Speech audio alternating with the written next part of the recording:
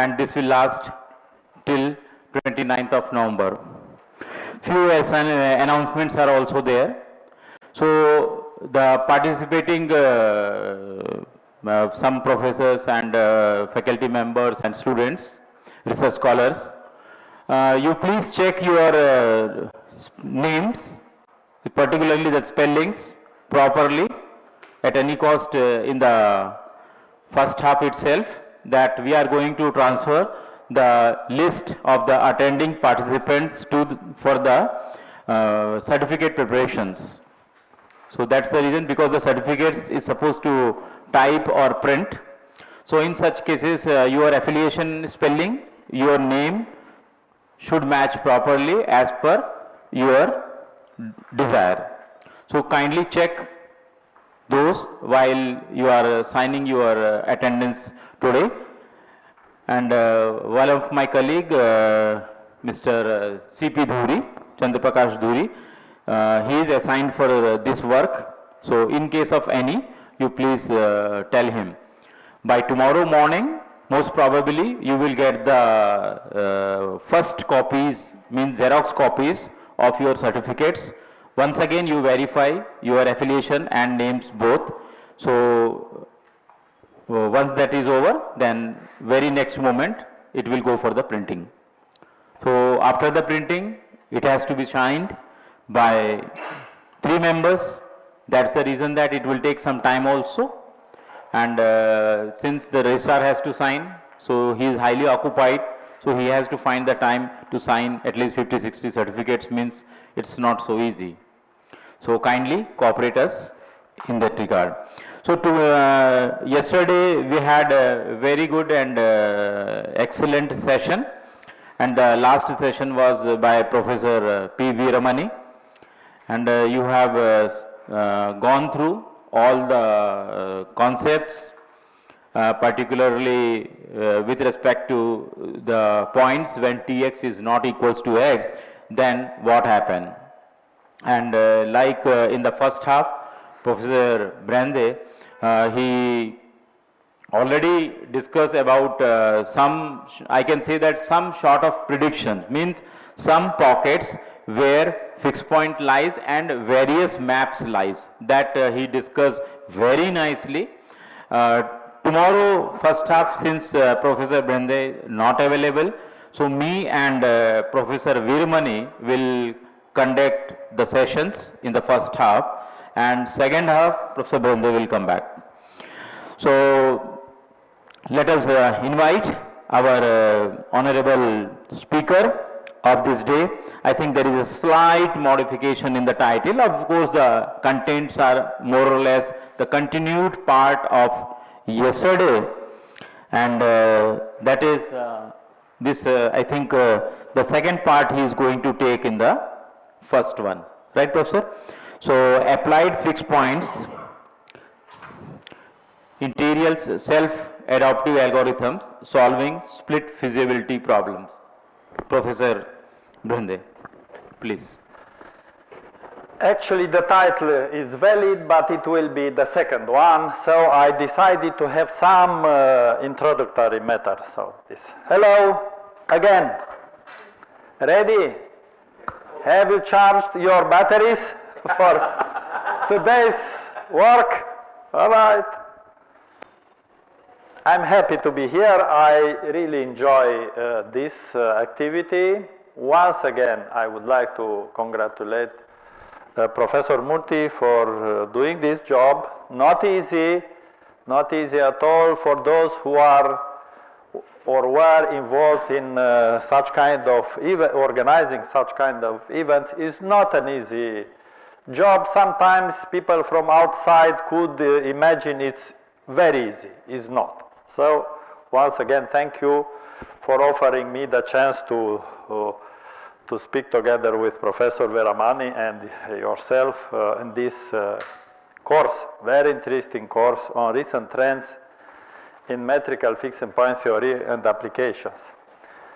By the way, all the time I wanted to make a step into the topological fixed point theory, but did not succeed. My first step into fixed point theory was on topological fixed point theory, because my bachelor and master degree thesis was on approximating fixed points for the Brouwer fixed point theorem. We know Brouwer fixed point theorem ensure just existence and the challenges to construct algorithms to find this fixed point. So now we are inside this metrical fixed point theory, and for today my plan is to speak about some applied fixed point iterative schemes, and I'll do on a very particular class of mappings, a very particular part. You'll have an idea of what is happening. So, Professor, sorry, I forgot. After the first session, I suggest you to stand in front of this building on the stairs and take a picture, okay? Okay, all together. So, not now. We requested all the participants, what the professor said is we should have a group photography along with our speakers, okay, and participants. Okay? Because don't go to tea first. First tea with a little bit heavy. Because it's a very impressive number of participants, so it should, even for the organizer to have this proof, there were many participants. So, this is actually a link what I spoke yesterday and what I'll speak in the second talk of today. I want to remind you these 4 classes of mappings I was speaking yesterday. We are in the same setting, a real Hilbert space, with the same notation, so we are concerned with these 4 important classes of non-expansive type mappings. At the end of my presentation, I'll show you a list of many non-expansive type topic for possible research. So, non-expansive, quasi-non-expansive, case strictly pseudo-contractive and demi-contractive. They are really classes of mappings that are relevant in applications. These are very important. I'll just mention in my talk, but this class of mappings, as I said yesterday, is one of the largest class of non-expansive type mappings for which we can approximate the fixed points by an iterative scheme. So keep in mind this definition. So non-expansive, case strictly pseudo-contractive. This class includes non-expansive. Demi-contractive includes the class of quasi-non-expansive. And there is also a relation between them. So, I have to confess that I discovered enriched mappings just looking for this diagram. There is no place where we'll find this diagram except this paper I published exactly this year. So I was looking many years ago about finding the relationship between non-expansive, strictly pseudo-contractive, quasi-non-expansive, and demi-contractive. Just look back.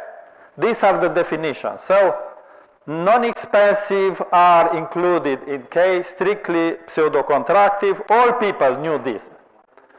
This inclusion was known. So also, this,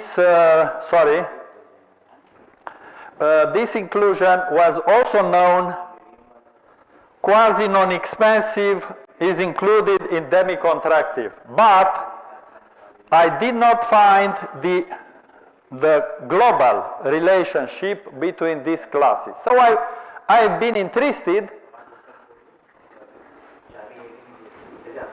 At that time, I didn't know that this class SPC is the enriched class of NI.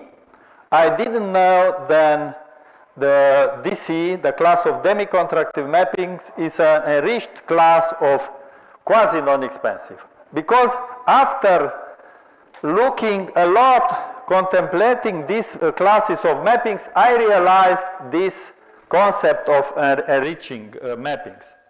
So I mentioned yesterday that in this paper I discussed this mapping, T1, T2, T3, T4, T5, which ensure the relationship between these classes. So what does it mean, this T5? It's a mapping which is demi-contractive, is not quasi-non-expansive, is not strictly pseudo-contractive, is not non-expansive. One map. This one is quasi-non-expansive, hence it is also demi-contractive, but is not strictly pseudo-contractive, is not non-expansive, and so on. This one is a strictly pseudo-contractive map, which is not non-expansive. This one is a quasi-non-expansive mapping, which is also non-expansive, and this one is a map which is non-expansive and is not not quasi-non-expansive. So this diagram shows the position of these classes of mappings. There is a huge research work on this class of mappings. If you, I'll have some figures about the number of papers we can find in MathSciNet. Lot of papers in fixed point theory of non-expansive mappings. Existence of fixed points, approximation of fixed points of non-expansive mappings, and mainly applications in image restoration, signal processing, data science, and so on. Lot of applications we'll find for this class of mappings, mainly. Also for strictly pseudo-contractive, many for QNE, for quasi-non-expansive mappings, and also many enough for demi-contractive mappings. Because I just mentioned these examples, I want to show you these three, the map 3, T3. So this is a map which is strictly pseudo-contractive, is not non-expansive, not quasi-non-expansive, and so on. So here is the proof. And to prove that it is not non-expansive, it's easier, I've shown yesterday, but to prove that it is strictly pseudo-contractive is not easy, but it's elementary. This is the proof. So we consider the definition of the strictly pseudo-contractiveness. We insert here our data. We are led to this inequality. We can denote xy by t. Because xy is in this interval, t will be in this interval, and then using this inequality and some derivatives, we have that f is this f is strictly decreasing, and so our function f is less than f of 1/4, which is 3/5. So this map is strictly pseudo-contractive with the constant 3/5. So this should be one example how to.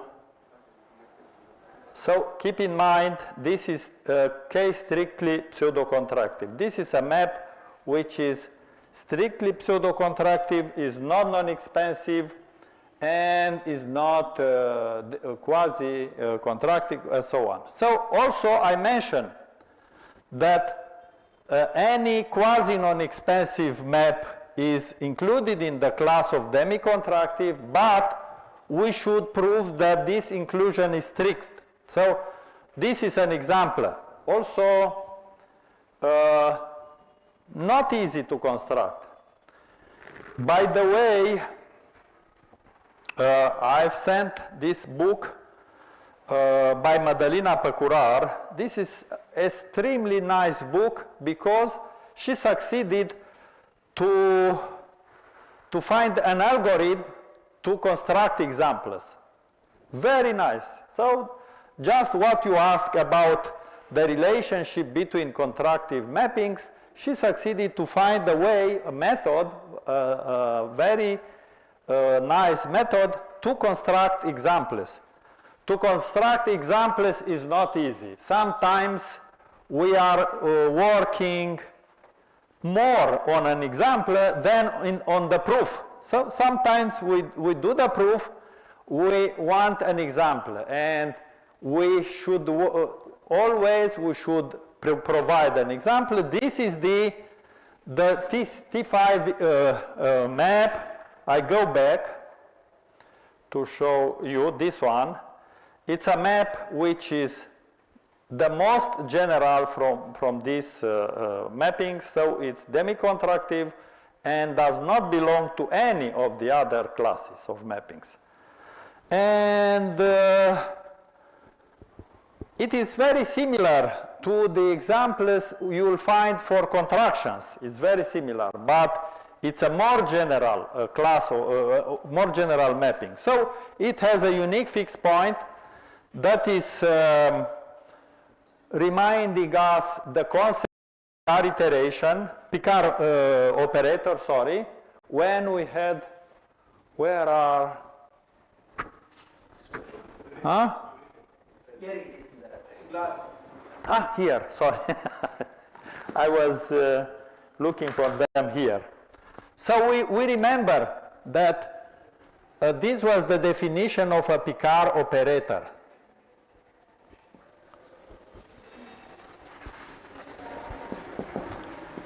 Fixed of T is an X star, let's say, and B Tn of X converges to X star as n tends to infinity for any in X. This is Picard. Okay, here we have this first condition, but this does not work. So this conclusion does not work because we'll see we need Krasnoselski iterative scheme to approximate. And the aim is to show this map is not demi-contractive, is demi-contractive, sorry, and is not quasi-non-expansive.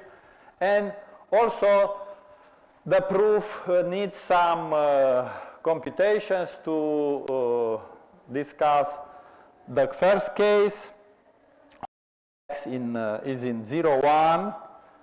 And because we have this inequality to prove, y is a fixed point of t, we have a unique fixed point, 7/8. So our inequality will become this inequality, and it holds. This is easy to see, but in that case, we have t 5 of x minus y is 0 for all x in 0, 1. So this is true for any k greater than 0. So the second case, just x equal 1, it's requiring a separate treatment. So we have this quantity, and we see that this leads to such inequalities. Hence, T5, sorry, is 2/3 demi-contractive.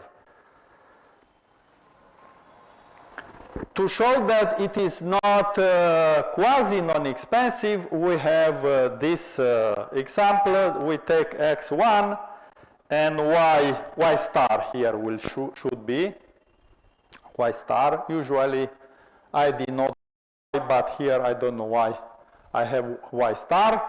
So we get this contradiction. This means that our map is not quasi non-expansive. Hence we have for sure the strict inclusion of quasi non-expansive mappings in the class of demi-contractive mappings. I had in this, sorry, here is T2, and here is T1. I forgot to change. These are the examples I mentioned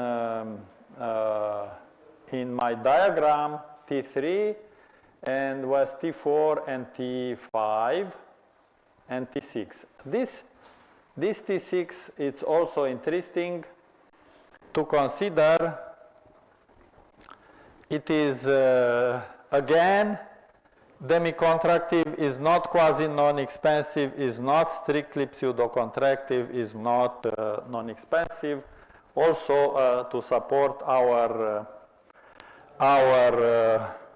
diagram. So this was also the example of yesterday with the start from non-expansive mappings and quasi-non-expansive mappings and enriched.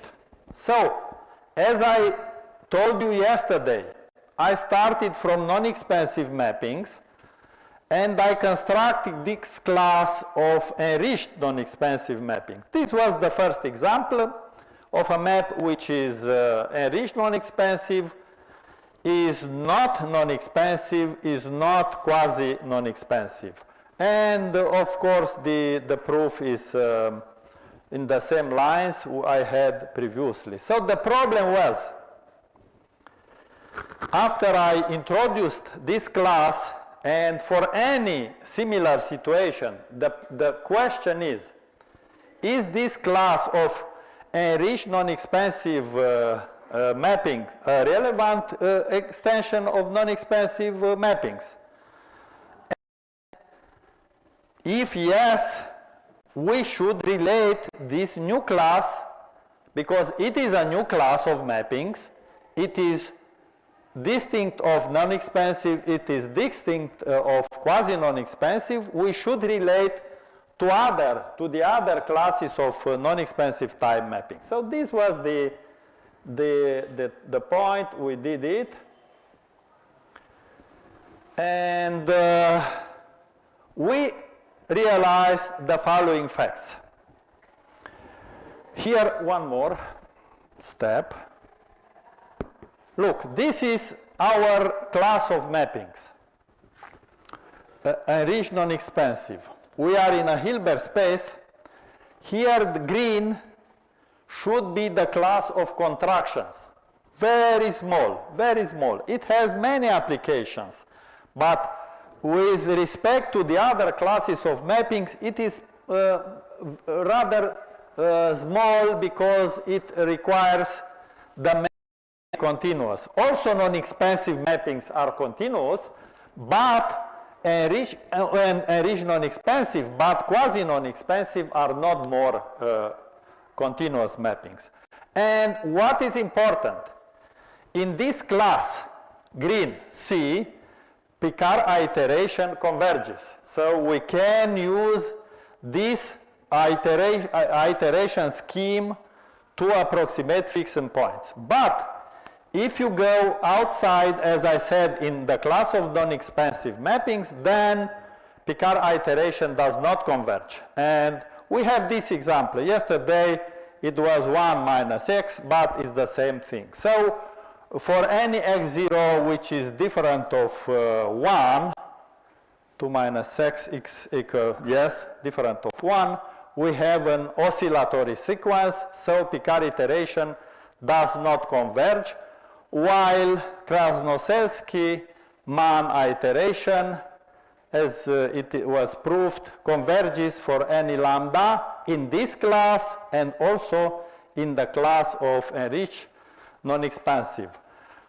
This was the example for enriched non-expansive. So Picard iteration again is not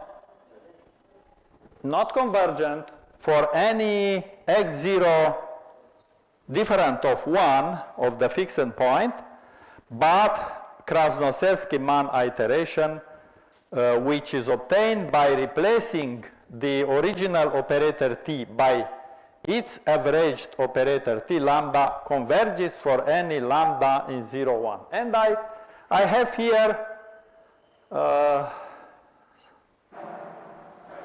here some numerical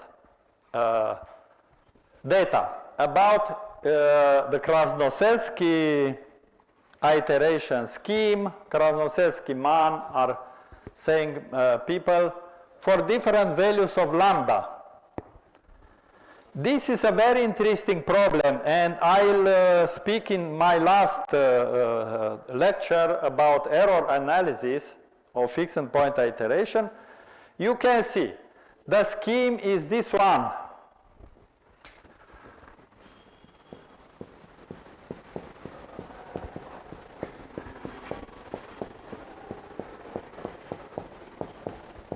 So I started with n x0. So you can see we started with this first approximation x0 1.95 to be far away of 1, and you can see that for the values of lambda very close to 1, what happened when lambda is 1?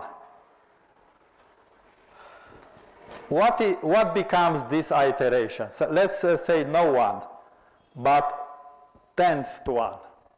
Then our scheme will become exactly the Picard iteration, which does not converge. So this shows that when we approach 1, we enter the zone, the area where the Picard iteration does not converge, and the influence is that it converges very slow.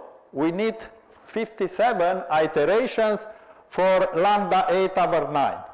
For lambda 4/5 is this number, 3/4 is this number, and you can see the fastest, at least in that case, for this starting point. It doesn't matter. This difference is not essential. Is for lambda 1/2. So in that case,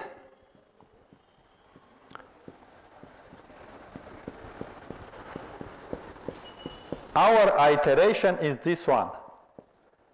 And no, please be very careful. This was the form Krasnoselski used. Extraordinary. Average.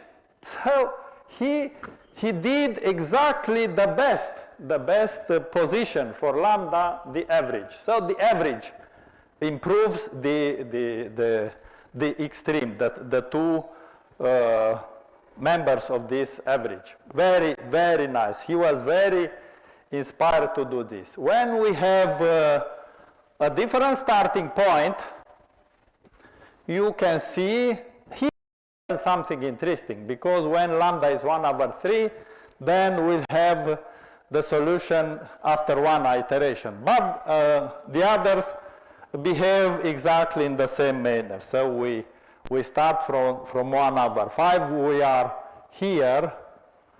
Our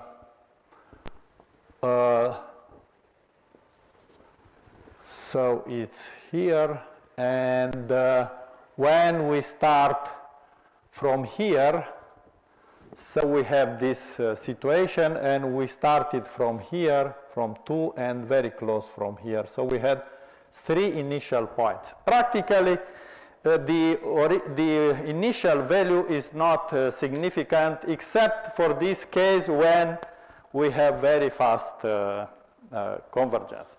This is what I call, and in numerical analysis, heuristic study of the rate of convergence. Heuristic means by experiments. We don't have an analytic rate of convergence. We don't have an analytic rate of convergence in the sense that we can say this iterative method have the rate of convergence, let's say this one or something like that. There are few results in literature to give such evaluation. So now I return to what I presented yesterday about saturated and unsaturated mappings, classes of mappings. I told you yesterday that when I applied the technique of enriching mappings,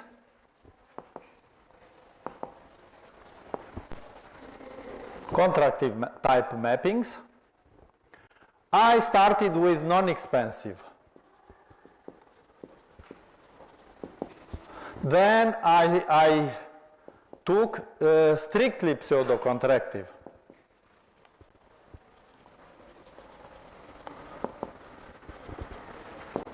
Then Banach contraction and so on.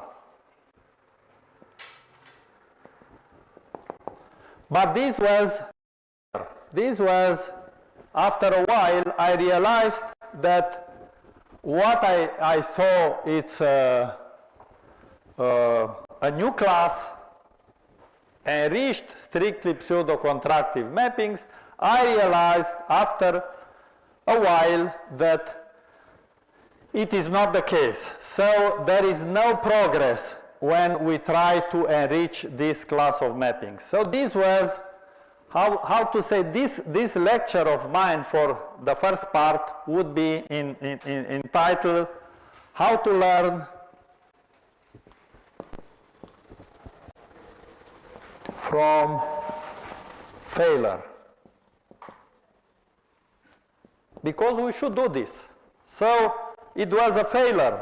I thought I enriched this class, it was not. I said, oh, this technique is not useful always, so nothing is useful here. So after a while, I reconsidered this situation and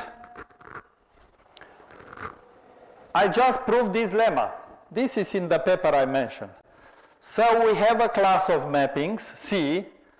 We enriched it, this is denoted by CE, but if C is an unsaturated class of mappings, any unsaturated class of mappings could be non-expansive, Banach contraction, GIAN, and so on. The class CE is for sure saturated. So this means there is no any chance to progress here. So this was the explanation. I didn't know at that moment that strictly pseudo-contractive mappings are enriched non-expansive mappings, and then I prove. And here is the proof, very simple proof. We have a map U here.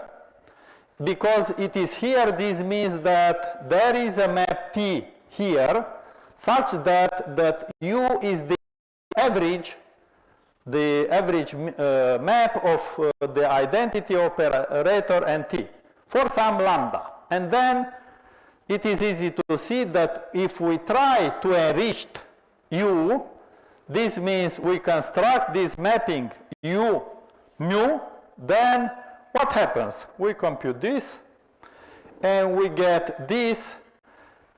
If we denote this by another, let's say lambda 1, we see that U exactly this one. So it's nothing new. Nothing new. We are in the same class. So keep in mind, any enriched class of mappings is saturated. So this was the moment I realized that we cannot enrich strictly pseudo-contractive mappings. And That's very important. The challenge is to know which class is already saturated or not. So this was the next step, and what we could do. So I like very much this proof. When I realized this, I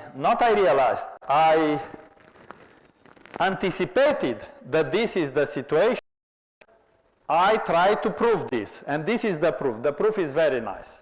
Really a nice proof, and I would like to share with you. Maybe you will agree.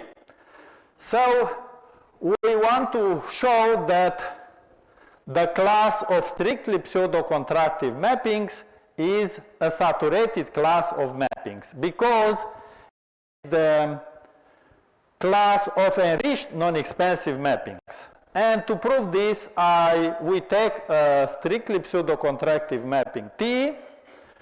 We use this, but we have this only in Hilbert spaces, because here is inner product. Okay? Is the inner product. So inner product, the norm, square norm is the inner product of the same quantity twicely, and then when we compute, we get norm of x minus y square and the norm of this, and 2 times the inner product of x minus y, tx minus ty. And if we use this in the case strictly pseudo-contractive definition, you have seen this, I write for convenience, is plus k norm of x minus y minus tx ty square. So this is the definition of strictly pseudo-contractive. Here it's 1, and here is k, which is less than 1 in the definition. So we include this in the definition, and we get this inequality. This means the norm of tx ty square is less than 1 plus k over 1 minus k. Instead, here we don't have 1, but we have this quantity. And because of using this identity, we are led to this expression, including the inner product. Now is the moment, this is very nice moment, how to anticipate. We should add this quantity in both sides. We add this quantity, look, this is intended to neutralize this term. So we add this term plus this term, which will be needed here. And then what we get? We get this. In the left-hand side, we change. In the right-hand side, this one disappears, and we get this coefficient plus this one. This means we get this quantity. And if we do some transformations, it is easy to see that we denote B this quantity. Okay, I did some more transformation here, and it is easy to show that this is actually B plus 1, and we were square, and then we take the simple expression, and we get exactly the definition of the enriched non-expansive mapping. Exactly. Very nice. And then if you want to prove the converse, we just go back, because all transformations were equivalent. So if we want to show that any enriched non-expansive is strictly pseudo-contractive, we just go back and we reach the equality for strictly pseudo-contractive mappings. This proof is included in this paper, Fixed Point Theorems for unsaturated and saturated classes of contractive mappings in Banach spaces. And this is a paper I mentioned with the failure. So this paper has no novelty. This is the conclusion, has no novelty. I realized after it was published. It is why? Because I did not follow one of my personal principles to give an example. So I was searching for an example. I said, okay, some example will exist, but because this was presented to a conference, I did not spend too much time to construct such an example. If I would wait a little bit, I would realize that the class of strictly enriched, strictly pseudo-contractive mappings is saturated because it is the class of enriched non-expansive mappings. So that regarding the how to learn from failures, I'll show you later, a little bit later. The same happens with the class of Q non-expansive mappings and the class of demi-contractive mappings. I've already shown that this is included in this one, and we have here a map, maybe it was T5, I don't remember, which is not in this class. So these are independent classes of mappings, and this is the relation. So this is the definition of a K demi-contractive map. It is needed to ask from the beginning that the set of fixed points is non-empty because we have included this, we have in the definition. So it is demi-contractive if there exists a positive number k less than 1 such that we have this definition. Look, if we take here y equal y star, which is a fixed point of t, what happens? Here it's tx y star, here it's x y star, and here it's y star minus y star plus t y star is x minus tx star. So the class of demi-contractive mappings is more general than the class of K strictly pseudo-contractive mappings, because these ask to be fulfill this inequality for all y, and here is just for the fixed point, just for the fixed point. So this is clearly DC. It's a more general class, not only of Q non-expansive, but also, as I have shown you, strictly pseudo-contractive. This is the definition I mentioned yesterday, done by Hicks and Kubitschek in this paper, Journal of Mathematical Analysis and Applications, this volume 1977. And I mentioned also the contribution of my friend Professor Maruster, published in the same year, Proceedings of American Mathematical Society. And look how beautiful is mathematics, how apparently different concepts meet after a while and they turn out to be the same. And this is the case. Look, Professor Maruster, he has a very nice story.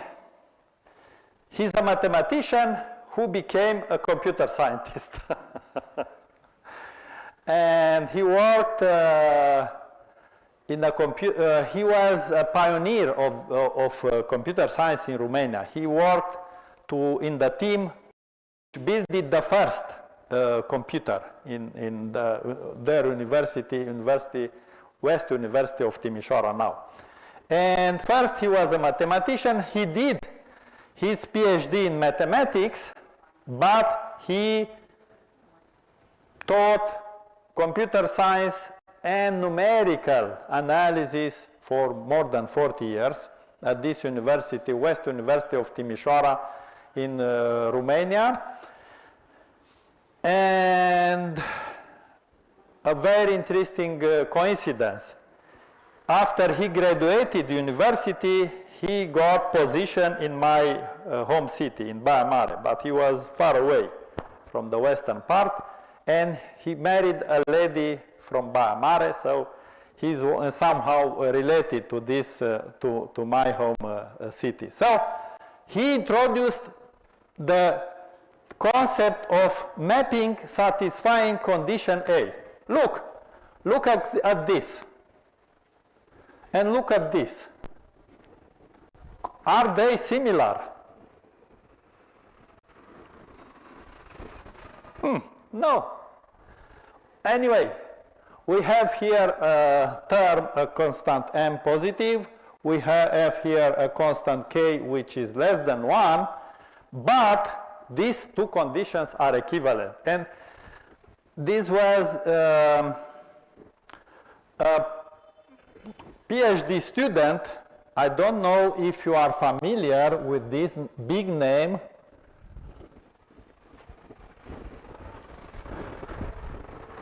In Iterative, Chidume, Charles, he died a few years ago. He was a good friend of mine. He was from Nigeria, but he spent almost all his career in ICTP Trieste, Italy. Yes, and he invited me many times. I was able to visit him only twice. Also Trieste, so ICTP Trieste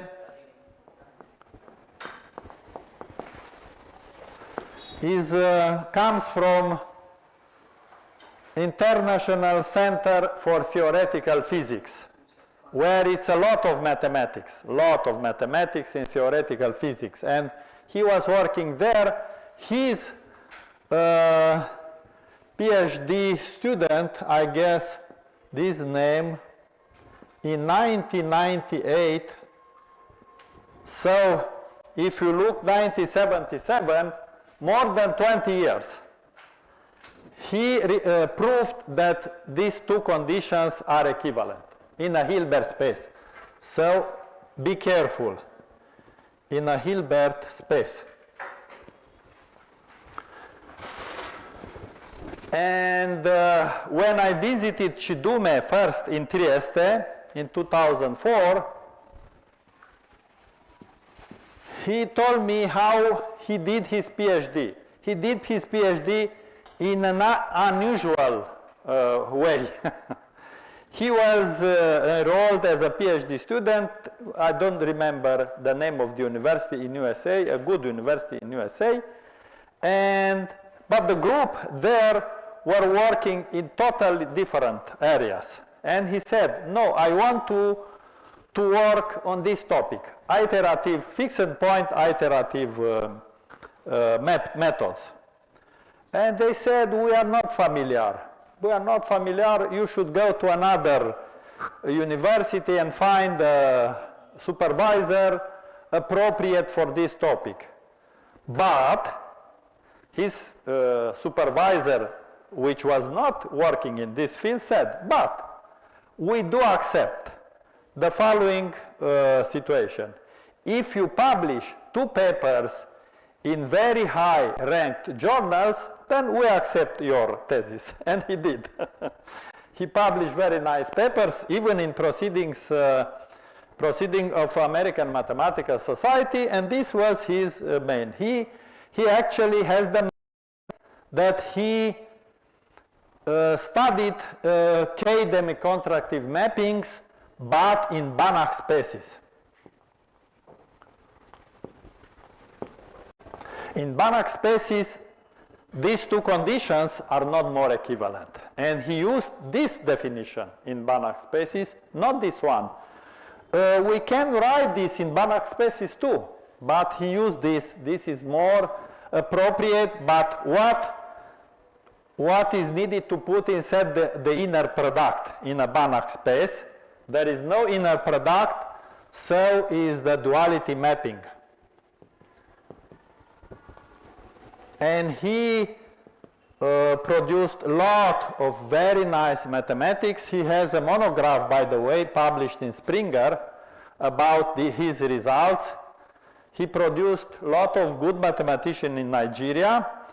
And just to tell you then, we spoke, he told me he started from this paper by Marușter. And I said, Marușter, it's a professor in Romania. Ah, is he Romanian? Oh, is he alive? Yes. And next step was he wanted to know Marușter. He gave him the topic of his research work, because all his life he worked on this kind of problems. And he said, I want to know Professor Marușter. He visited me first, and then we went to Timișoara to know Professor Marușter, and they even wrote 1 or 2 papers together. Professor Marușter was old. At the time he was almost 80.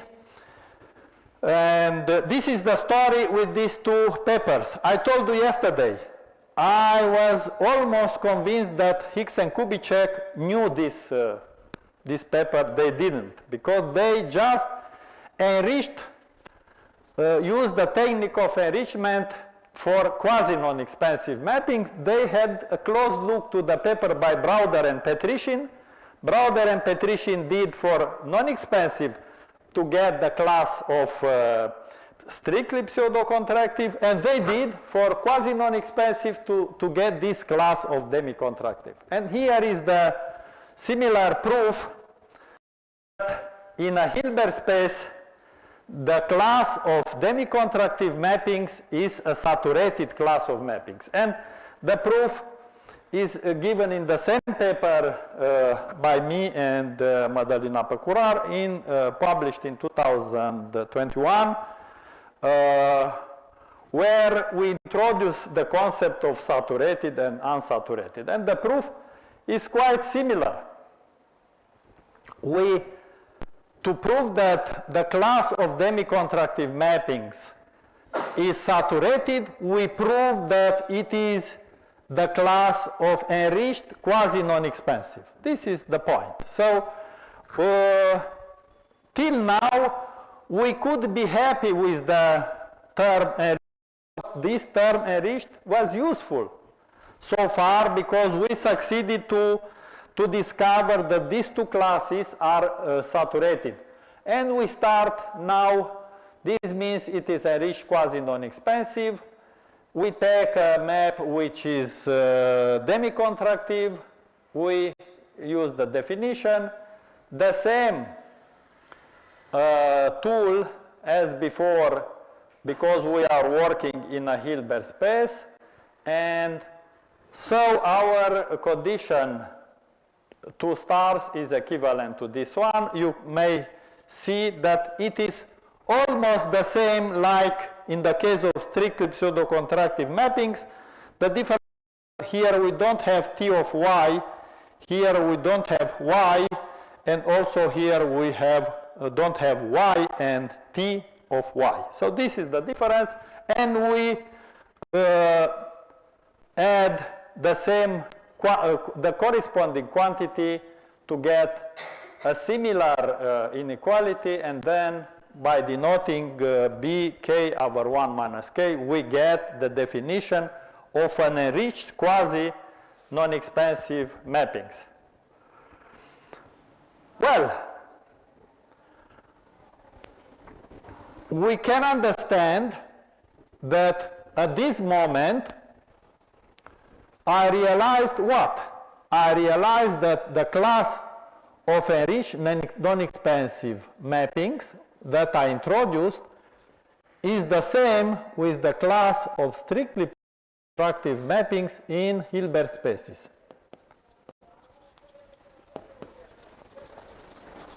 In a Hilbert space. Then this was the reason taking the idea of Chidume to introduce enriched non-expansive mappings in Banach spaces. And in Banach spaces, this is not more true, so this is a new class of mappings and it works all the theory. But because I realized that these two classes are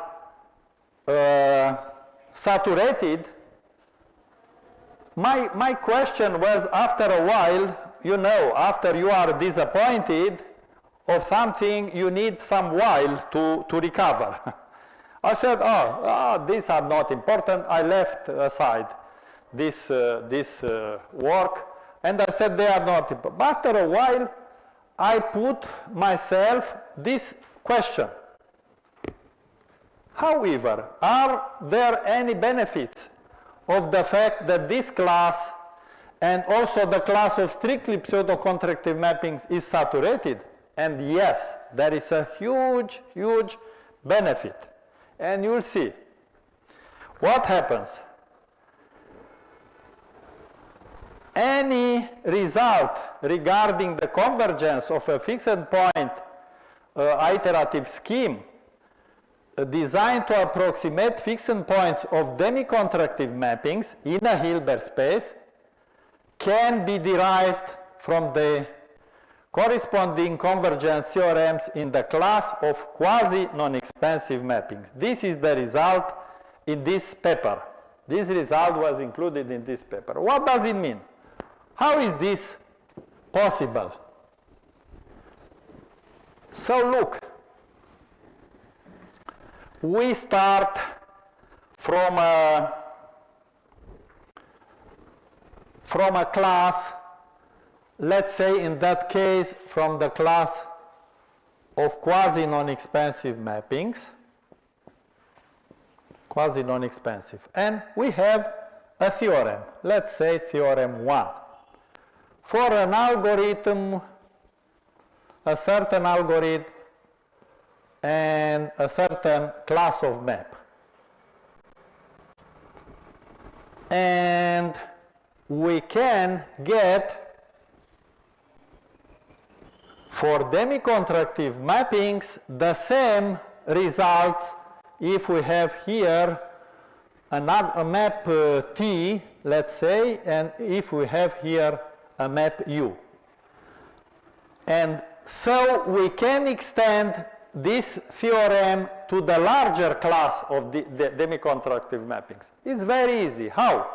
If U is here, then there exists a lambda, maybe 0, 1 strictly, such that U is, and a T in QNE, such that U is T lambda.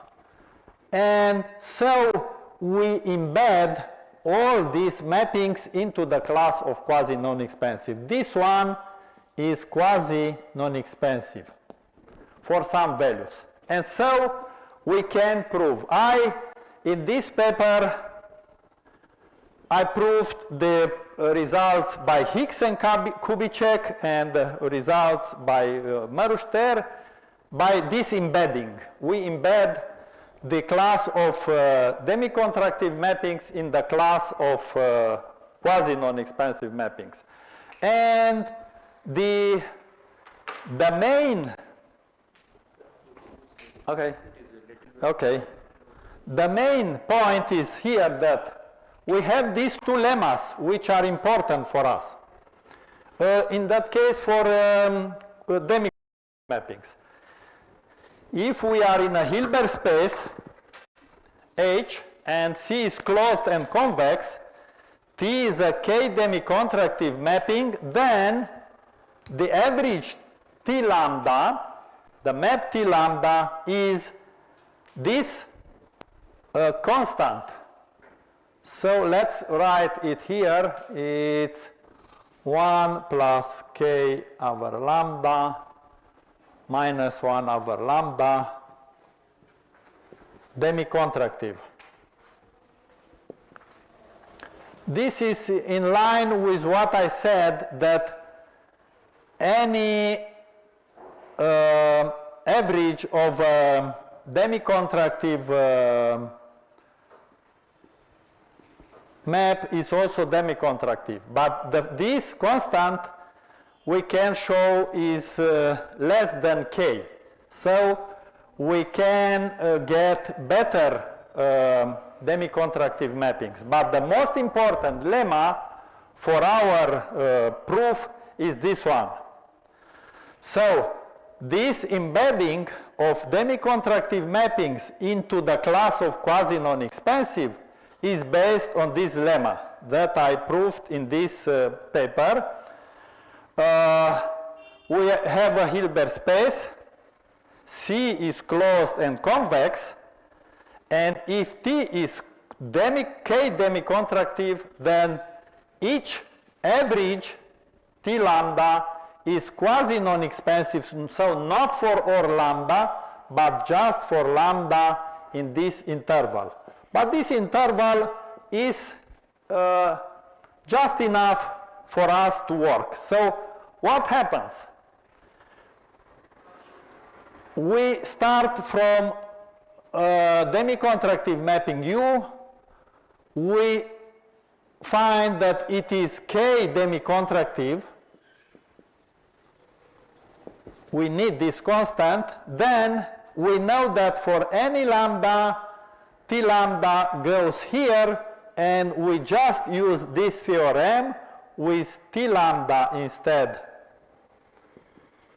of T, and we have a new result. We have a more general result for the larger class of mappings. I did this for some classes of mappings. So this is the last conclusion, that we can learn and value a failure. And this is the way we exploited this failure when we realized that demi-contractive mappings are a class of saturated mappings, so we cannot improve. This is the way we can establish lot of results. I did myself and some of my collaborators many results, and this lemma is proved in this paper, recent paper, on a useful lemma that relates quasi-non-expansive and demi-contractive mappings. In the previous paper I mentioned here, in that one I just mentioned this lemma. I stated, but the proof, the whole proof, and all implications of this result are included in this paper, and this paper is also containing this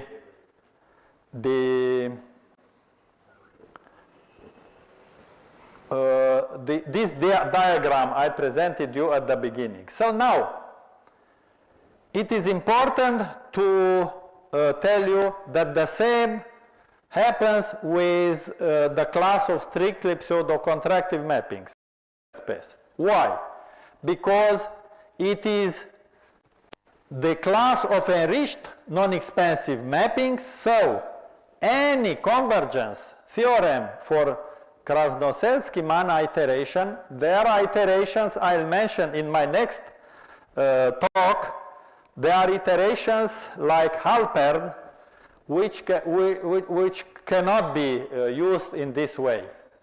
And for Krasnoselski-Mann type iterations, we can transport any result for non-expansive, from the class of non-expansive mappings to the class of strictly pseudo-contractive mappings. This has been done by Browder and Petrichin first, but they did in a very, how to say, hidden way. So they did not say nothing clear. So they just used this fact.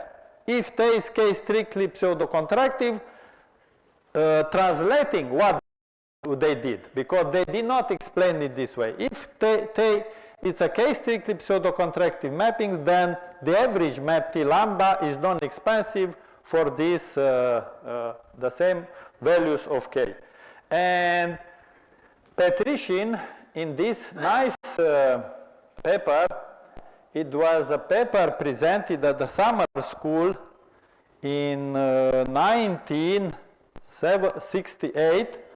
They published their paper in 66, and this was published in a book edited by it's from Italian, something with summer school in ISPRA. This was re-edited by Springer in 2011. Very nice book. And if someone here, Enriched is more explicit in showing that this happens. And they used, but no many mathematicians noted this. The ones who noted this is this Zhou. In 2008, he used this lemma, this property, to prove convergent theorems for fixed point iterative schemes in the class of strict pseudo-contractions for single valued, and then he did the same for larger for a more particular, a larger class of spaces, two uniformly smooth Banach spaces, very similar results, but by using this lemma. Again, this is similar to the lemma I presented for demi-contractive. So, as I mentioned, they knew this technique of enriching, but it was not explicitly mentioned in their paper. They just, this was the way mathematicians were working 50, 60, 70 years ago. By the way, I don't know if you know, this is this prestigious journal, Compte rendu de l'Académie de Sciences Paris. If you look to this journal, you will see that the papers are without proofs. So just the results. Very interesting way. They don't include proofs. So they just put the paper, the results. Of course, when submitting the paper, the authors are including the proofs because the reviewers are checking the results, but they do not publish. So in that period, this was the way to publish mathematics. And this reminds me, I don't know if you know this name, Cardan. It is related to solving the equation, third degree equation, which can be reduced to this. So at that time, this was 15th century. So this was the period, 50th, 60th century. How were doing mathematicians? So there were a kind of public competitions. And I was a mathematician, I said, I can solve any equation of third degree. So just put me. They did not say the rule, the formula. They did not say. It is said that Cardano himself has paid money to someone else to know this formula. And at that time, this was the way. So you can earn money, and it was a competition. How can you solve this? And the classification, the ranking of mathematicians of that time was about how they know or not to solve some problems. But this comes from antiquity. This comes from antiquity. I don't know if you, there is a very nice problem by, how is this, his name? I have now lapsus. It's a antique mathematician.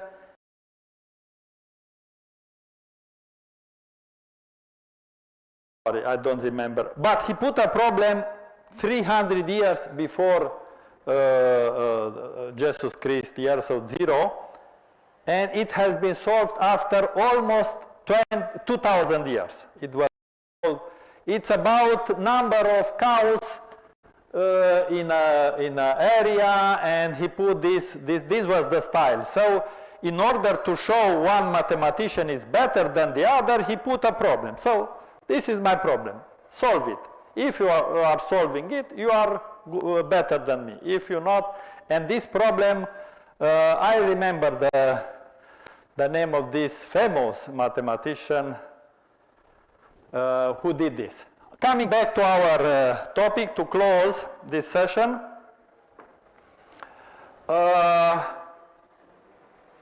this was the story with 4 classes of mappings. So let's remind them. Quasi, non-expansive, they are paired,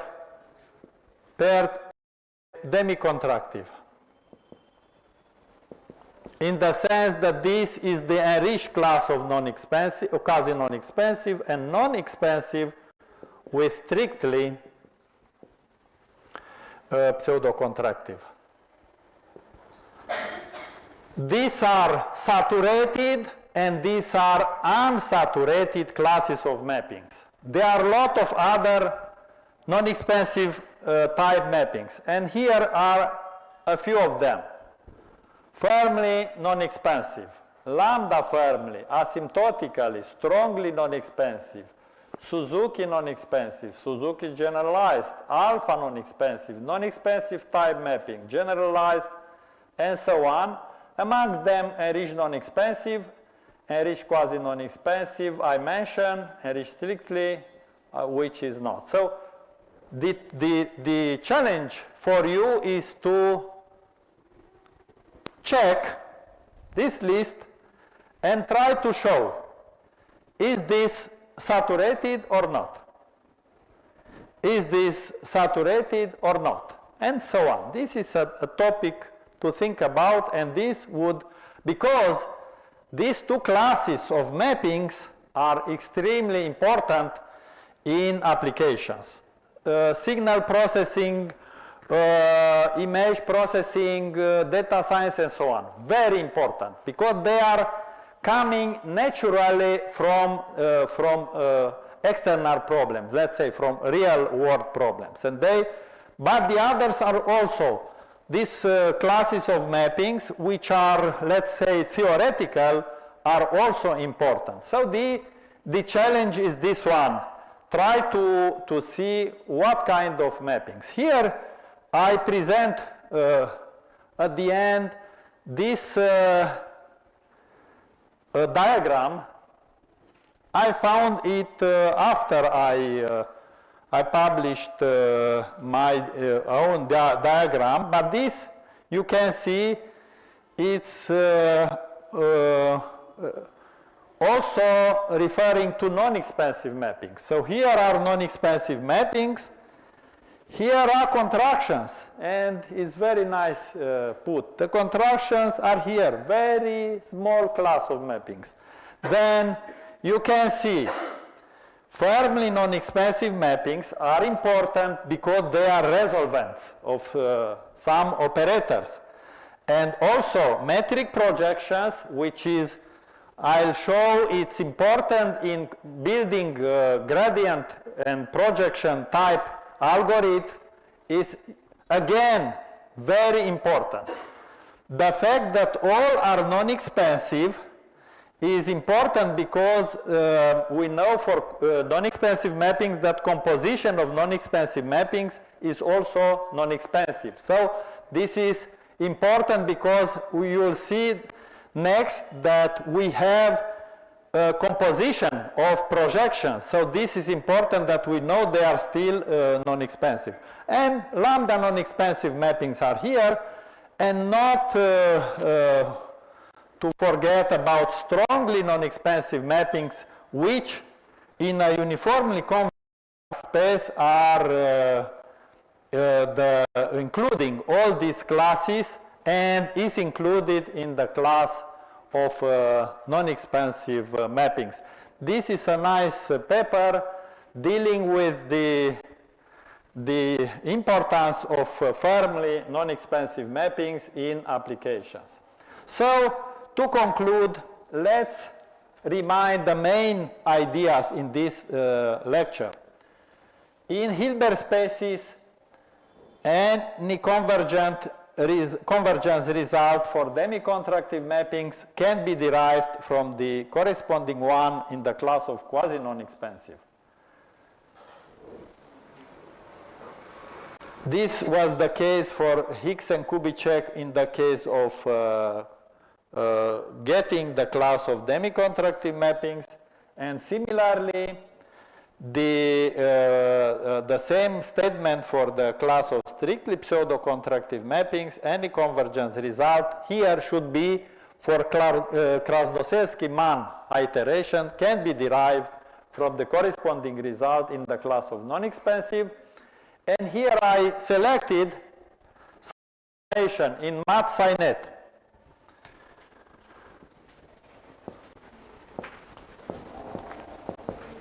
The information is from MathSciNet. So this is the number of papers having in the title the word non-expansive and fixed point, related to fixed points, this number, big number. This is the number of papers having strictly pseudo-contractive mappings, and the others one. What does it mean, this? Only a few results for non-expansive mappings were transported to strictly pseudo-contractive mappings. It's room for work. And only a few, so 1/5 of the papers for quasi-non-expansive were, let's say, in some way transposed to demi-contractive. Again, it is room for work here to see what can I do. Now, the problem approached by Chidume. So the problem is now, and it is a very interesting problem, we worked in Hilbert spaces. All were done in Hilbert spaces, what I presented here. But in Banach spaces, we have the concept of non-expansive, of strictly pseudo-contractive, of quasi-non-expansive, and of demi-contractive. What is the situation and what is the relation between these classes? One PhD student of mine, one former PhD student from Thailand, he did very nice, nice discussions, not in Banach spaces, but he worked in these Kate zero metric spaces, and very interesting. He needed to, the class of strictly the class of demi-contractive mappings is not transposed trivially to such spaces. He needed to introduce a new definition for demi-contractive adapted to this setting, and he succeeded to show that in this setting, with some assumptions, with some additional assumptions, the class of demi-contractive mappings is the enriched class of quasi-non-expansive, and some others. So he was very successful. I'm not, if I'm not wrong, he published 8 or 9 papers for his PhD thesis. When he finished his PhD thesis last year, he had this number. Incredible. He was working very hard. He visited me for 3 months at my home university, and he worked a lot. Very, very nice person from Nigeria too, but he did his PhD in Thailand in KMUTT, where is Phum Kumam, under the supervision, co-supervision of Phum Kumam and myself. And so there are ways to continue this work also in this kind of settings. And that's all for today.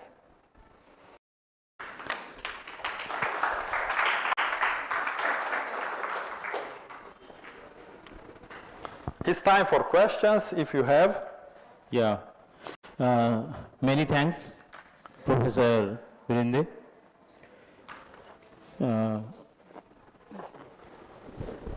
Sorry. On this iteration side,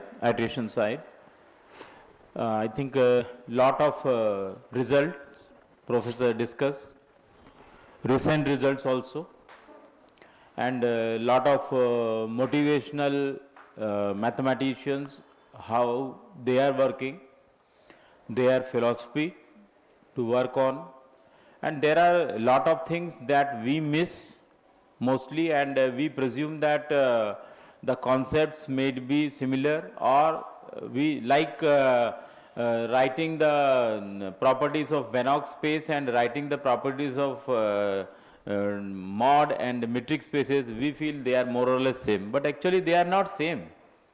Their geometry is different, their structure is different.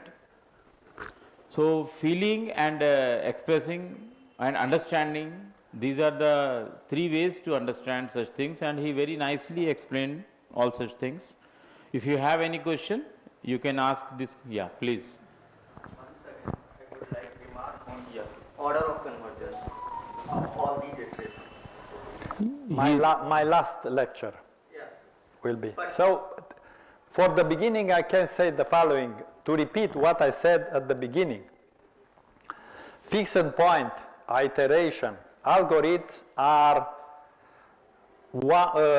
linear, have linear convergence, so are very slow in general, are slow, and I'll show you a few things about this. It is possible to accelerate some of them. And I had one of my PhD students, some 10 years ago or more, she did some work on accelerating fixed point iteration methods, because they are generally slow. By the way, because it's a very good question, thank you. By the way, I have a paper. I hope tomorrow I have a meeting, so it will be crazy, but I'll try to collect some papers from the last 10 years, let's say. I published a paper where I shown that most of these inertial algorithms are very slow, are really slow. And you will not believe this Krasnoselski man, simple Krasnoselski man, is better than very elaborated algorithms. They are strongly convergent, but in practice they are very slow, very slow. What does mean very slow? We'll see when I present error analysis for iterative methods. This means if we perform 10 iterations to get a good approximation, this is very nice. But if we need 10,000 iterations, the errors will accumulate, and the risk is that the solution will be aside the true solution. So maybe I have time to put some material for Friday, because this will be Friday when I speak about error analysis, and this is the point. So there are algorithms that have rate of convergence 2, Newton, for example. But you know, when you have an advantage, you have one or two disadvantages. Newton is convergent with rate equal to, but it needs the initials, the starting point to be close to the solution. How to know where is the solution if you are searching for solution. So, but if we start with an initial value far away from the solution, the Newton method will go far away from the solution. But it doubles the precision each step. So this means, so we get, it is faster than any iterative method. I'll show you some of these facts, okay? Good question. So any fixed point iterative method is typically linear or has linear order of convergence. This means it's very slow. Let's say not very slow, but slow. It's slowly convergent. Monotonically decreasing. Yeah. Yeah. So you have seen one table also professor has shown in which the values of the lambda and then the convergence when actually the iterations, no? You have seen some iterations they are putting lambda value as 1 after 5 iterations, few iterations after 35 also. So this is what the rate, you are talking about the sequence, but when you are iterating such things by using the MATLAB or Mathematica, so you realize all such things. So it's fine, but what I feel is like non-expansive mapping, I also came across with several contractions where I find lot of difficulty in showing the sequences convergence part, especially whether looks like is fine, but whether the sequence converges or not, difficult to analyze. We published by again putting some extra conditions, because without using the computer and without, because just one numerical example is not enough. Yes. When you talk about the for all x, then how you can be very particular about a particular value. And sometimes what happen, even you pick the initial and terminal points, it is fine, but in between points possibly is not working. That is possible. So there are good number of cases, but since this generation is a computer oriented generation and they are very fast in learning the computers, computer programming, okay. So I think like professor said, you can do well, you develop some algorithm and you try what to do if such kind of machine can be developed, and why not a virtual kind of simulation can be conducted on such machines to analyze the rate of convergence of the iterations. That is possible. So if no questions, then thank you. Tea time. Tea is ready. Thank you.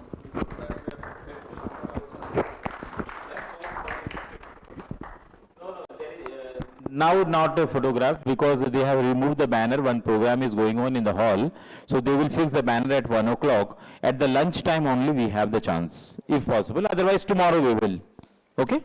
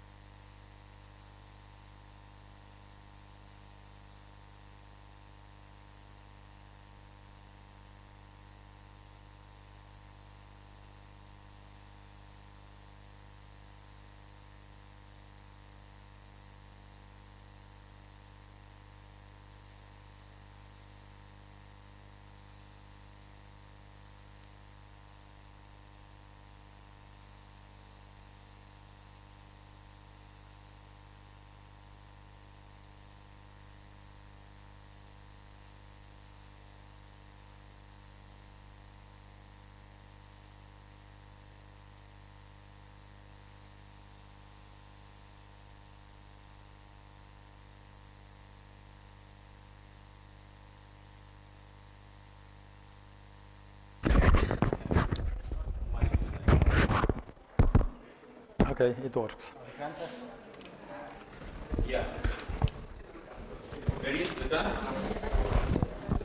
So, welcome you all for the next session of the today's workshop. So, the next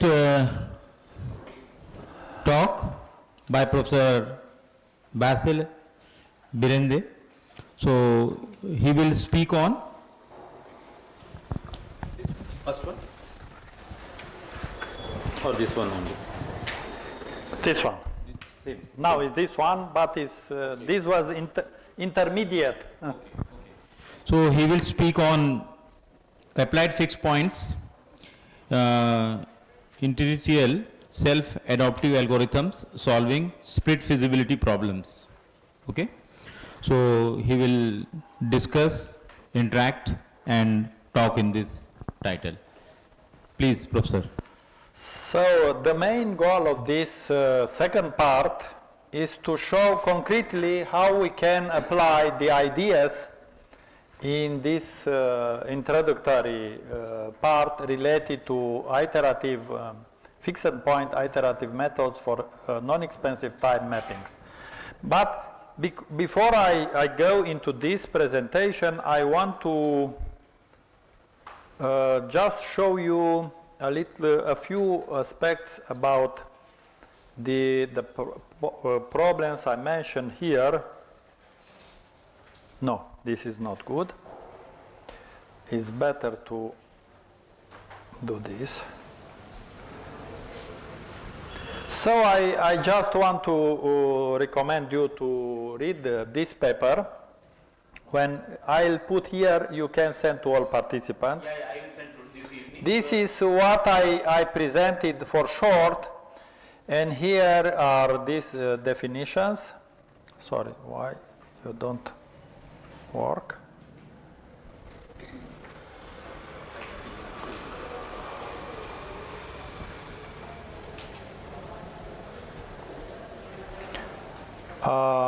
Here is the whole content of what I presented, including these examples treated in great detail.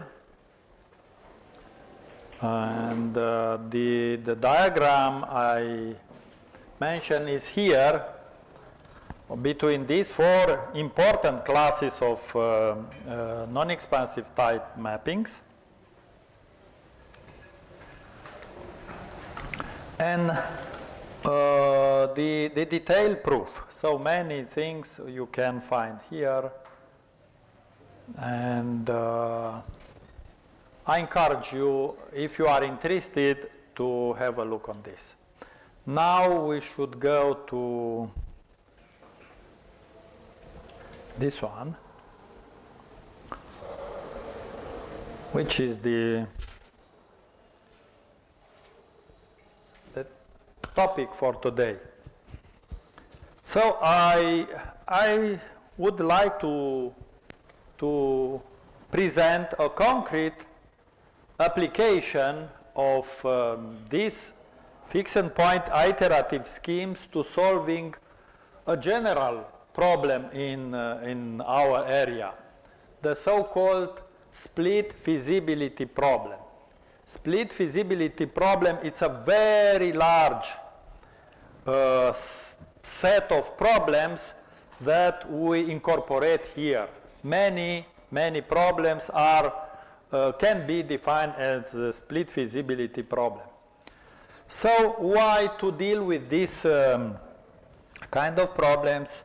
You have here some arguments. This general class of problems includes a lot of important problems in nonlinear analysis, which are modeling various inverse problems. You know about image reconstruction problem or X-ray tomography. You know about signal processing. Medical care is this intensity modulation, modulated radiation therapy, statistical learning, and many others that I do not mention here. So, under the umbrella of a split feasibility problem, we actually can find a lot of usual common problem, like fixing point problem, common fixing point problem, and so on. In my opinion, the most important kind of problems in that area are these inverse problems, which are not artificial problems, but they are coming directly from the real world application. So we need to consider such kind of inverse problem. You can have a look on what I extracted here from 4 important databases. So in Scopus, you will find this number of articles containing these 3 words split feasibility problem in the title. Not all papers dealing with a topic include this topic in the title, but if you can imagine that if you search in Scopus for papers containing split feasibility problem in the topic, we'll have 3 times more papers. But I selected just this one. In MathSciNet is this number of papers. These are reviewed here in MathSciNet. You should know that some journals which are indexed in Scopus are not indexed in MathSciNet. So this is the explanation for the a few numbers is the difference. In Web of Science, so ESCI, there is this number of papers containing this split feasibility problem term in the title, and in Central Blood Math, which is the oldest database in mathematics, we have this bigger number of papers reviewed. Just to mention an interesting fact, this Central Blood something was founded in this year in Germany. They started to review mathematics papers. Maybe you are not using MathSciNet, Central Blood Math very often, but I do recommend. In these databases, we found if you are interested in a certain topic, then you will find, for example, by searching with keywords, we can find what we are interested. It is not the topic of these presentations, but I'll speak in KingFAD next week, actually after 2 weeks, not next week, but the other one. I'll speak about B-metric in several fields of applications, and there I'll show how I discovered the first paper ever published related to B-metric spaces in Central Blood. It was not possible to find it by keywords, by anything, because the title was different, was topological title, and so I insist. These 2 mathematics databases, MathSciNet and Central Blood Math, are very useful. And what is interesting, the new database in Central Blood, this is the German name. So Central Blood is the name, it's a journal, it's a name in German. This was the new version was founded in 1930 by Neugebauer, a German mathematician. And MathSciNet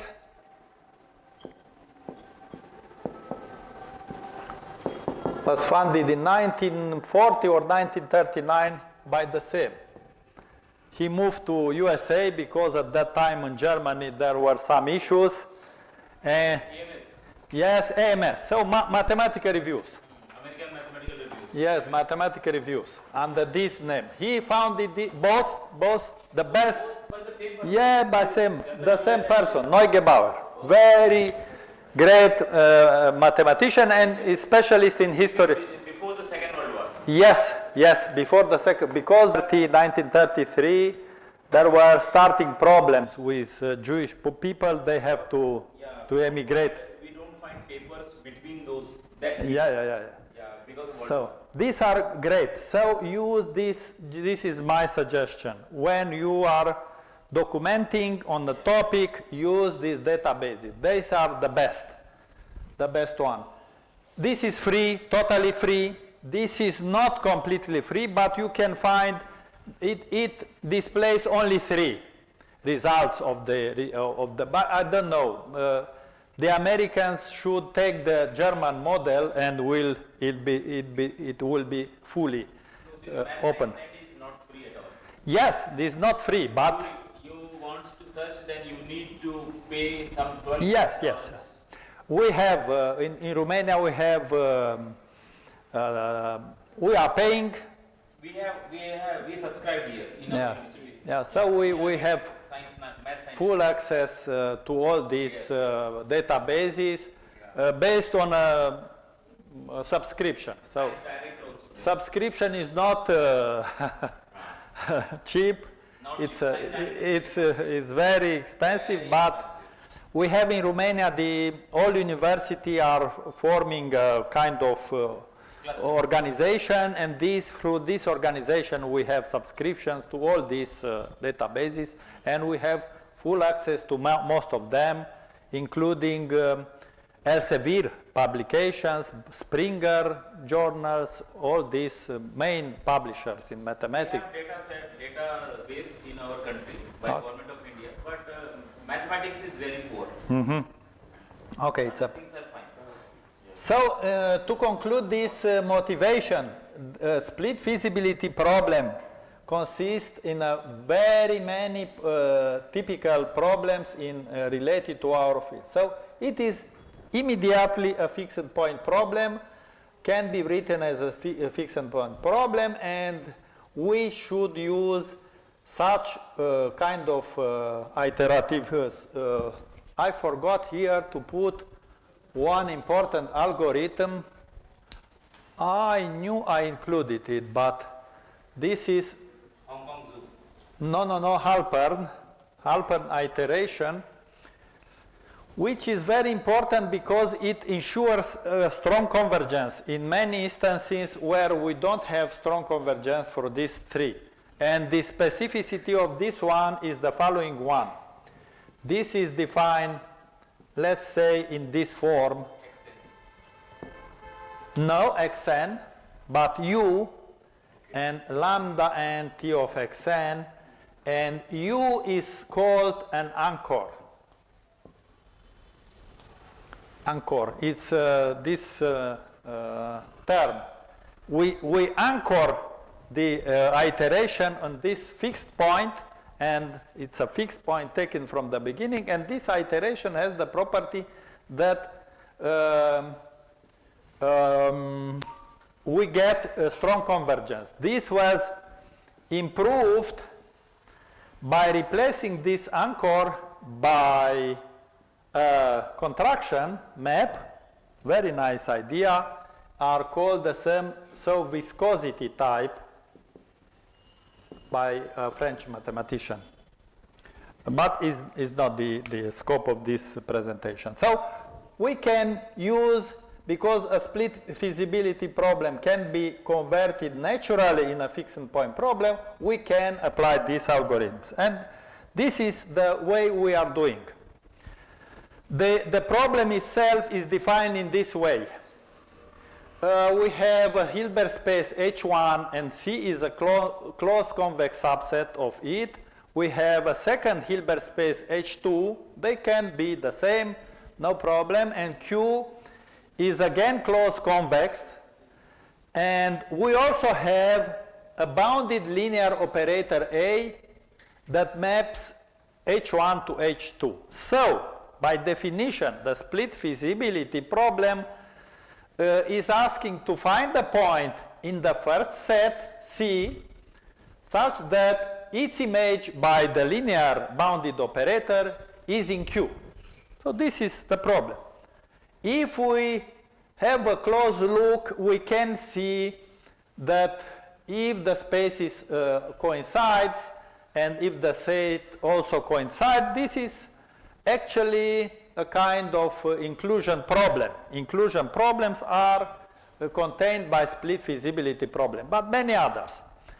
It is known, and I refer to this nice paper by Byrne.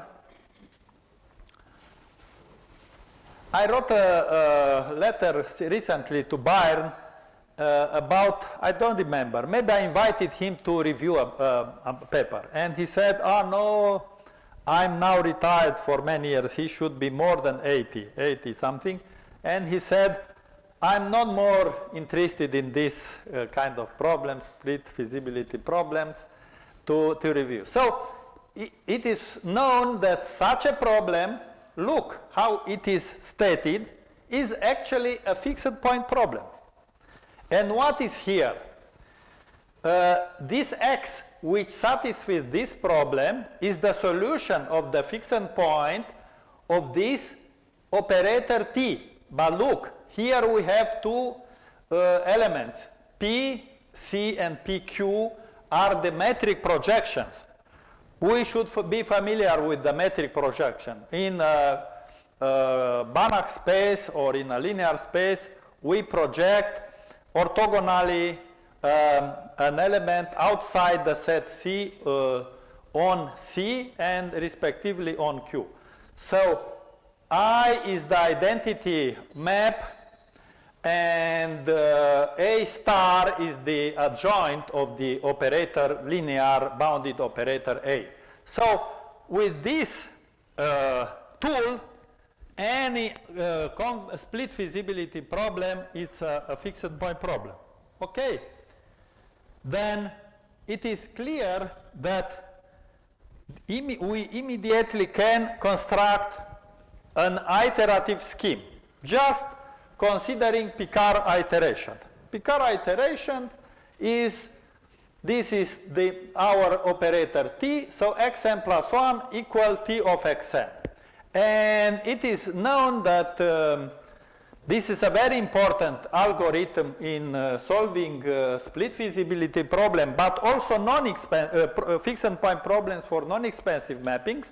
It is called CQ because one set is C and the other set is Q. So this was the way the authors introduced this terminology for this algorithm. CQ algorithm.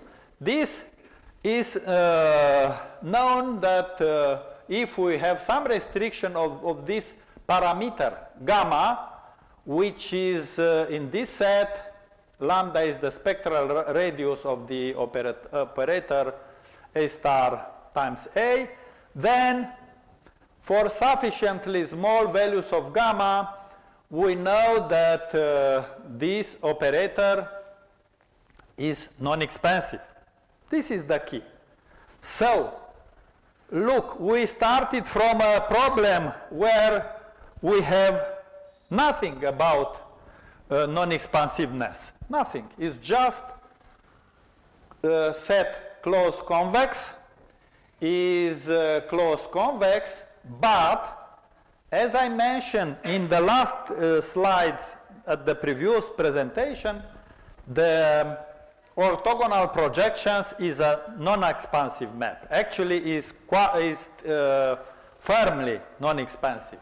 So it results that this map we have here, this operator, is non-expansive.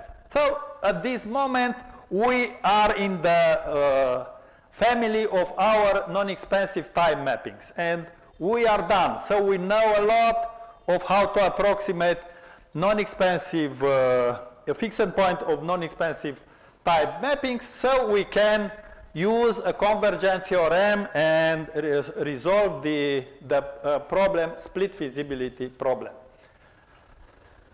In many other contexts, for various problems, we have similar equivalences. I mean, a concrete problem is translated equivalently, is transformed equivalently into a fixed point problem. And now again, I refer to these mappings because I'll use for the following considerations and their relation, just to remind, because I'll solve a split feasibility problem which has been solved in this class, I'll solve in this larger class. This is the profit of what I said, the usefulness of the fact that the class of demi-contractive mappings is saturated. So, our starting point is this paper from 2019 by two Chinese mathematicians, a fixed point method for solving a split feasibility problem in Hilbert spaces. These authors solve our problem, number one, in the class of non-expansive mappings by using such an algorithm. Such an algorithm is not difficult to read. So we start from x1, arbitrary in the set C, then we construct, we have the linear bounded operator A given, we construct the projection operator Q, we construct this operator, then we project all on the set C, and then this is the here is T. Here should be T, because T is a non-expansive mappings with a fixed point set different of zero. Such an algorithm is called of viscosity type, because here, and it's a Halpern time algorithm, here instead of the anchor U, this U, we have a contraction. You can see that G is a Banach contraction, T is the central operator here is non-expansive with the set of fixed point non-empty, and alpha n, beta n, gamma n, delta n, and theta n are some sequences which are involved here in the construction of this algorithm. It should be important to note that we have some convex combination here, but I'll show you later. You can see that here we have 1 minus delta n xn, and we have delta n tn. Sorry for this. I have to remember to change this is t, because I changed somewhere this in t. So they prove that this sequence, which is generated in such a way, converges strongly to a fixed point of this map T, which is also a solution of the split feasibility problem, which we denote as if Fp of CQ, and this X star, this solution, is also the unique solution of a variational inequality. So in total, we solve a fixed point problem, we solve a split feasibility problem, and we solve a variational inequality. So three problems. Our solution is actually a solution of three different problems. Fixed point problem, split feasibility here, sorry, split feasibility problem, and variational inequality. Okay, these authors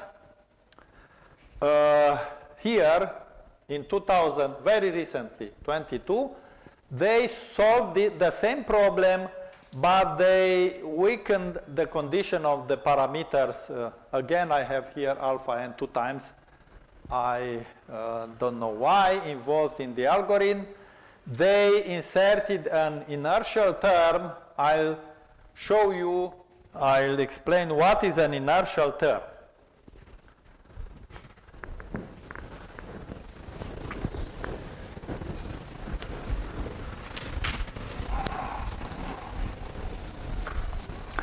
So inertial means the following fact. At a certain moment, we compute the iteration xn.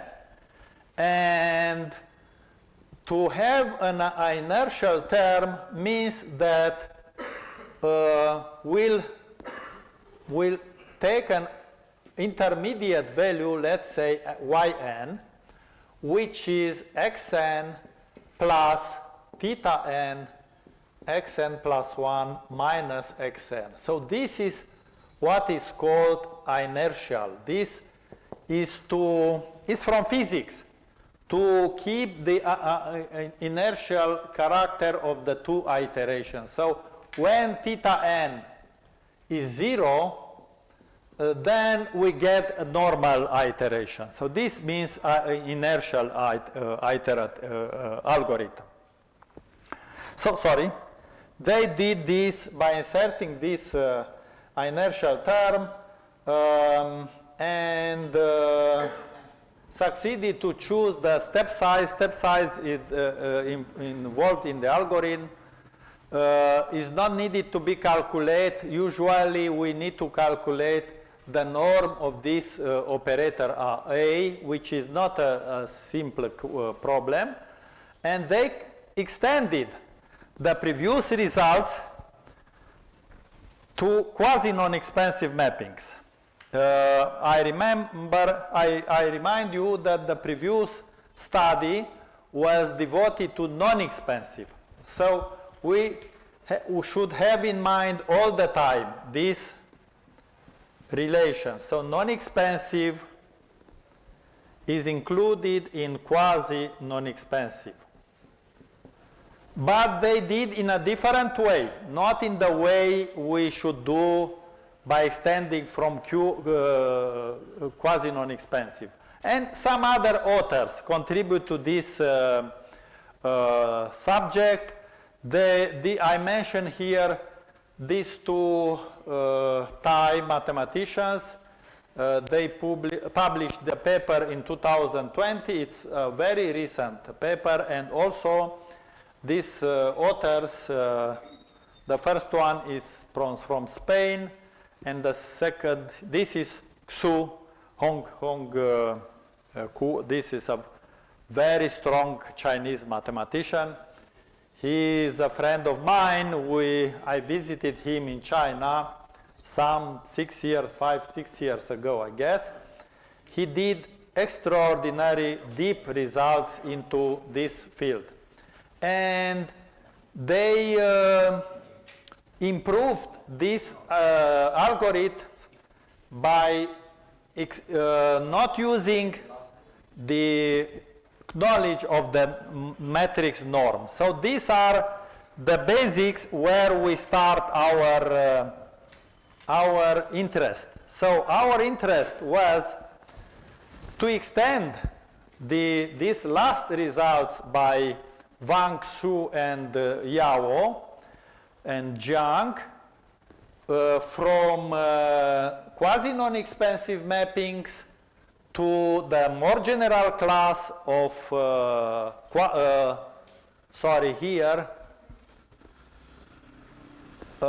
the formulation is correct. My interest was to see if we can extend from quasi-non-expansive to a larger class of mappings. And as we know, demi-contractive mappings are here, and I explain how I can transport a result from here to here. We propose a hybrid inertial self-adaptive algorithm, and we solve the problem in the class of demi-contractive mappings. So in this larger class.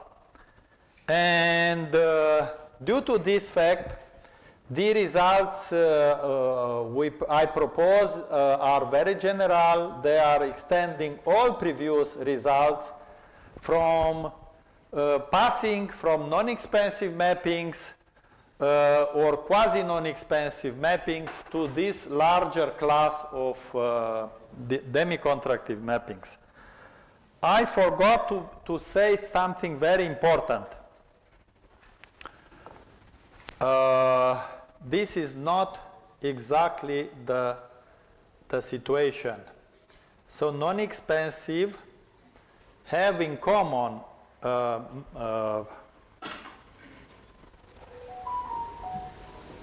non-expansive are not included completely in quasi-non-expansive, but if T is non-expansive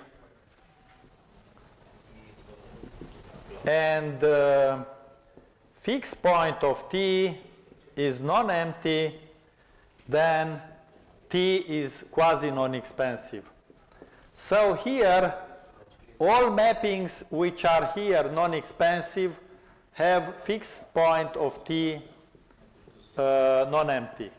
We are interested only in non-expansive mappings which have a fixed point. So, in fact, our approach is to extend all results for non-expansive mappings or from quasi-non-expansive mappings to the larger class of demi-contractive mappings.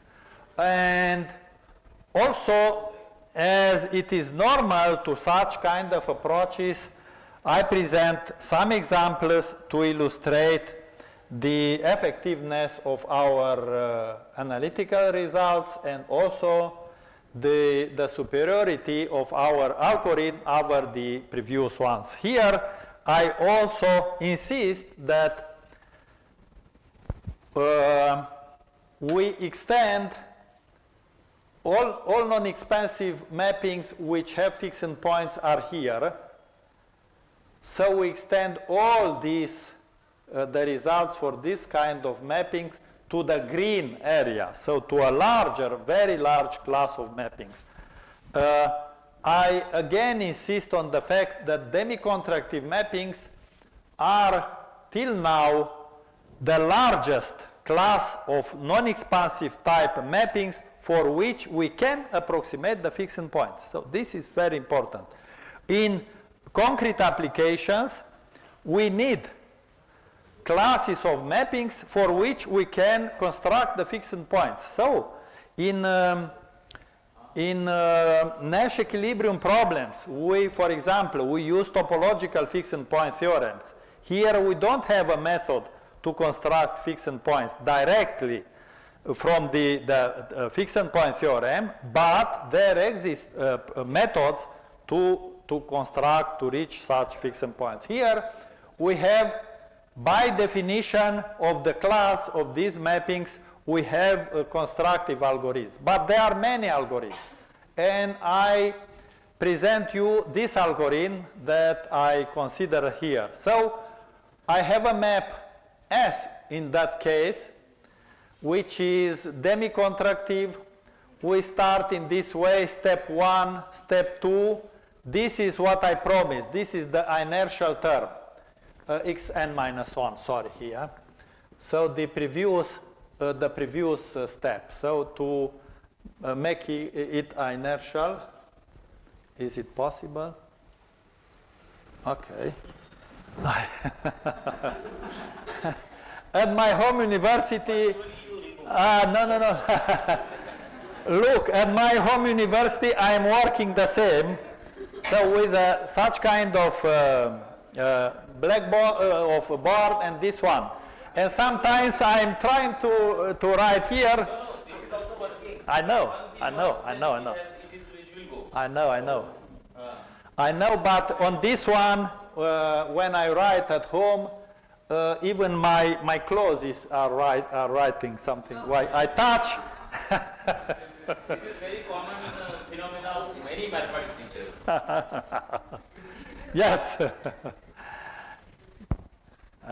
My teacher of mathematics in high school, he was extraordinarily good mathematician. He was when we finished, he was finishing the class, he was full of chalk, yes, all the face, because he was doing this. How to solve this? And No need of any cosmetic products. I never used in my life. This is enough for me. Okay, let's come back. So this is the algorithm. It's inspired from the previous algorithm. Here are the elements.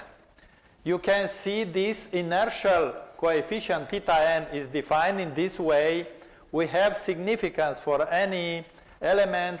Theta is a given number, and this theta n, which appears here, yes, is defined in this way. F is this contraction. So here, look, we use contractions, Banach contraction inside this algorithm. Why? Because, as I explained, this anchor, if it is a contraction instead of, let's say, G of xn, here is G or F, is G. So if we use a contraction, the algorithm will behave better because of the properties of a contraction.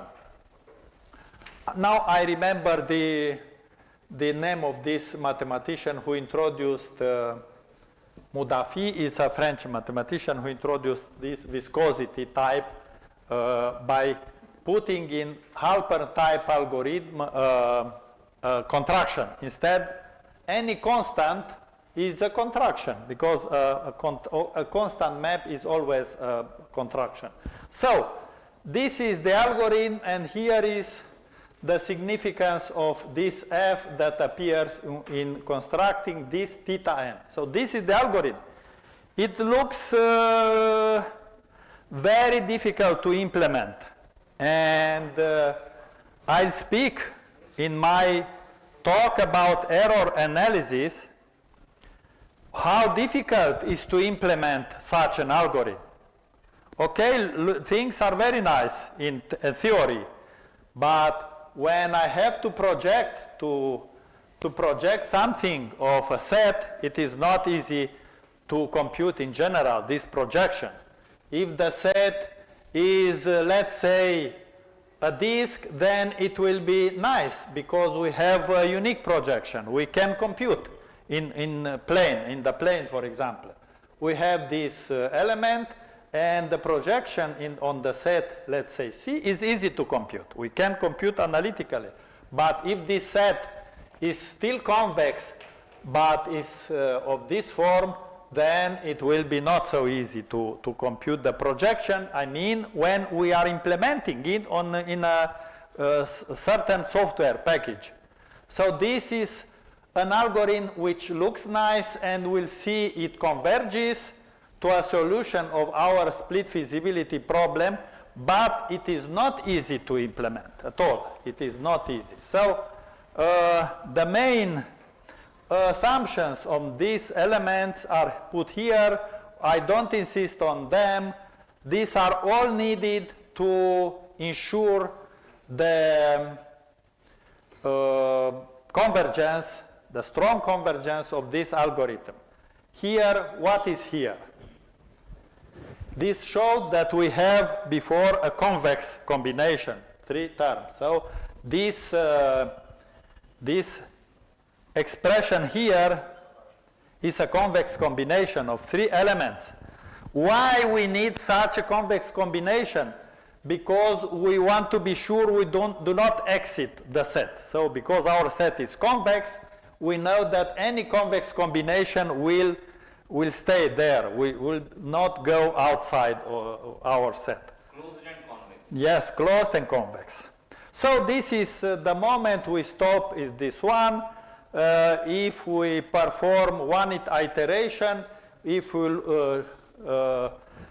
reach this moment, Fn, I remind which is Fn, this is this quadratic mean. So when we have f of xn f being this expression, the projection I minus p on q times ax, and when this is 0, that then we have to stop, and then otherwise we continue our algorithm. This algorithm is convergent, and we can prove this convergence theorem. So our result, main result in this paper, it was published in this year in the Journal of Inequalities of Application. It's a Springer journal. Is needed to pay. $1,600. It's a lot of money, but fortunately my university is supporting us. So, really, if I publish 100 papers per year, they will pay for all. But I cannot. Fortunately, I write no more than 5, 6, 7 papers. But fortunately, I told you yesterday we have this policy for our university to stimulate publishing in very high ranked journals, and this is why my university is in this Shanghai ranking. We are there by mathematics. By mathematics, we are in a good position. In this classification, Shanghai ranking for subjects is based only on research, and we are here there by mathematics is the only subject we are there. And the first university from Romania in this ranking is University of Babeș-Bolyai, of course, in Cluj-Napoca, and we are on the second place. They are the 78th position, we are on the 178th or 79. This is a good position. Only 500 universities are classified here. So this is the result of the policy of our university to stimulate publishing, because they are interested to have high ranking from the university. It's a lot of money to publish in such a journal, but this is a Q1 journal, so this brings points in that classification. If I have time, I'll speak about this Shanghai. I do appreciate this Shanghai classification because it is. What do you say about this? Since you're talking about in general, one more is MDPI also there from Swedish generals. So they are starting very happy. 2200 USD. This is good classification in the sense they consider only research. This Shanghai classification only based on research, because there are many other rankings. They consider all kind of other aspects related to students, to graduates, to faculty, and so on. But this is based only on research. So coming back. This is the main result in this paper. We have the demi-contractive mapping T. Actually, it will be S because I changed notation, and such that 1 minus S is demi-closed. I don't insist on this concept. If someone is not familiar, I can tell what is this. We have a contraction G with coefficient C, contraction coefficient C, and I suppose all the mentioned assumption on these parameters. And then, if our problem, split feasibility problem, is consistent, this means it has a solution, and it's a common solution with the fixed points of the operator T, then the sequence generated by the previous algorithm will converge to this common element of fixed point set and of the split feasibility problem defined by the set CQ, and this will also solve the mentioned variational inequality. I don't insist, but I have here the paper. I'll show you a little bit of it. The idea is that we use the lemma I mentioned. This is all. So there are many technical lemmas, but the one which is essential is this one I presented before.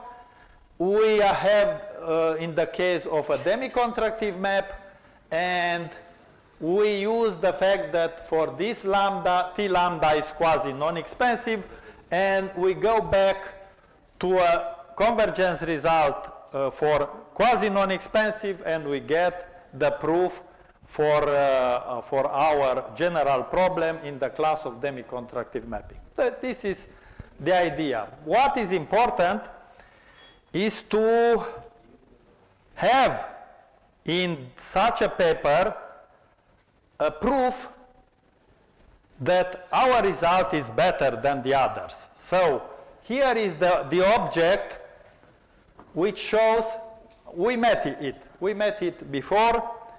This is the simplest example that shows that our result is more general than all the others results. And look, we showed that this map, this function on the real line is demi-contractive, has fixed point set, non-empty, is non-expansive. So none of the results established before for non-expansive mappings can be applied to this.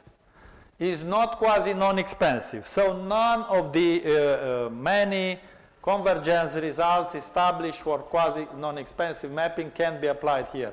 And similarly, is not strictly pseudo-contractive, and so only our theorem can be applied to a problem which involves this operator T.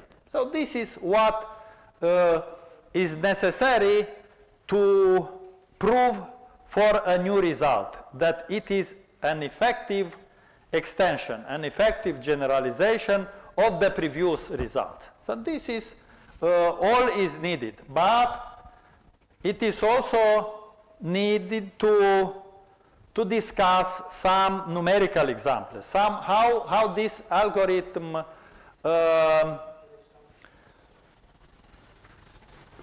behaves. So here are the comments of following the example.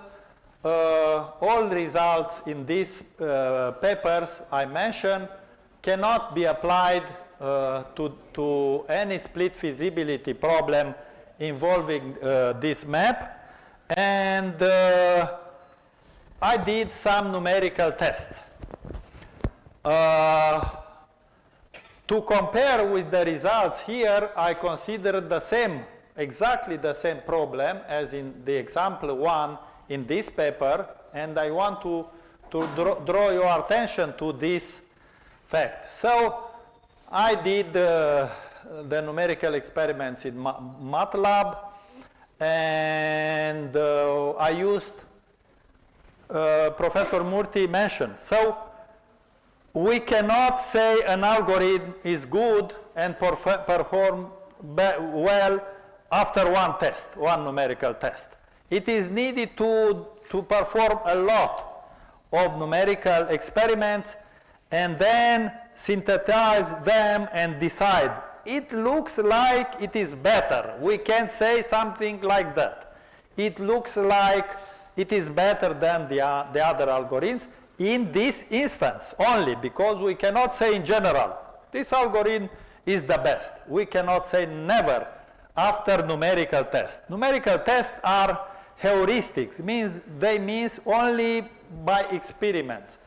So I did this, I compared the results with the ones in this paper. I applied I used the same starting point, and I obtained the solution, which is this one.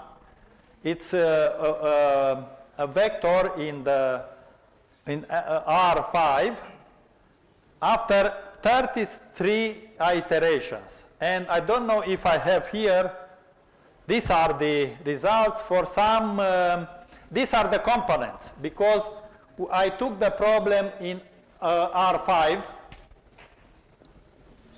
So the components of our solution are this one, 5, and I started from this initial value 1, 1, 1, 1, 1, and this is the solution. The solution I mentioned after 33 iteration. Yes, this is the solution. You can see exactly this one. So this is 1 over 2, this is 1 over 4, and so on. This is 1. The last component is 1. I don't have here, but I'll open the paper. Oh, I have here. For the same problem, these results, Wang et al., look how many iterations they needed. 10,000. 10,000 iterations, and the approximation was just good. But here we obtain exact solution after 33 iterations.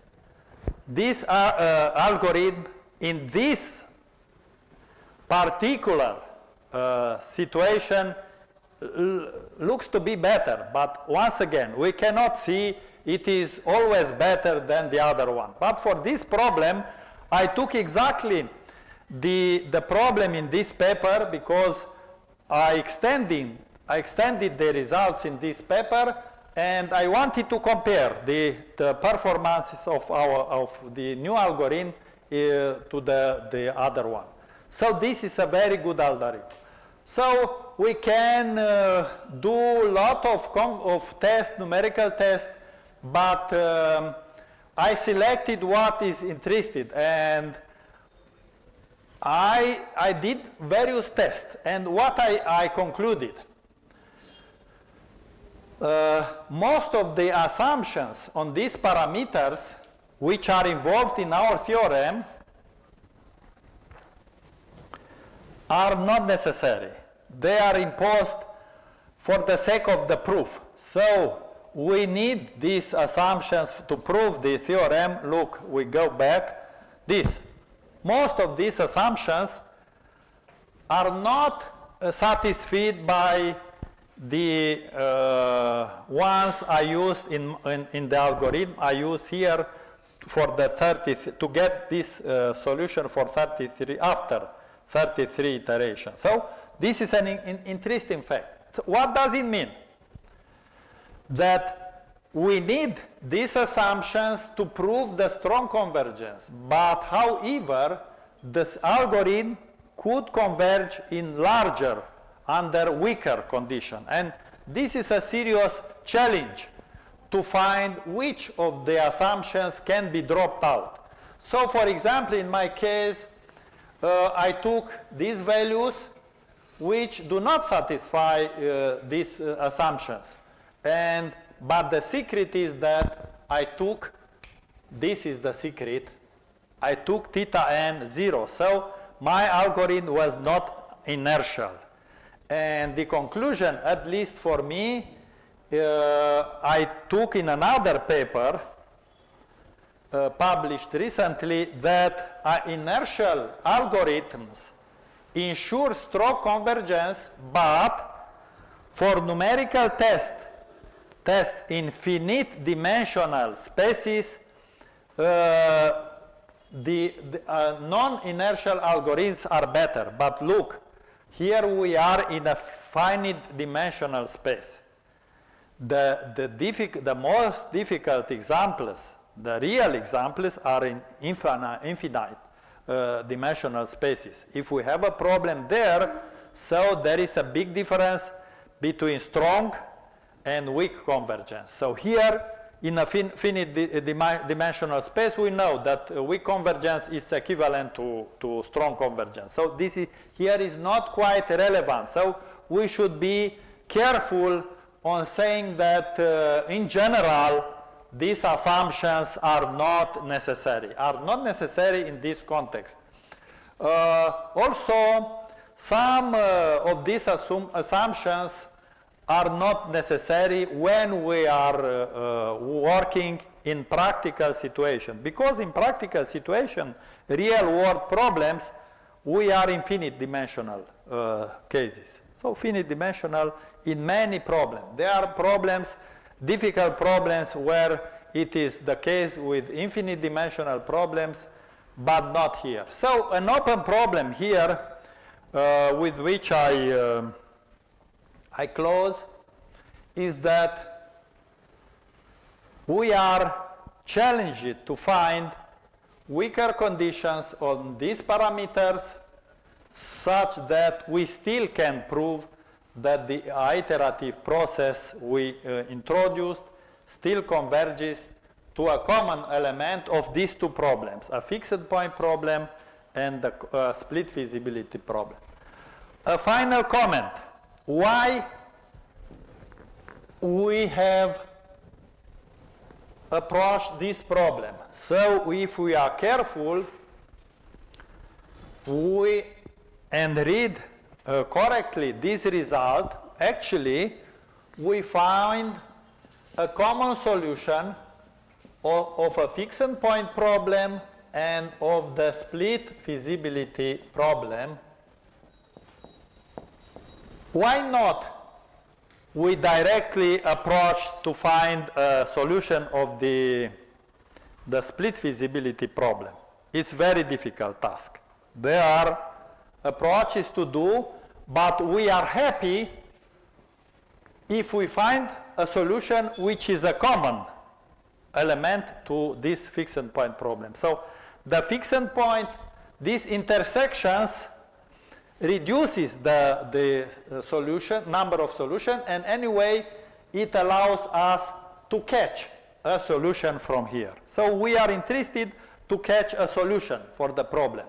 And we can approach it by means of associating a fixed point problem to it. This fixed point problem helps to identify such a solution and to construct such a solution.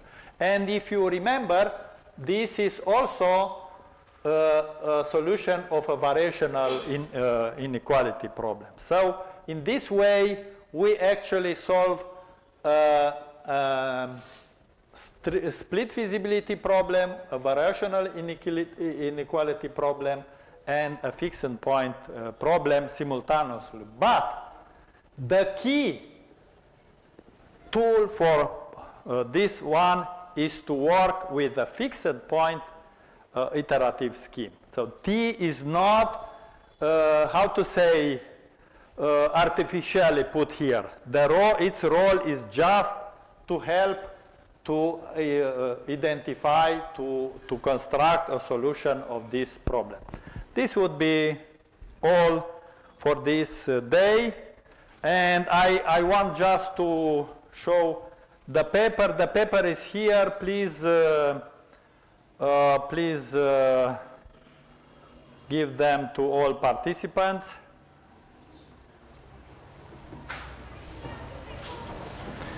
Just I want to show you just a moment how it doesn't work. I have a good number of papers of Professor Veermani also on proximity points, fuzzy, okay, and some of his paper also. So I request Professor Bende to provide me all the PDF, collected PDF Yes. in one folder.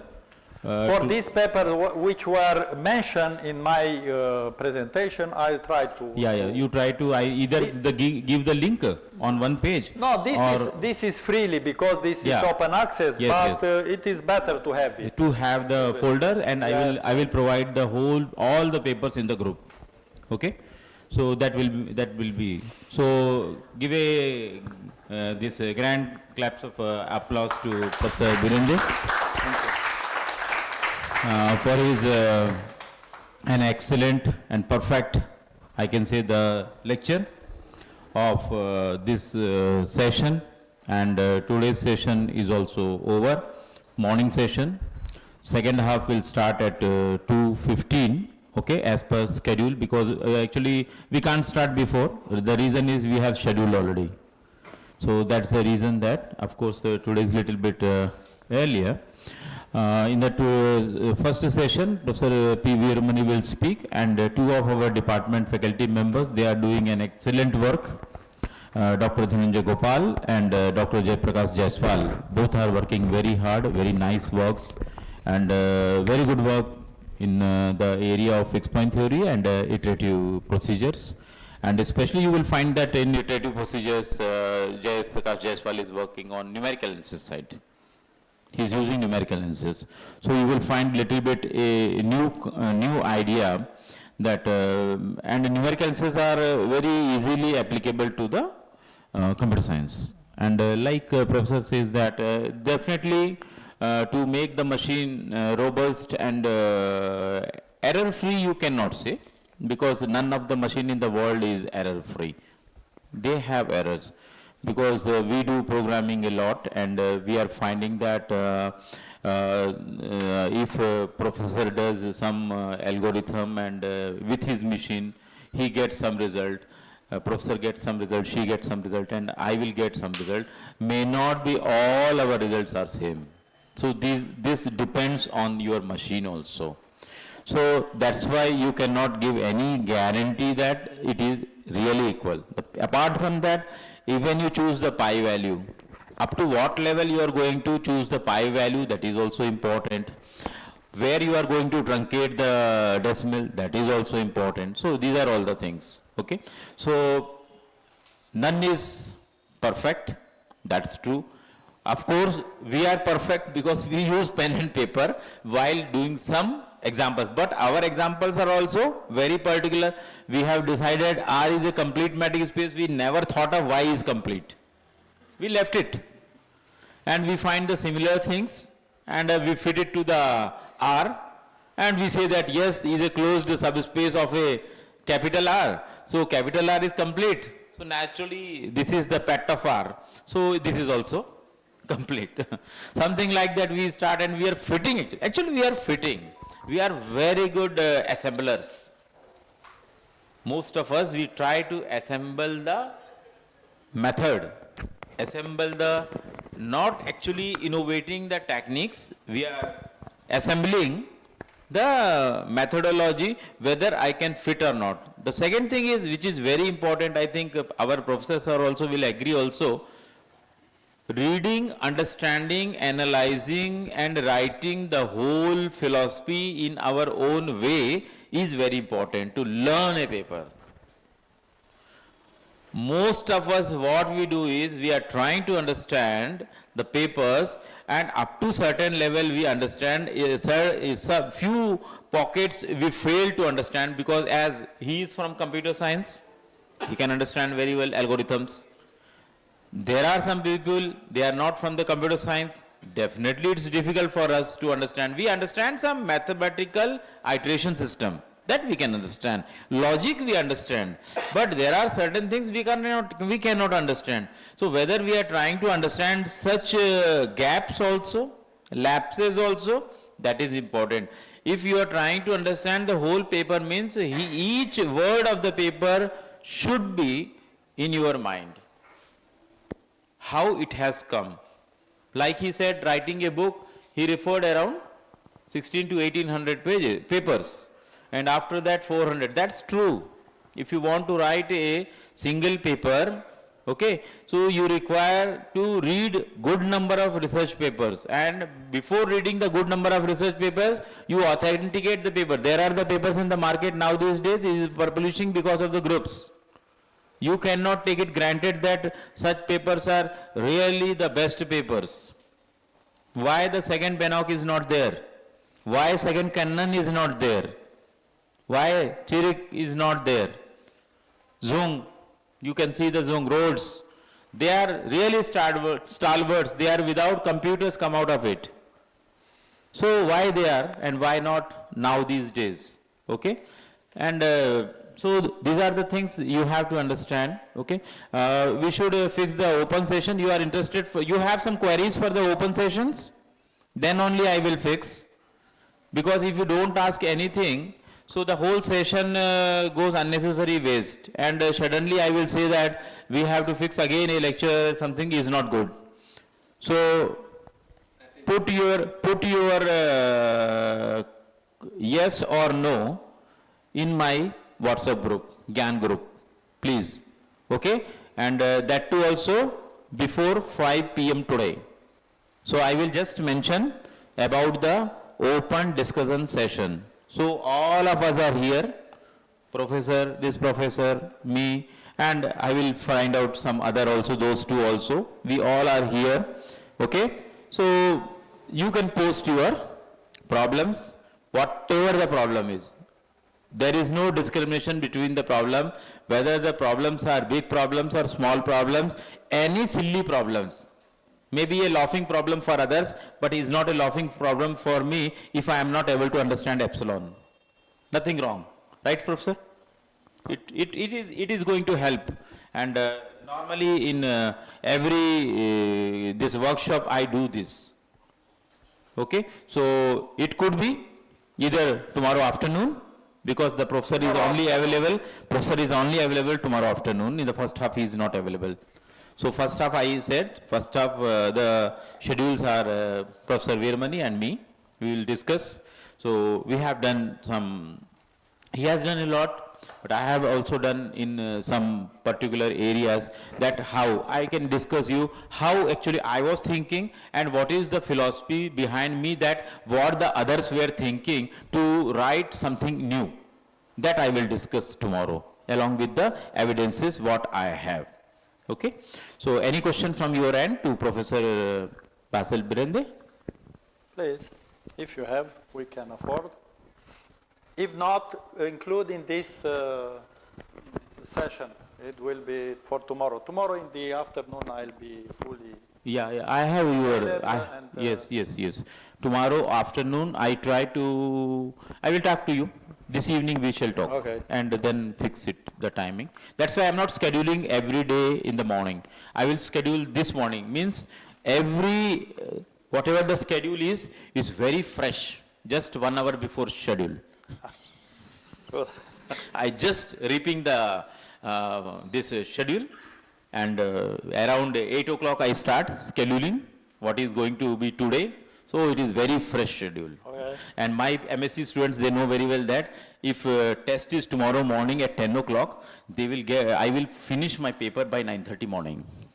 Very so 1 fresh. hour before. No, half an hour before. Half an hour. Very fresh. Internal test. And if it is the final test, they pressurize me, and it will be maybe sometimes 1 week back, 1 week before. Okay, thank you very much. Please have lunch. Okay, see, this is a working lunch. Please try to understand. And if working lunch becomes a heavy lunch, you may sleep. Okay, so only good diet at night only. That's better. Okay? Thank you very much. Working lunch are normally this type only. Even we go anywhere, that hardly we get 1 burger or something, not more than that also.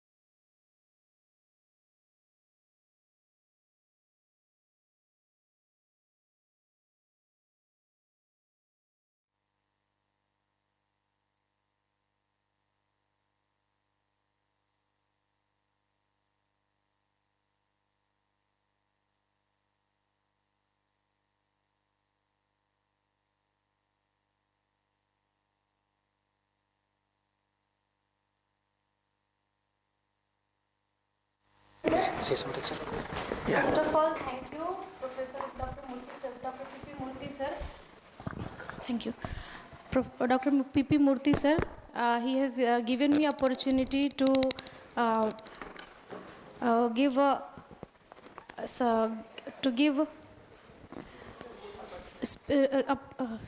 opportunity to introduce Veeramani sir for this session. Thank you, Murthy sir. So now in second session we have again Professor Veeramani sir, and his lecture topic is the role of multi-valued fixed point theorems in the study of existence of Nash equilibrium points. So now I request to Professor Veeramani sir to continue this session. Thank you so much. Thank you again.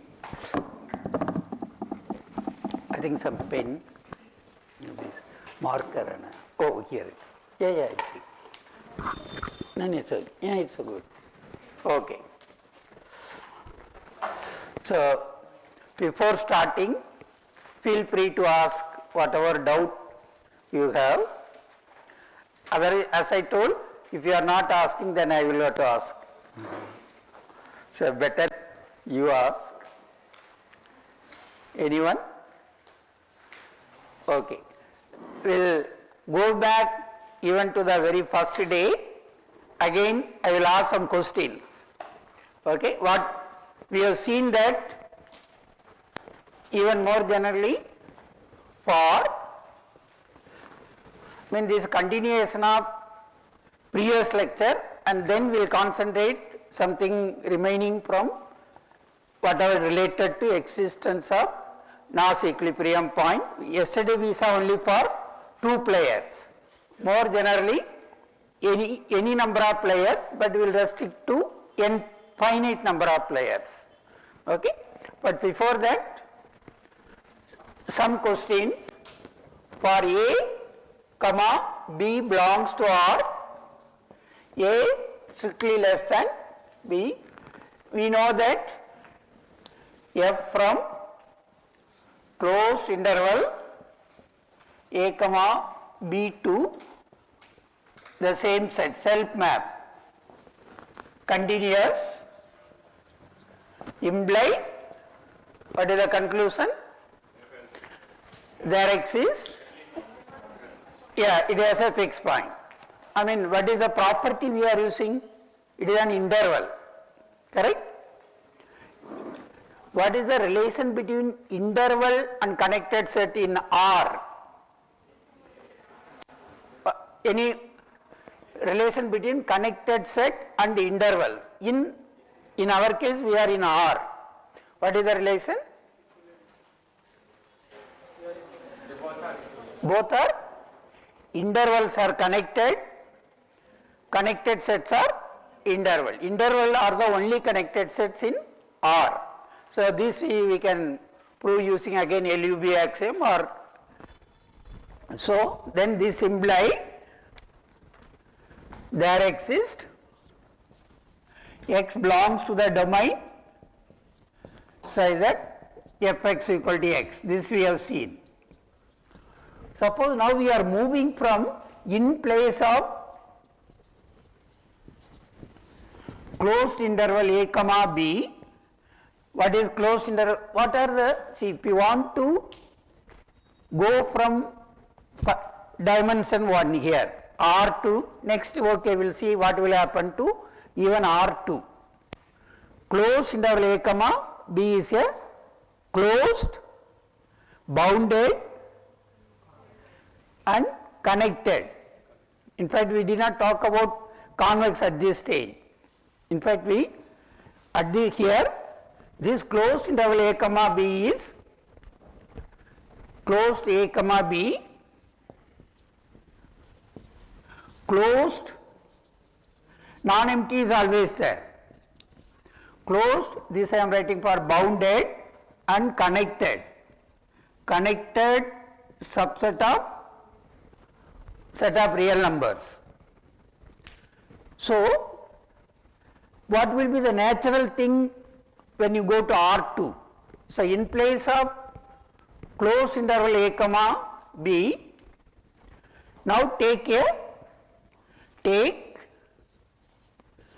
capital A or K, whatever may be, capital K, non-empty subset of R2.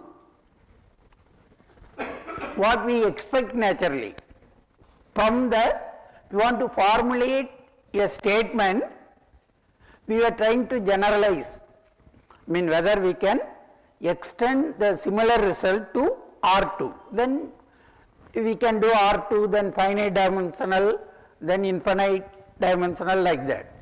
So what will be the state condition on K we expect using our knowledge of closed interval A comma B? We know A comma B is closed and bounded, okay. Closed and bounded, even right now we don't bother about compact, because finite dimensional, every closed and bounded set is compact. Even some not familiar at the lower level, we can just say closed and bounded in R, R2 also, and it is connected. So what you expect, that K should be of what type of set? K is a non-empty, closed, bounded and connected. So that is quite natural. So suppose K, so K closed, bounded, connected subset of R, and F from K to K continuous. Then question, whether we are forming the statement in a natural way, but the answer, conclusion, hypothesis we have made the statement. Then we are asking the question whether there exists, what is our question? Whether there exists, whether it has a fixed point. That means whether there exists x in the domain K such that fx equal to x. Question is clear? Now answer. You tell the answer. Answer is simple. Whether there exists x in K such that fx equal to x.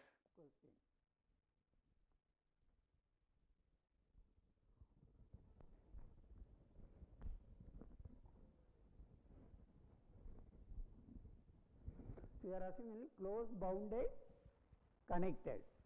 Like we are translating the domain closed interval A comma B in R is closed, bounded, connected. What will happen if we assume the same conditions for a subset of R2 and the same condition F from the map is continuous? Can you expect a point x in K say that fx equal to x? Pardon?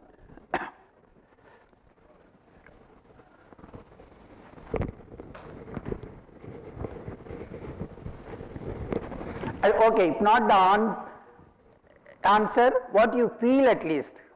Anyone? Some of your experts? Very good. No. Is a research scholar in fixed point theory, no? So you should know. Okay. Okay. He is saying answer is no. So then you'll have to prove it. Prove mean? What do you mean by that? Means that what we call it, the result is not true mean what we will do? Give a example. At least one example we will have to give. Give an example. Our set is closed, bounded, connected and a map F from K to K continuous, but there exists no x in the domain such that fx equal to x. I think he knows the answer. Correct? Example? Okay, what if anyone else? Yes, already given the hint, it is not true. Yes, it is correct. What natural example one can think of? We have to go to R2, not R. Pardon? What is the original statement of prover? If you see, Prover would have also thought, okay, we do not know, but it is one of the natural way. What is the statement of Prover's theorem? Closed and continuous map has a fixed point. Closed, bounded, Compact. no, closed bounded mean compact in a R2 or finite dimensional. It is compact. Other additional condition? Convex. Not connected. So, R2 in R2. What is the relation between convex set and connected set? Which implies which? Every connected here in R there is no difference between connected set and convex set. That's why we did not even introduce the term convex set. We were not knowing. So then we would have not say that K is closed bounded convex. We were not even knowing at the initial. Suppose we are teaching for a beginners before introducing even convex set. Teach this using intermediate value theorem. Then what we will do? Yeah, but why convex is more important there? Of course the proof is, that's what as they say topological idea, but in example is simple. Okay.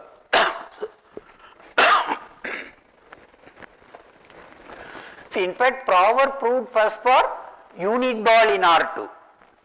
What is the unit ball mean? For x in R2, R2 mean x equal to order pair x1 comma x2. What is the length of the vector? We define positive root of x1 square plus x2 square. That is our norm. Length, norm mean distance between the point 0 vector and the x. That is what norm of x, length of the vector. Then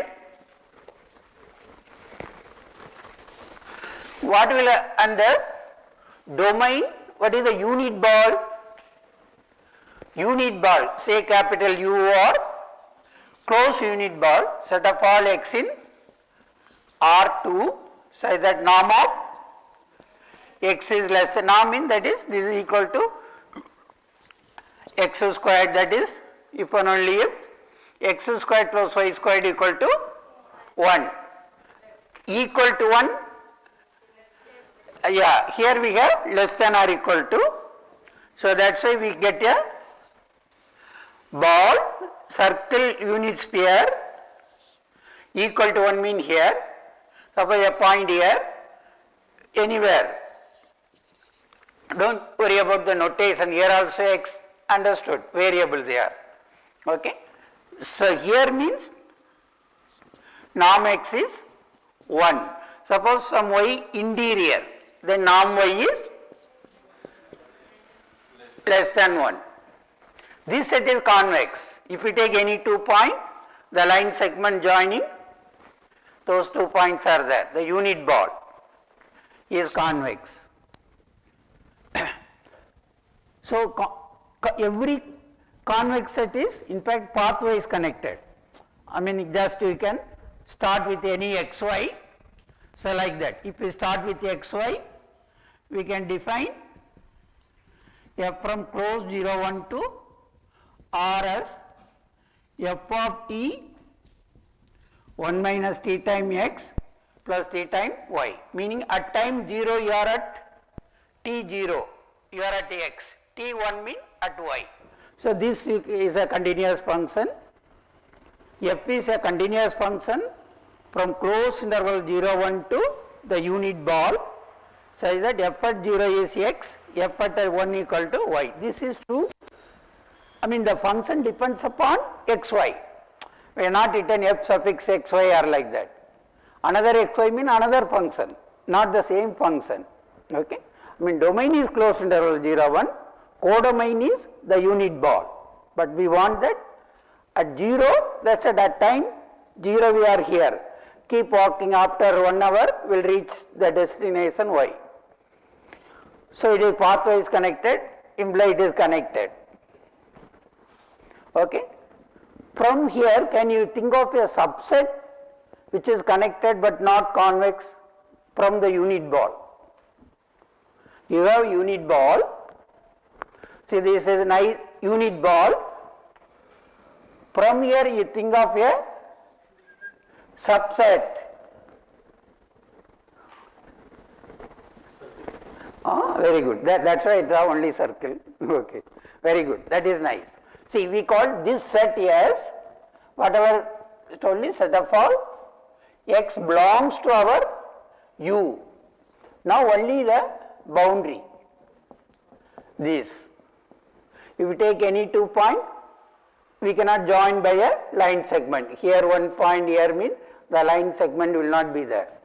It is not a convex set. Is it a connected set? Yes. Continuous. Why it is connected? Continuous image of a connected set is connected. We can prove. We can. Okay. These are all simple. Okay. You know that this is connected, but not convex.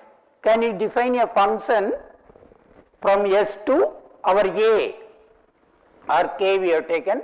Can we take this? Define f from S to S as f of x equal to, in fact, what we call it, fx equal to, even define x is on the boundary, the image should be also on the boundary. So one natural way is using x which you can, which point will give you x. Using x, you have to get another element, again it should be in S, that means norm should be 1. Pardon? Cos x sin x, correct? Cos x, yeah, what he is saying is cos x, what is x? X belongs to where? X belongs to R2. So you have introduced what is cos of some element order per x1, x2. Okay. Simple thing is, I mean, if it is order per x1, x2, then you can change it to that way. So, okay, again to think that what is the natural more, I mean, as he say, we can go for cos x1 plus fx equal to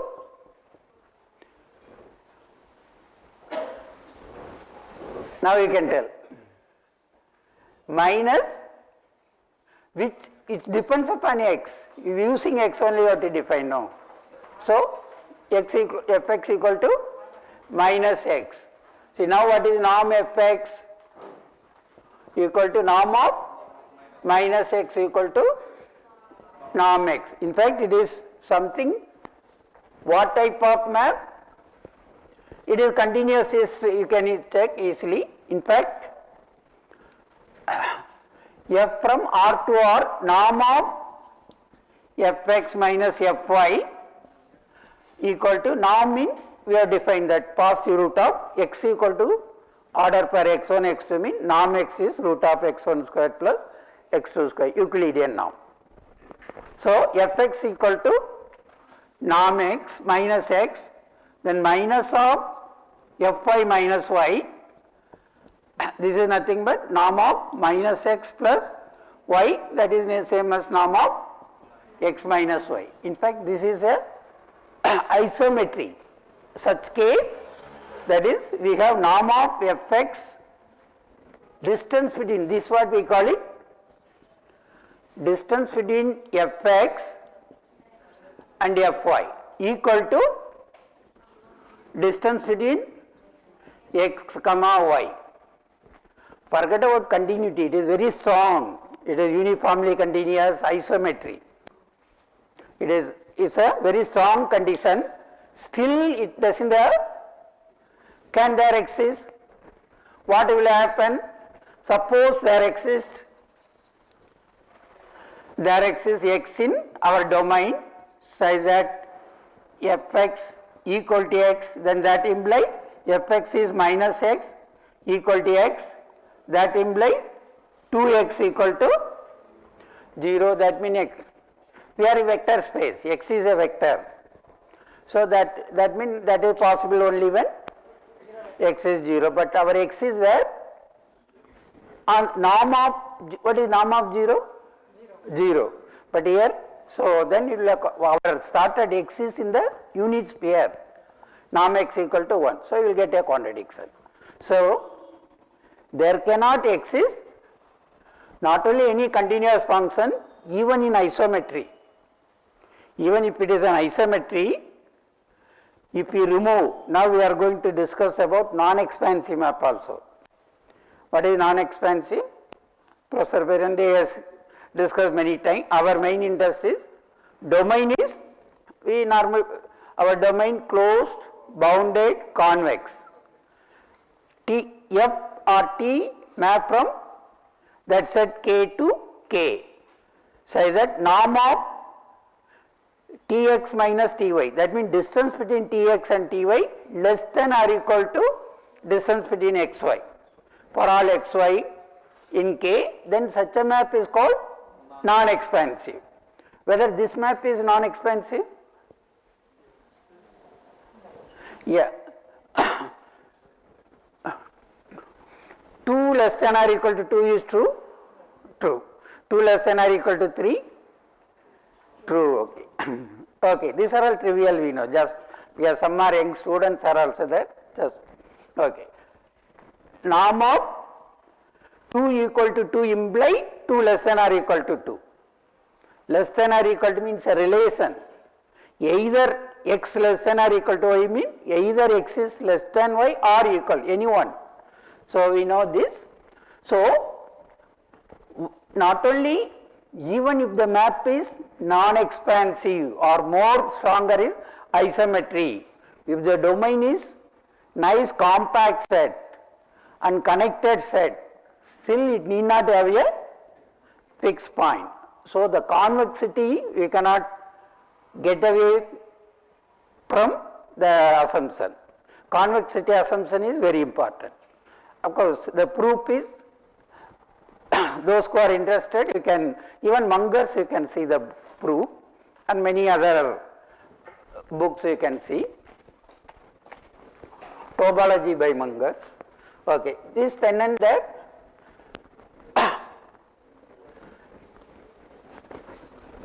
Again, morning Professor Murthy pointed out about R is complete. We proved it in the first day or the first lecture.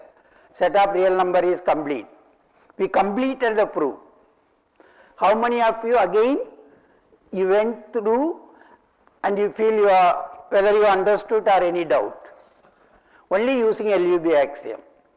Start with the Cauchy sequence, and using that you defined a set as, that set as an upper bound, then use that upper bound, a non-empty subset of R as an upper bound mean it will have least upper bound. That least upper bound is our limit point of the given sequence. At least how many of you, some of you are able to follow, or you want me to recall again? Because that is very important. Cover told no mean you have to come and give the proof. Anyone? Or at least orally? No. Some of you research scholars only will, yeah. No, at least any one of the MSc student, you are able to follow. Again I will recall quickly, I will not do everything. Using Cauchy sequence, what we got it? For epsilon, there exists a natural number such that, we will not write all the thing, such that x suffix n of epsilon minus epsilon less than nth term xn less than xn of epsilon plus epsilon for all n greater than or equal to, this is using Cauchy sequence. Then we selected the S equal to S of n of epsilon minus epsilon, epsilon positive. For each epsilon, suppose epsilon equal to 1 by 10, then x n of 1 by 10 minus 1 by 10, this is only a notation. So like that we will get for every epsilon, but this is one element. X suffix n of epsilon is a one term of the sequence. N epsilon natural number, but is a real number where our sequence is in R. Epsilon is positive number, then this is also a real number. This is a non-empty subset of R. Then we proved that if we fix any other epsilon, 2 at a time we are fixing epsilon 1 positive. Then for this we have n of epsilon, for this we have n of epsilon 1. Okay, then this condition will be true when n is greater than or equal to n of epsilon, and here we write here epsilon 1, this will be true when n is greater than or equal to epsilon 1. At a time we want both should be, this should be true and this should be true. That's why n should be greater than or equal to both. Such natural number exist or not? N of epsilon over natural number, n of epsilon to another natural number, we can take the maximum sum, then we can find a natural number greater than, whenever n greater than or equal to n of epsilon 1 plus n of epsilon 2, then that n will be greater than or equal to n of epsilon 1. That means first inequality. N greater than or equal to n of epsilon 1 plus n of epsilon 2 implies n greater than or equal to n of epsilon 2. Then that second inequality will also true. That's why then we get this. Now this is true for every epsilon, this epsilon is fixed. Now for all epsilon, and this is fixed epsilon 1. This meaning is for every element from S, because an element from S means it is of the form x n of epsilon minus epsilon. Then that element is less than the fixed epsilon 1 plus epsilon 1. That's why this is an upper bound. And in fact for each epsilon, x n of epsilon plus epsilon is an upper bound for capital S. If we change epsilon 1 by 10, then x of n of 1 by 10 plus 1 by 10 is an upper bound, n equal to 1 by million, then x n of 1 by million plus 1 by million also upper bound. So every n of x suffix n of epsilon plus epsilon is an upper bound. That means that's why a sandwich, a sequence converges means what? It is between x n of epsilon minus epsilon and x n of epsilon plus epsilon. It is sandwich, neighborhood, it is in that x n of epsilon should be there, I mean x should be in that domain. So that's why this set S will have an x equal to least upper bound of S. Then we have seen that by LUB axiom it has an upper bound, hence least upper bound, that you call it x. Least upper bound means it is not, it is a real number. Then for every epsilon, now again start with for epsilon positive, x n of epsilon minus epsilon belongs to S, and x is an upper bound first, among the upper bound least. So first of it is an upper bound means less than or equal to x, and what is x n of same epsilon plus epsilon, this is upper bound for S, x is we have written x is least upper bound, x suffix n of epsilon plus epsilon is an upper bound. So the least upper bound will be less than or equal to, we should not say strictly less than or equal to,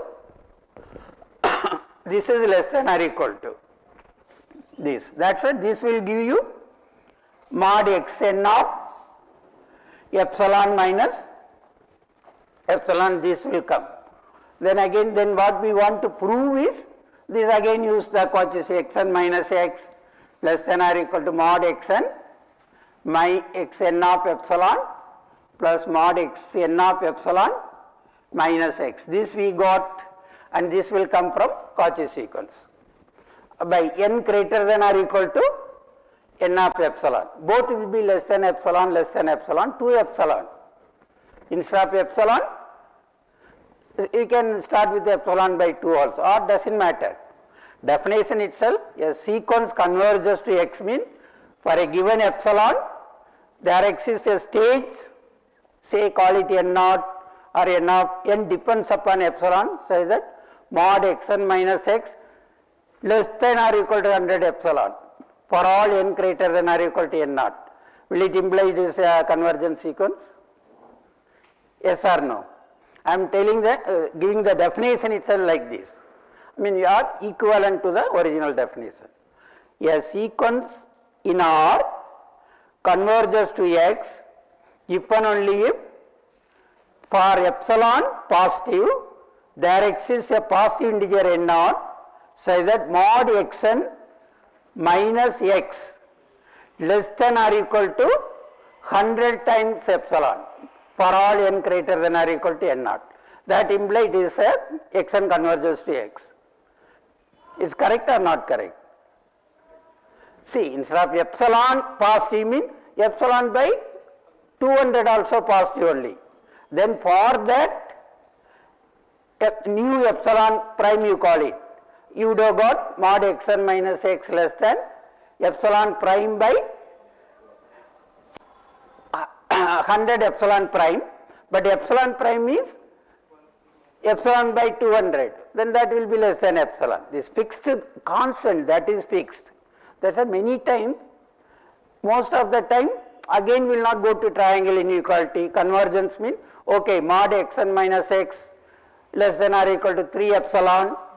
Again less than or equal to doesn't matter. For all n greater than or equal to n naught, that implies convergence. Okay, this is very important because we are talking of everywhere complete metric space. For the main thing is all the examples Professor was discussing was on R. So R is complete is very important. That's why I thought better to spend some more time. If you don't answer tomorrow also, then again I will ask. Okay, okay. This one thing. Another one more simple exercise.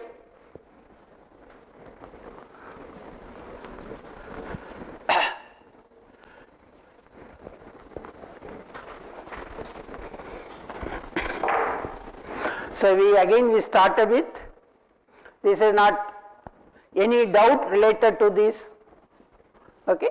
So we gave another exercise, x complete metric space, T from x to x 0 less than or equal to k less than half case, say that some name it is a distance between Tx, Ty less than or equal to k time. This also we have used several times, plus distance between x Ty plus y Tx. Then what was that exercise you remember at least? Then prove that there exists alpha greater than 0. We are not talking about the S under this condition. Again you start with any x naught, Picard's iteration. You can prove the distance between xn plus 1 and xn less than or equal to k times distance between xn minus 1, like that. Similar to Banach. So here what we are trying to give, can you find another alpha positive This we are telling. Can you find alpha, their x is alpha positive, such that distance between Tx, Ty less than or equal to alpha time, distance between like Kannan type, distance between y, Ty, here only what is the rest here, alpha is not less than half or anything, it is strictly positive. That's why we have seen once this condition is there, if it may have fixed point or not we do not know, but if it has fixed point means that fixed point will be unique. So here also that's a contraction map, that exercise also you can do later. If it is a contraction map also this condition will be satisfied. Kannan case already the statement is like that, alpha equal to less than half. I mean less than half means some less than or equal to some positive constant is there. Here how to get, anyone tried? The only triangle inequality. What, see, this we have already this condition, okay, just to use one more triangle inequality, that's all. This is very standard way we use in many of the results. Trivial. Distance between x, what we want? Tx. Because triangle inequality we are using mean plus distance between Tx and Ty, that's all. See, all of you know it, plus distance between Ty and y. This we, that's all. What we want is, this we want, this we want, this we don't want, correct? Don't want or, so this we can bring it to the left side. This means what? Distance between Tx, Ty into, this comes to this side. Here the k times is there, okay? That's at 1 minus k less than or equal to k times the distance between x Tx and y Ty. Then this will go to 1 minus k.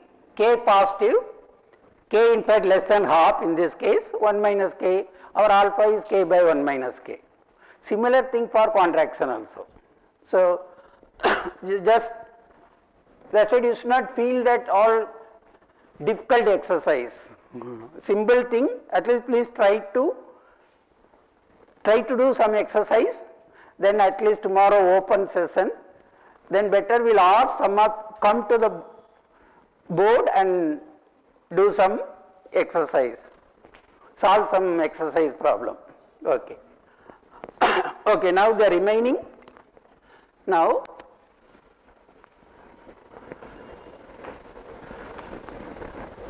we will now complete the remaining things from, essentially we have done everything for 2 players, we want to go for n player, but before that some simple example for, we don't require to do any, we are saying upper semi-continuous, use very topological fixed point theorem, nothing.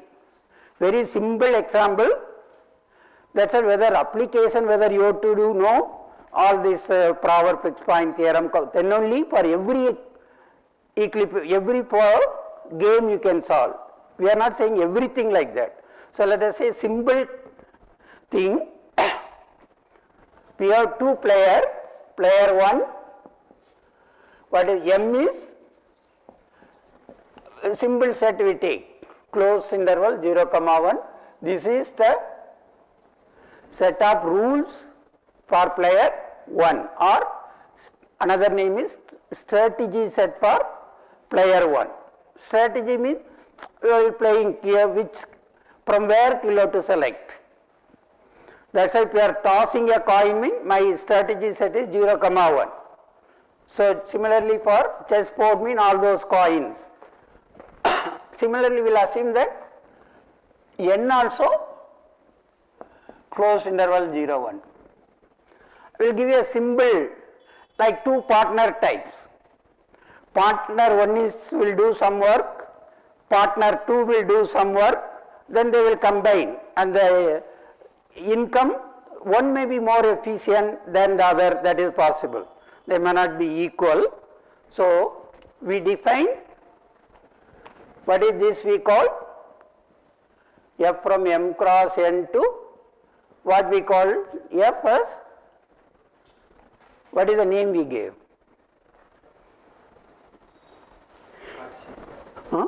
M cross n Cartesian product, okay. The function f is, pardon? Income function, yeah, profit function, or mathematics, they all call it like said payoff function, correct, anything, it's a name, doesn't matter, whether you call it income function, profit function or payoff. If it is a loss case, income should become loss,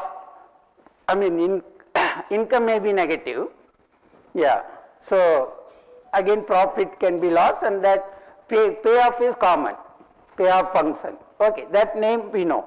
So what is the meaning of this? F of xy, player 1 selected a strategy x from close interval 0, 1, and y, second player selected y from his strategy set, both in this case same strategy set. You can think of the percentage of work. X belongs to close interval 0, 1 means the first player, what amount of work he has done. X equal to 0 means what? He has not done anything, type. So that is a hint, let us see. So let us say f of y is more efficient, his income is, depends upon this choice. Let us say f of xy equal to x plus, let us say y by 2. That means first player select x, second y, then his income is x plus y by 2, which is a real number. That's all. For us, we know that it is non-negative. What type of function? Now we know it is a nice continuous function, all that. We don't even bother about that. This we teach for school students, just to say what is the equilibrium point without even knowing very advanced level. And G,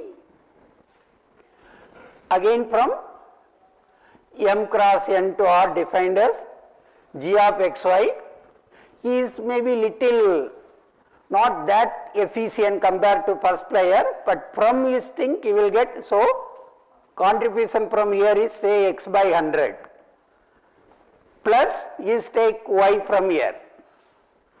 This is the, both are any contradiction. F is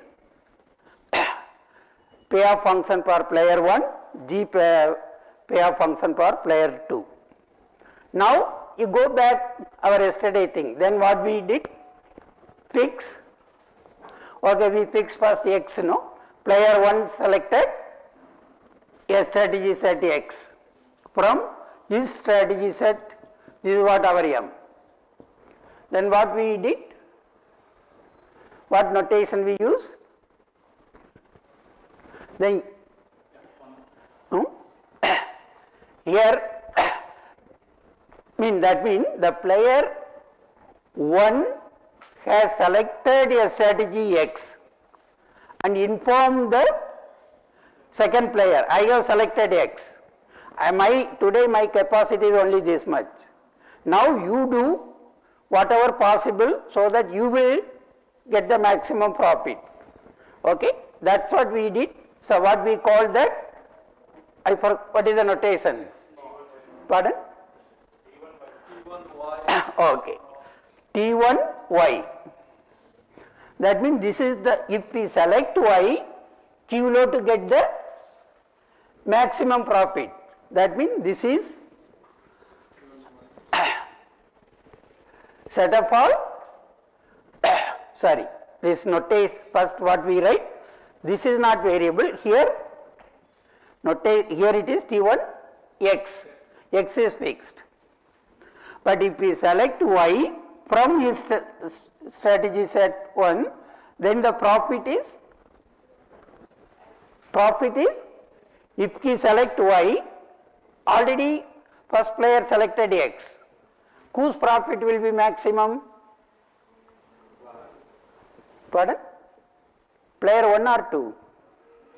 Player 2, very good, player 2. That means g of first player selected x, this gives the maximum of g of x comma a for all a belongs to 0 comma 1. So now you select what should be the set. What is this? That said, you should not know advanced mass or anything. Which will give, which y will give the max? X is fixed.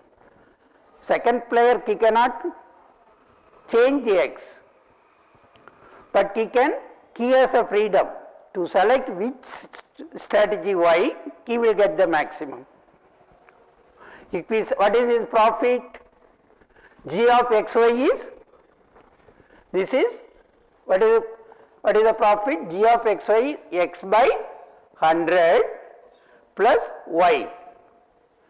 This should be greater than or equal to g of xa, mean x by 100 plus a. So what should be the y? Y, which will give the maximum. From he has the freedom to select any element y from closed interval 0, 1. So what will be the maximum? Y equal to 1. So trivial thing, that's what it is, we don't require. So this set will become singleton one. That's it, don't think that always it is a set valued map. In particular it can be single valued also. Similarly, what is T2 of y? Same thing. Set of all x in closed 0, 1, say that f of, if we select x, y, this should be greater than or equal to f of a comma y. Again what should be this? Again f of x comma y mean x plus y by 2. That should be greater than or equal to a plus y by 2. That is possible when x equal to pardon? Again 1. So that's it, the maximum is certain. Here no advanced thing. That means in this case, so what is the equilibrium point? 1 comma 1, that's all. Just to illustrate a trivial, not so now don't go to, now you see that all the condition of Kakutani fixed point theorem, so don't go to a expert and this is trivial. In this case that means what? The player 1 select 1, player 2 select also 1, then both will get the maximum profit. So what is the profit for player 1? Here first selected 1, second 1. What is his profit? 1 by 1 plus 1 by 2. And g of 1 comma 1 is 1 plus, need not be same. Okay, so one can give, there are non-trivial example, any of that. Okay, this is just to illustrate. Next thing, as I told, there are some game theory, 2%, even if it is 2%, zero sum, that is 2% zero sum, then what should the relation between f and g? F of xy, g of xy, then they are related. Sum is 0, that's a 2% zero sum came. F of xy plus g of xy is 0. So that type of, we are not interested to do game theory. Our interest is to make you to feel what is Nash equilibrium point and what is the role of fixed point theorem, proper fixed point theorem, or we introduce using Kakutani, whatever we almost did the proof. Kakutani's theorem implies under suitable condition Nash equilibrium point exists. See, not only for this problem, under what condition that exists was important. Okay. This one thing. Now we have, let us say players are n player, okay. First you want player n player or 3 player, 2 to 3 or 2 to n, which you are comfortable. Pardon? 2 to 3, very good. So we have, okay, because 3 to n will go now later, so we will call it x1 is instead of m, x1 strategy sets or set of rules for player 1, x2 set of rules for player 2, x3 set of rules for player 3, and how many payoff function will be there again? Everyone will have payoff function. So again we call it f1, payoff function. What is the domain? x1 cross x2 cross x3. See, meaning is f1 of x1 comma x2 comma x3. This meaning is player 1 selected x1 from his strategy set x1, second player x2 from capital X2, third player x3 from capital X3, then this will give you income, profit or payoff. So this is a function to R. Similarly, J varies from 1 to 3. We have 3 payoff function. That is also called objective. Pardon? Objective function. Is a payoff function. Okay. It doesn't matter. Whatever you like, you can call what. Name doesn't matter. That's why they call it profit or payoff. That name doesn't matter. I may not be knowing all the names. That, yeah.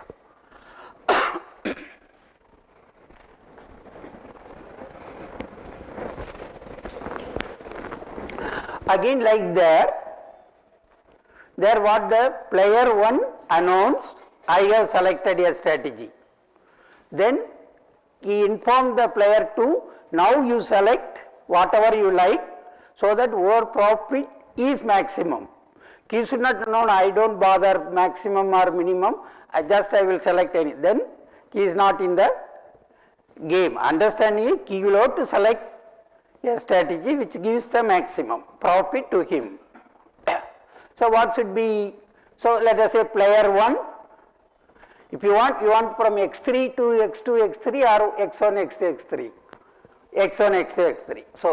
So first player selected x1 from capital X1, and he will inform whom? Both player. He will inform the second player also, third player also. Then that case both will have to select the maximum. So one will see. Then what will be? There we used, that's why here better to use the notation T2 of x1, this corresponding to second player.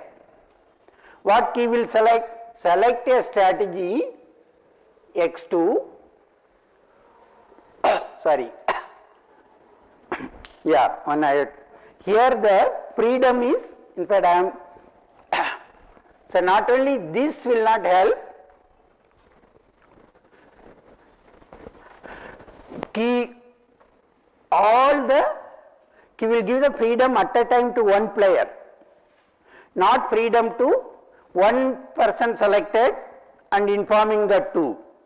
What they inform is, at a time 3 are there, mean first and second will select, inform the third, second and third select, inform the first, At a time, one person has the freedom to, everyone will get a choice.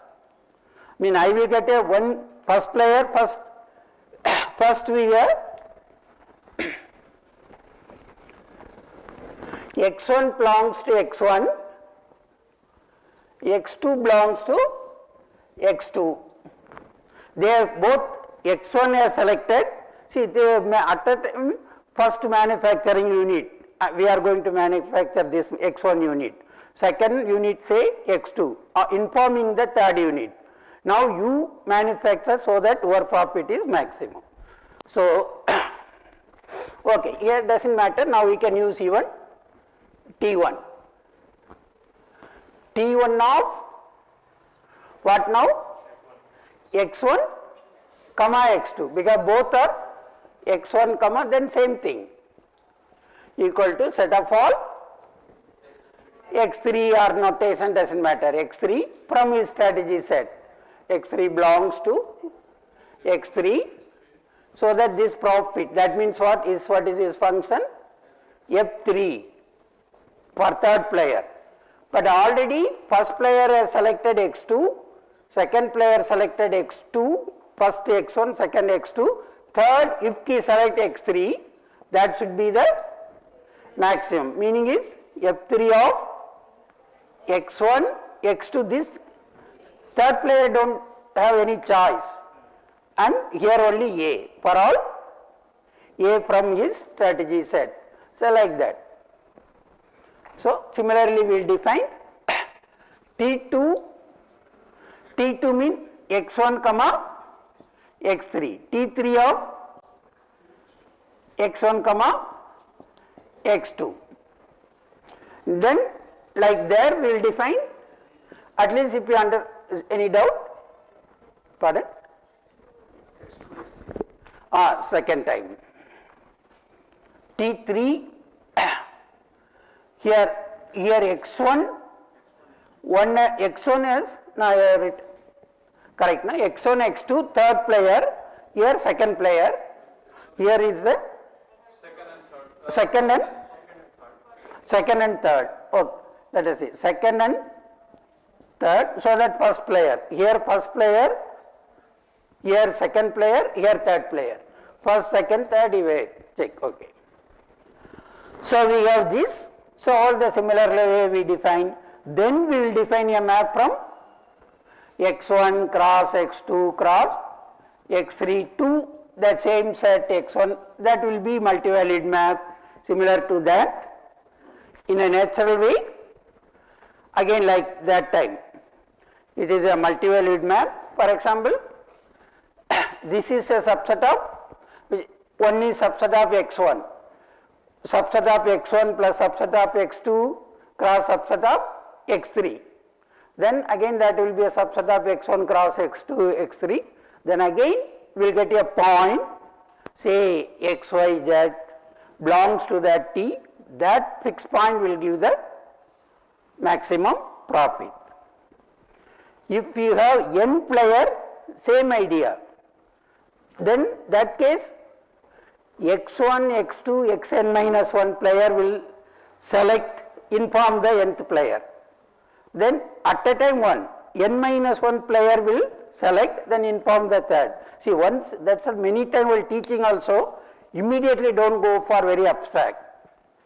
Start with symbol, go to the next step, student level understanding abstract, that's why in the even f from close AB to close AB continuous function, it has a fixed point, exactly same idea, but if we write f from close 01 to close 01, immediately you feel f of 0 not 0 and f of 0 belongs to close 01 means you feel f of 0 greater than 0 clear, and f1 not equal to 1, f of 1 belongs to close interval 01 means f1 less than 1, then it is immediate gx equal to fx minus x, then g of 0 into g of 1 is negative, then immediate intermediate. Then tell that yes, same idea, then explain closed AB, that will be easier. Okay. Yeah, maybe tomorrow again what we started in today also Professor Berende is, with that I will stop, just already late, just 2 minutes. A some non-empty set of a metric space. Then we want to, this is what we call metric projection, orthogonal projection type is, I mean, from here if we take a point, project to the x-axis, projection on the x-axis, here more than any set. Here, for a given, that's what I told yesterday. This is our set A, our x is this, x is anywhere, then find the nearest point. That's what we are telling. Image of x is those y from the set A, here this is y, from y, so the distance between xy equal to distance between the point x and A, and that's it. In general it may be empty, okay. We require minimum closed set. Yesterday again we will discuss what is called approximatively compact, or forget about if we are not familiar, again if it is compact, it is immediate, it is non-empty, but it may be there may be more than one best approximation, especially if in R2 with the L1 metric or L2 metric. It is possible that for a point more than one nearest point is possible, okay. So what we get is, in a natural way, we define a map, this we want to call it T, equal to P sub, from where to where? X to image is where? Image is in A. A, again it is a multivalued map, that's what our importance are. Again we will still write multivalued map A, which is defined at x goes to, that's what P suffix A of x, which is a subset of A. We will get a natural map, x is metric space, subset of a metric space is metric space, theta, this is one metric space x, this is another metric space. Then we define what is called upper semi-continuous. Whenever C is a closed set in A, C closed in A, closed subset of the metric space, say Y or A, then C closed, we define T inverse of C is what? Set of all x in the domain, say that Tx, intersection, see usual single valued mean Tx will belongs to C, here it is a set, Tx is a set, we cannot write belongs to mean subset, but what is non-empty. This is called inverse image of a set for multivalued map. Whenever C is closed, T inverse of C is closed means it is, that is sufficient, that is what called upper semi-continuous. This metric projection will have this property, inverse image, that means it is an upper semi-continuous function when A is a compact set or even approximately compact. Tomorrow again we will continue this thing. Yeah, thank you very much, and you are welcome to ask questions.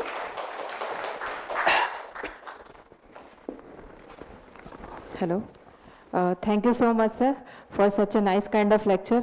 And you have correlate game theory to the single valued and multi-valued mapping, and we nothing know about like that. And I'm trying to learn more about the game theory and connection with the set valued and multi-valued. And thank you so much, sir. You have done such a nice kind of lecture, and we are privileged to be here with you. And thank you so much again, sir. Yeah, thank you very much. Is there any question from the participant sides? Free to ask. That it should not happen that only I am asking. It should be other way. Any kind of mathematics. That's what I told. Even tomorrow when the video is off, we will take more. Talk more informally. Okay. Please keep it. Thank you very much again. We'll come back. Thank you so much, sir. Thank you so much, sir.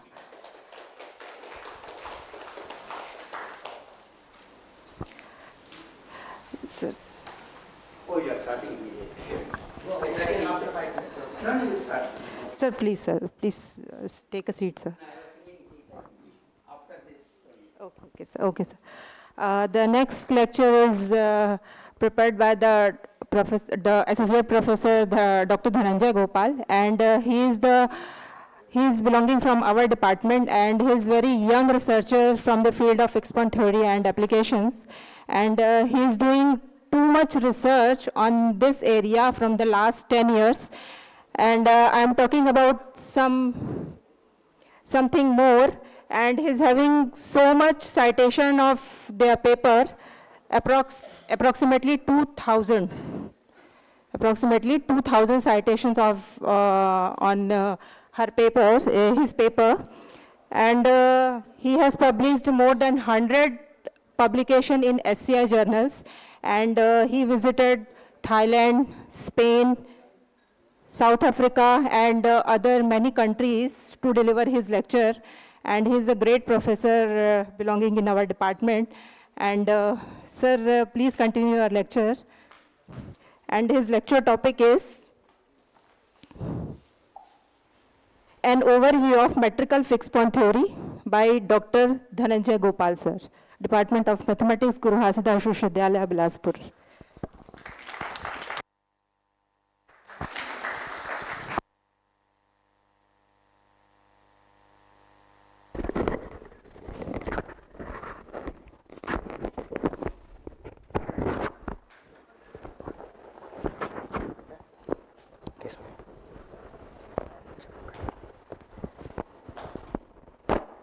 Full screen करो. Hello.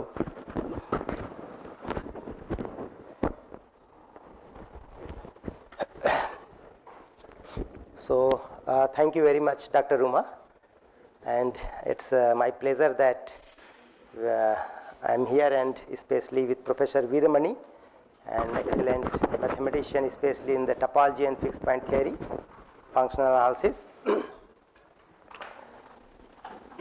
So the topic is an overview of metrical fixed point theory. So in the last 2-3 days, starting from the first day, Professor Berinde started with the idea of what do you mean by fixed point and the basic results from the fixed point theory, especially from the Banach contraction principle. And then he also discussed his own idea that is called the almost contraction and some other. And then he also talked about some of the iterative results method based on the non-expansive mapping, or the more general than the non-expansive mapping. And then we also have from Professor Veeramani about this equilibrium point, and so the application of fixed point in game theory kind of things. And I think you have also discussed the best proximity. So the best proximity also. So in fact, the fixed point theory has lots of, the variations. We can move in many directions. So for today, because we are, it's like a learning process for either the students who just doing the master, about to complete the master degree, or those who are started the PhD, or maybe they are about ending to the PhD, especially in fixed point theory. So what I am going to talk about,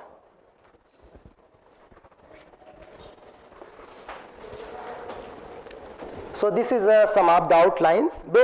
Basically I will talk about some kind of generalization of Banach contraction principle, little bit historical about the theorem and the significance of the theorem, and then the main motto is to at least give you few problems, possible problems that you can think, so that you can somehow work in that problem.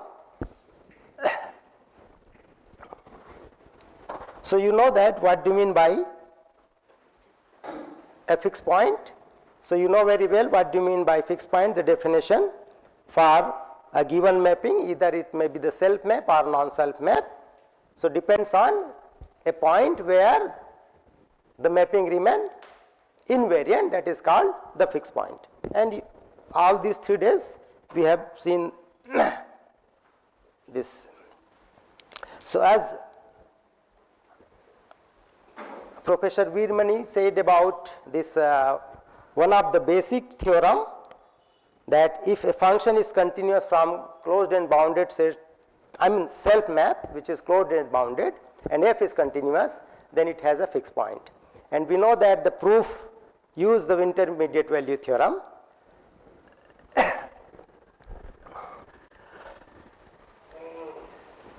So these are some examples.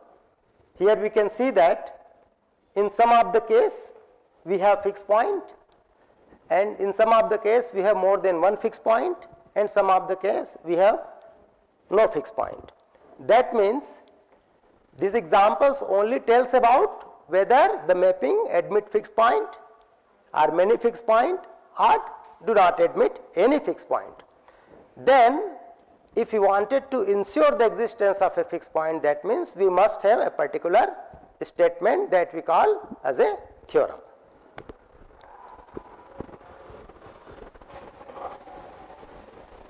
So this you can see that by a fixed point theorem we mean a statement which asserts that under what condition a mapping F defined on a set admit fixed point. Okay. So as according to my title on overview of metrical fixed points, so these are some of the known earlier fixed point results. You know very well about Banach contraction, and this is metric fixed point theory we can say, and topological fixed point is basically Brouwer's and Kakutani, and the other generalizations outer and others also. And then of course depends on accordingly the theorem says various applications. Okay. So this is, I have taken the picture. The first one, the Brouwer fixed point theorem, is a Brouwer, and he has he received from US government some national award. Like in India we have some award similarly. So you know very well what is his theorem mentioned by Professor Veermani. If C is a non-empty compact and convex subset of R to the power n, and f is any continuous function of C into itself, then there exists a fixed point. But the point is, what about the proof? I am not going to give the proof of this theorem, but in the case of R is equal to, if we have suppose closed interval 0,1 to closed interval 0,1, then the intermediate value theorem is the helping hand to prove that every continuous mapping, suppose f from 0,1 to 0,1 admit a fixed point. But in this case the proof is a topological proof, and if we study in topology, then there is a kind of retraction problem. Accordingly it has been used to prove this theorem, Brouwer fixed point theorem. So the proof is, there are variety of proofs of Brouwer fixed point theorem. I think there are more than 7 or 8 different proofs.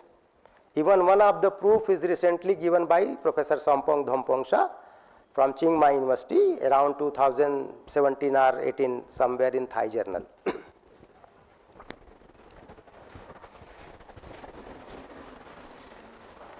This is the Kakutani, as mentioned by Professor Veermani, about the theorem. In this case he used, if f is any upper semi-continuous function, he used upper semi-continuous function. So this is around 1949. Okay. Then next, you know very well that this is given by the Banach and known as the Banach contraction principle.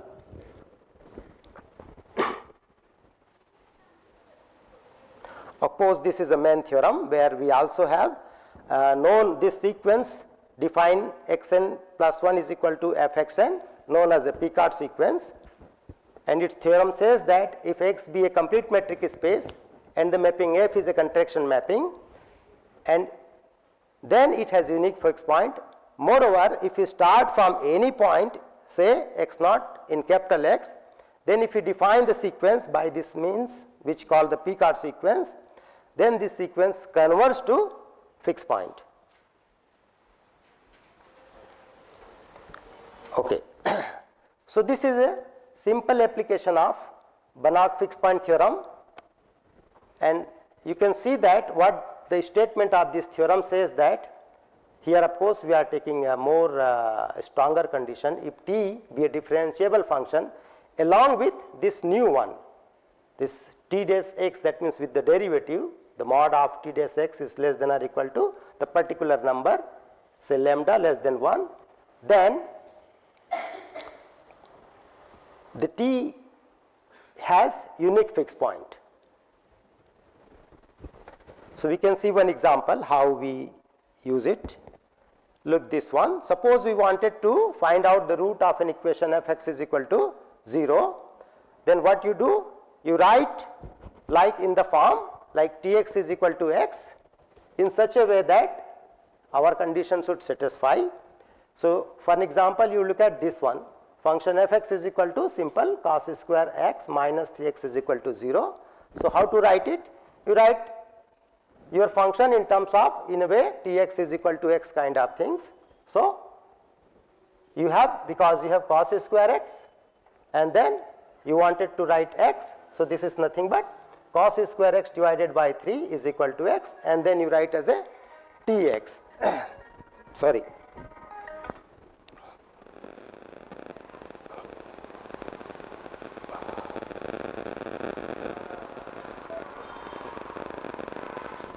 So then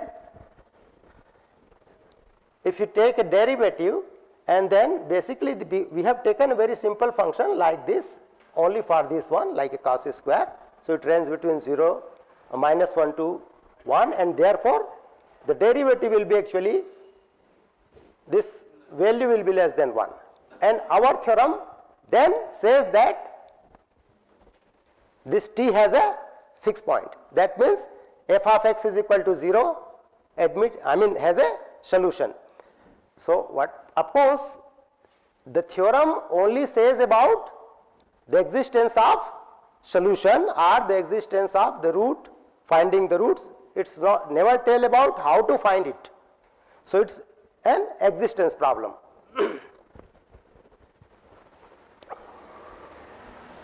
Okay, there are many more problems. I only wanted to just show you very simple one. Consider this functional equation problem, a mapping f from R to R plus which satisfy this particular two condition. F x f y is equal to y f x for all x y belongs to, maybe it's mistake, this should be R, f x tends to 0 as x tends to infinity.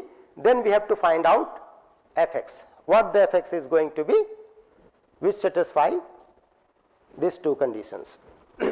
So then we will see how the fixed point is somehow useful. So for an example, whether f x is equal to 1 by x or 1 by x square, what is going to be.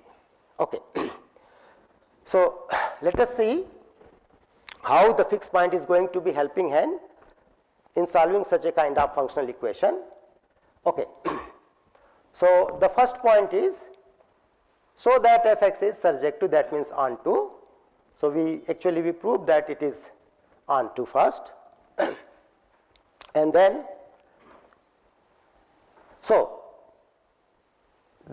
you now try to assume that f y is equal to 1, and then putting x is equal to 1, what we will get if we solve it according to the condition, given condition, f1 is equal to 1. So we have f1 is equal to 1, that is 1 is right now fixed point. Okay, again then, now putting x is equal to y, then what about this one? So this gives me actually f x f x is equal to x f x, that is x f x is a fixed point of f. Next let us see what happened, and then let us see again how about the fixed point. If a and b are fixed point of f, if A and B are fixed point of f, note that we have the functional equation to satisfy two conditions 1 and 2. So that we can use it. In this case, if A and B are both fixed point, then we see that f of A B is equal to AB. So AB is also fixed point of f. Similarly, if A is a fixed point of f, then we can see that, I mean 1 by A is also a fixed point of f.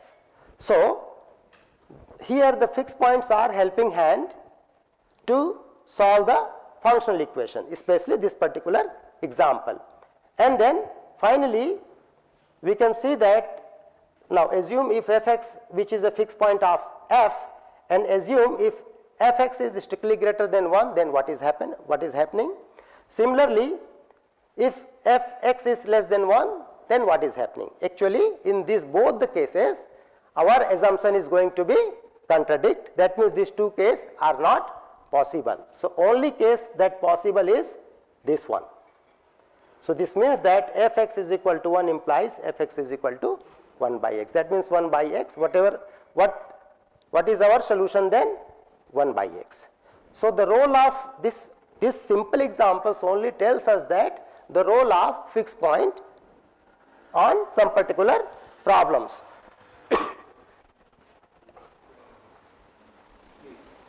Is it okay? So these are very basic, and then according to the research work, there are many papers which apply the fixed point result, different kind of fixed point results. So if you are working in this area, then we can see some of the papers. So these are the other papers. This is only in 2020, and this is one of my paper where we use the application of nonlinear fractional differential equation. Okay. Now, so basically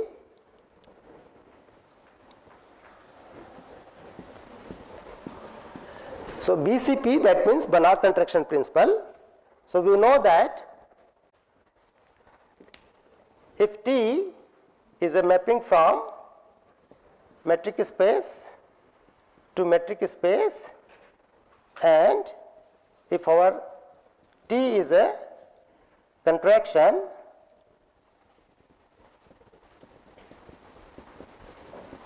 and of course there exists K, that means there exists K belongs to closed interval 0, 1, such that, and in the case if our metric space is complete, then this T admits unique fixed point. Now, so in this case, in the Banach contraction principle, what we have? We have a metric space, and other thing which we have a mapping. So the first idea in this, the theory of metric fixed point is whether we can have a larger class than Banach contraction.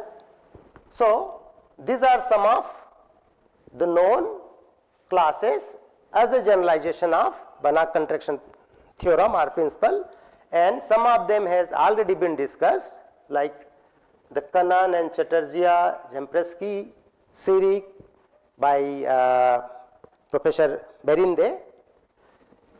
These are some of the recent one, and there are many others. So then if you look at the generalization of Banach contraction, so there are the cases, the single valued, multi-valued, and then the space can itself be, this itself can itself be generalized. I mean the generalization of metric spaces. So as I mentioned that there are many generalization in single valued as well as multi-valued, and then we will see also the generalization of metric spaces. I will touch some of the important, okay, before, okay. So there is something interesting in the sense historically that we know that this comes in 1992, and then Tarski somewhere, I think it is around 1934, it is somehow set theoretical fixed point. So Tarski fixed point theorems are 1955, it is published in 1955. What it says that if every order preserving function f from L to L on a complete lattice L has a fixed point, or in other words we can have like this, let L be a partial order set with the smallest element and f is a mapping from L to L order preserving function. Suppose there exists U in L such that fu is related to U and that any chain in the subset has this supremum, then f admit a least fixed point. Again, this theorem also has proof. Nowadays there are no simpler proof. The initial proofs are, I mean, not that much of easy in the sense it's not very easy to remember always, and then you can come on the board and you can write it like this. Very strong person can only write the proof. So this theorem also has a variety of proofs, and especially nowadays short proofs are available. So look at in terms of year, Banach has 1922 and then Tarski in 1955. We will see later on, there will be another result. I will talk of this when it will comes in 2004. Okay. Next, as discussed, this is very famous generalization of contraction, Banach contraction known as the Karasti fixed point theorem or the Karasti mapping. This is the Karasti mapping. dx fx is less than or equal than phi x minus phi x for all x belongs to x, where this f, I mean if there exists a lower semi-continuous function phi, so this phi assumed to be lower semi-continuous. And Professor Berinde was talking about this paper. This is published in 1976. Actually, this paper was submitted in 1973, and okay, I can say there is no problem. For the review, it goes to Eckland, and there is a famous theorem known as principle known as Eckland variational principle. So his result is actually published in 1974, and Karasti theorem published in 1976. But the known thing is again is there, the Karasti. So Karasti 1976 and Eckland 1974. There is in particular case equivalency. Karasti implies Eckland, Eckland implies Karasti. Now you can see here the mapping, Karasti mapping is like this, and whereas the Banach contraction principle or the Banach contraction, you can see here, this is the Banach contraction. Now let us try to see or try to go with the proof of Banach contraction, and so we will realize how about the proof of Karasti.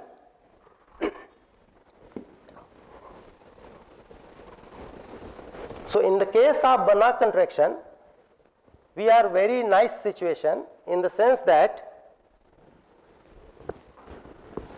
we can use here, I mean starting from any arbitrary point x naught belongs to x, and then because we have defined Txn is equal to xn plus 1 for all n belongs to natural number, and then using this, that means then we can use say Tx naught Tx1 is less than or equal to k time x1 like this. So that means this we can call as a x1, and x2 is less than or equal to k time.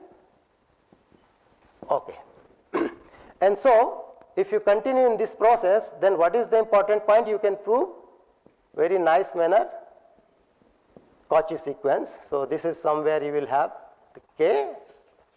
I think this is k upon 1 minus k, something like this, and then x naught comma x1, somewhere is your power n, k to the power n. So because of this you can prove that it is a Cauchy sequence. Now look at the here, the function phi is lower semi-continuous. So if you try to prove like this, there is no helping hand in this case.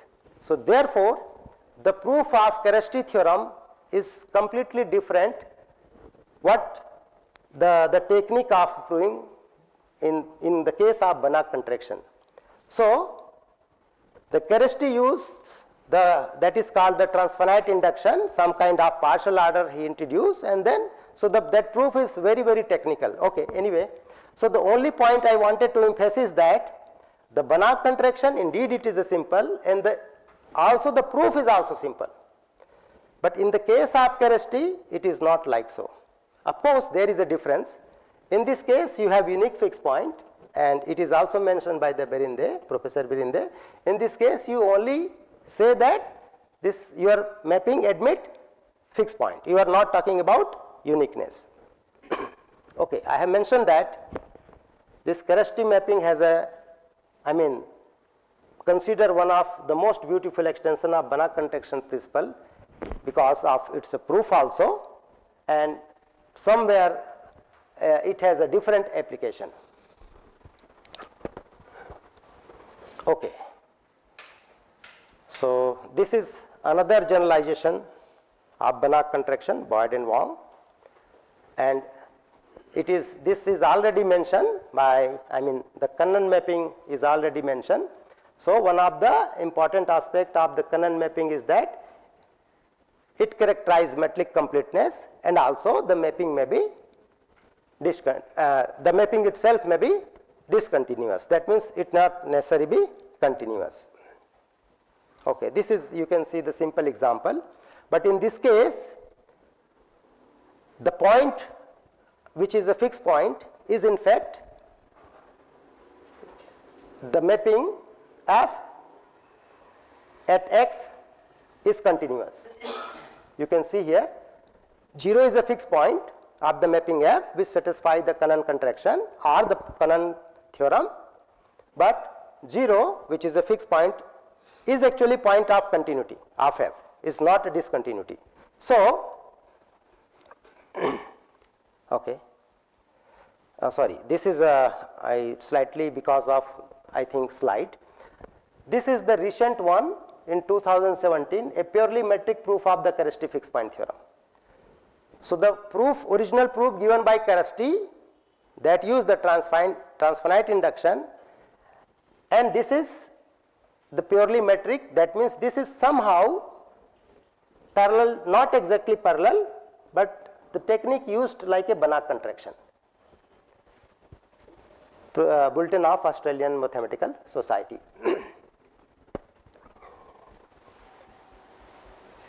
Okay, this is a Cyric.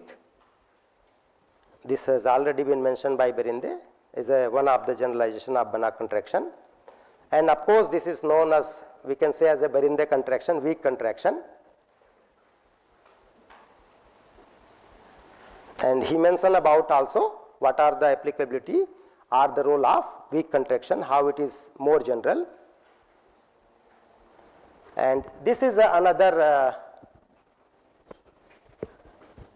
mapping, we can say Suzuki contraction or Suzuki mapping is a very nice generalization of Banach contraction, and one of the important point is it also characterized metric completeness.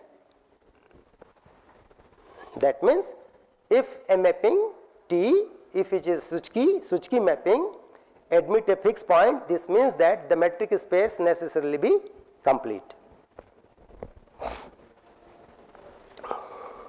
Okay.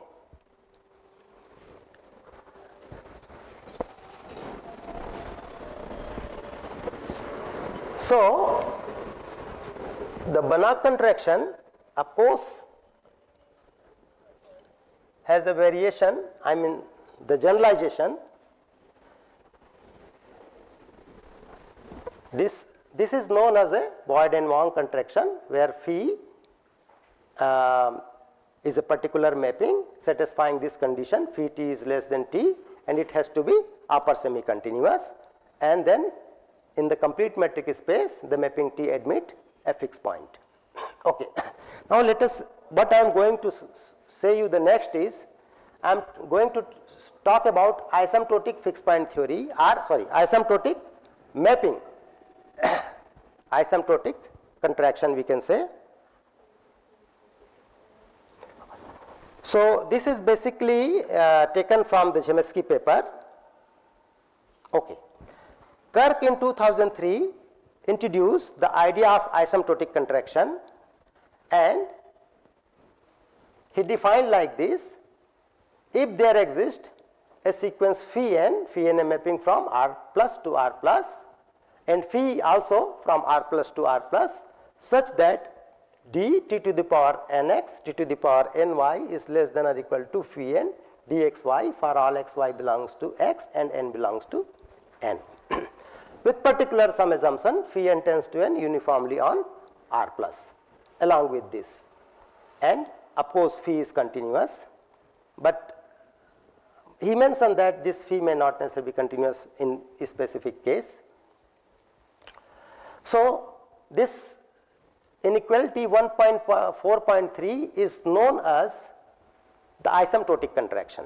In the case n is equal to 1, we exactly get Boyd and Wong contraction.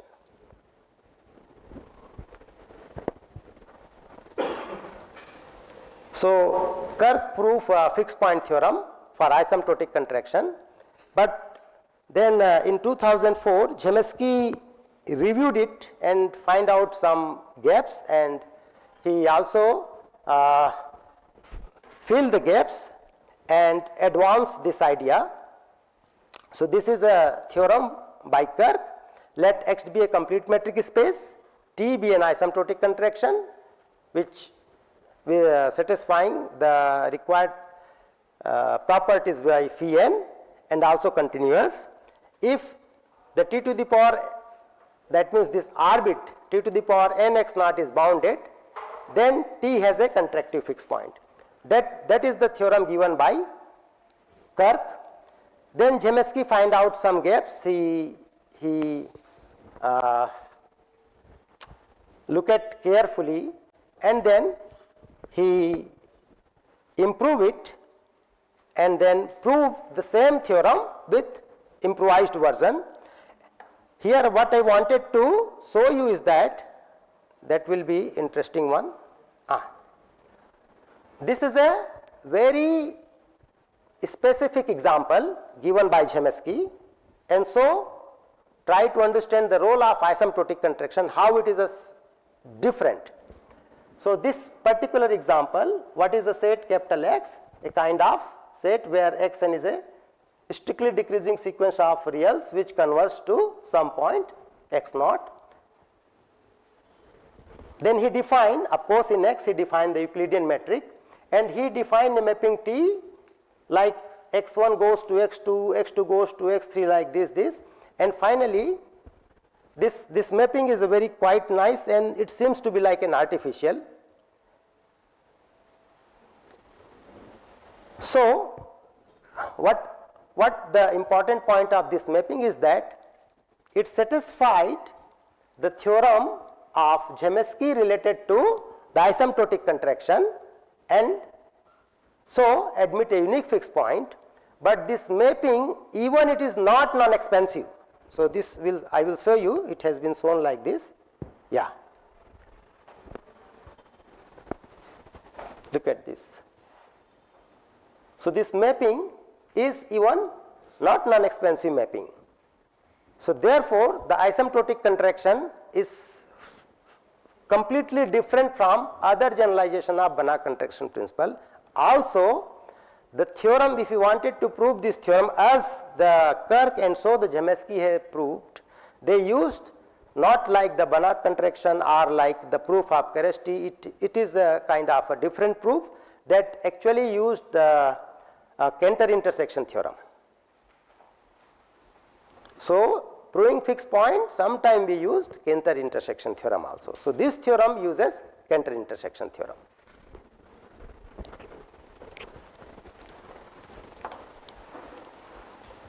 Okay. Now, there is another aspect. We have seen that in the case of Cannon mapping, of course, the Cannon mapping may be discontinuous, admit a fixed point, but in that case the fixed point itself is actually a point where function is continuous. So, Professor Murthy already mentioned about the Billy Rhodes, the connection with this very famous mathematician is no more now. He compared most of the known, that time known contractive definition, and he find out that in each case the mapping remain where the mapping admit a fixed point at a point where the fixed point we have, there the mapping always continuous. So, there was like a question, what contractive definition are available that are sufficiently enough to guarantee the existence and uniqueness of fixed point without requiring the mapping to be continuous at the underlying fixed point. So, this was the problem that time, and the Indian mathematician R.P. Pant, then he very nicely combined, this is all, sometime the research is somehow a kind of nice combination. So, he combined very nicely in the sense that he used these two conditions. Actually, this is known as a mere killer contractive mapping, and this is a kind of Boyd and Wong.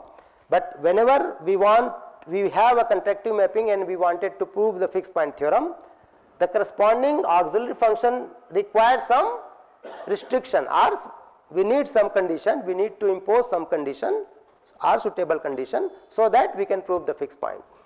So, in these two condition, he not impose the required kind of condition on phi and also here on delta. He only used these two, and then so that with this the mapping F not only admit unique fixed point, but here this fixed point is actually point of discontinuity, or you can see here that as a result then F has a unique fixed point, say Z.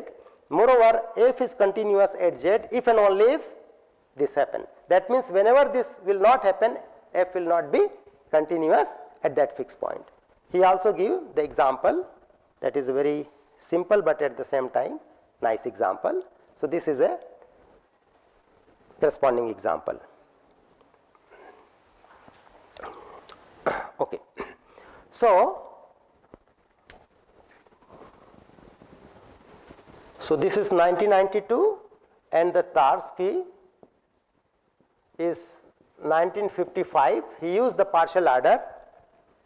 There is no kind of contraction mapping, you have seen it. Here is a contraction. So, what is next?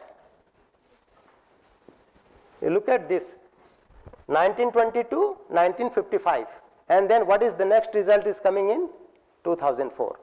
So, Rand and Ruing, what they did, they combine somehow these two and establish the fixed point theorem in the partial order metric space. I mean, in capital X we have the partial order and also we have the metric. So, this is a statement of that theorem. You see this first one is like a Banach contraction itself, but here where the x and y we are applying, here we are x and y we are applying where related, yeah, partially, having the partial order. So, is the same thing like a Banach contraction, only thing is that he combined very nicely, and this paper has so many citations because it has applications in nonlinear, solving nonlinear metric equations and some other boundary value problems. Okay.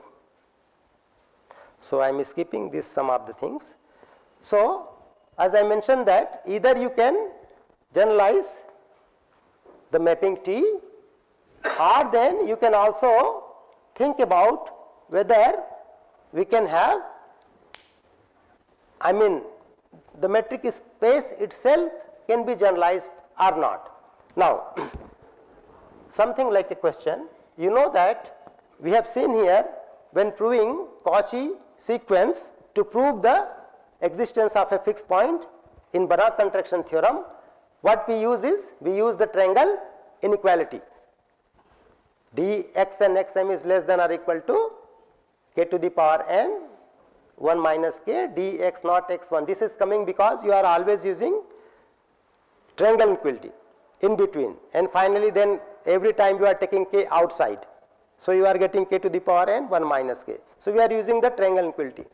Now, so there is another thing that suppose only if you have two condition on a metric, that is d1 is you can say, I mean dxy is greater than or equal to 0 and dxy is equal to 0 if and only if x is equal to y, this is 1, and 2 dxy is equal to dyx, that means you do not have triangle inequality. And then I mean the question is that finding an example where the mapping T satisfies this contractive mapping, but the metric what you define on any given non-empty capital X, that do not satisfy the triangle inequality, and so the mapping T should not admit fixed point. Okay. So this means that what we know that there is that with the metric, that is the general metric space, and this is known as a semi-metric. Okay. In the case of Banach contraction, we know even in the, if we have only the semi-metric, then we do not have this fixed point. That means the good thing is, in one sense, that try to find out in between metric spaces so that you can talk about like a Banach contraction or any other generalization of Banach contraction principle. So there are variety of generalized metric space is known in the literature. There are so many. These are some of them, almost I have tried to cover it. So there is another, we'll see, like a question. So these are the generalization. So the question is still like, what would be the minimal metric structure?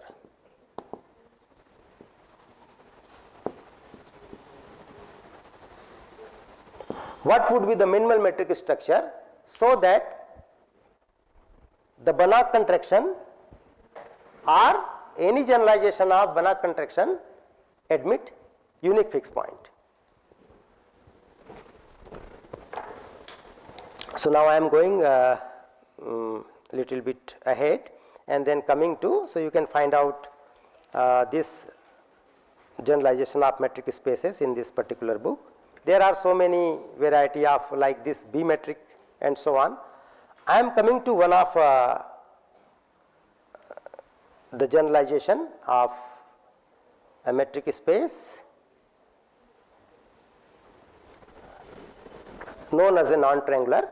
You can see that there is a no triangle inequality, but this NT3, because N stands for the non and T stands for the triangular, NT3 means this particular third property.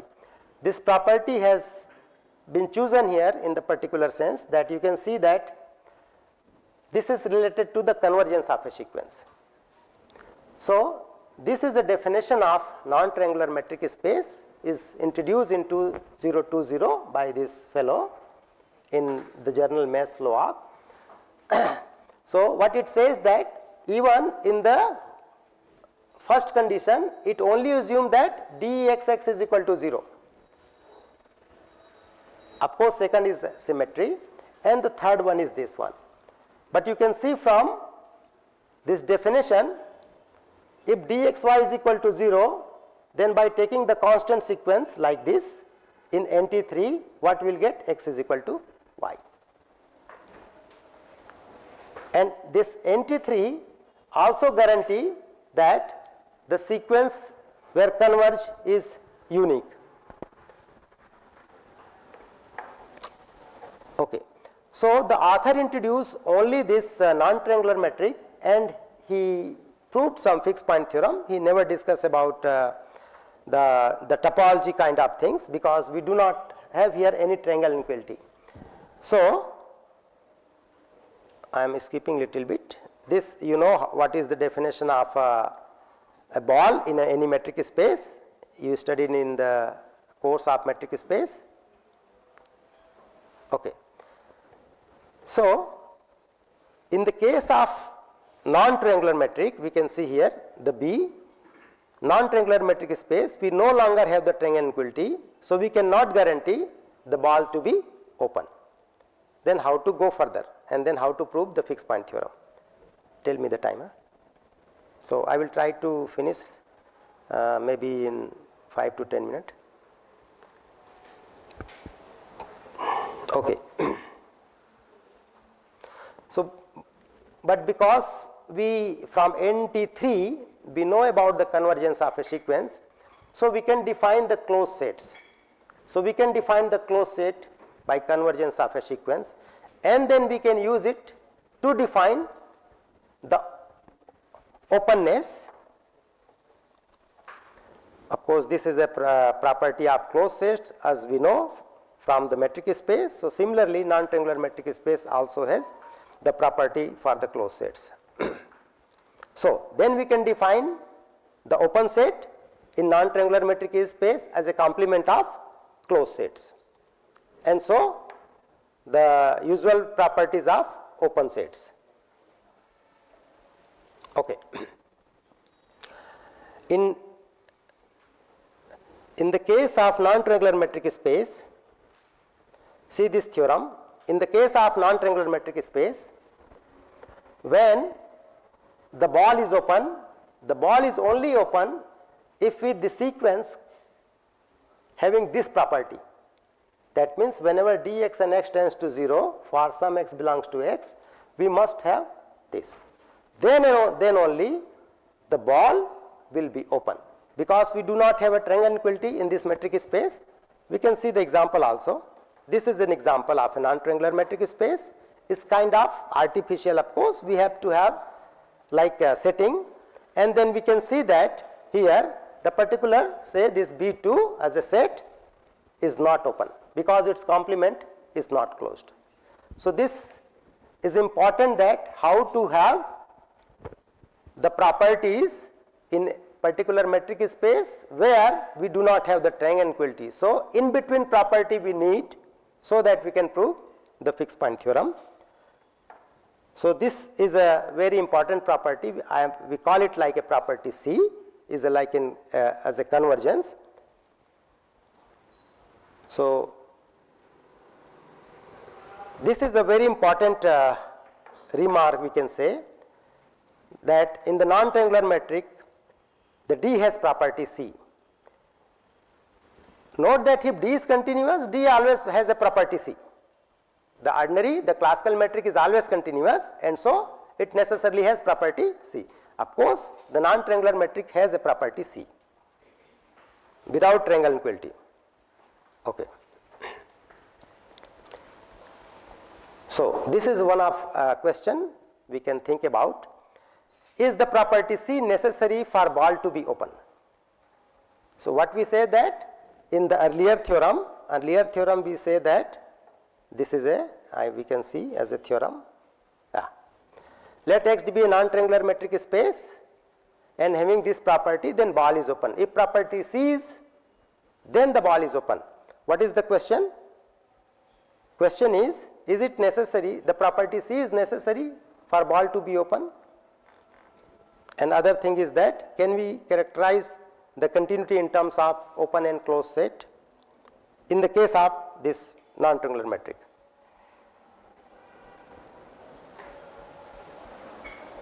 Okay, so these are the continuation.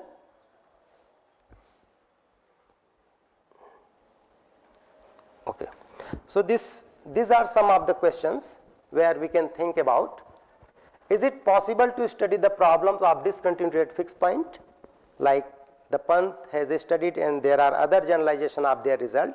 So can we think about this idea in non-triangular metric? Also, we have seen the asymptotic contraction by Kirk and Sojemski. So can we think about such a fixed point theory in the setting of non-triangular metric?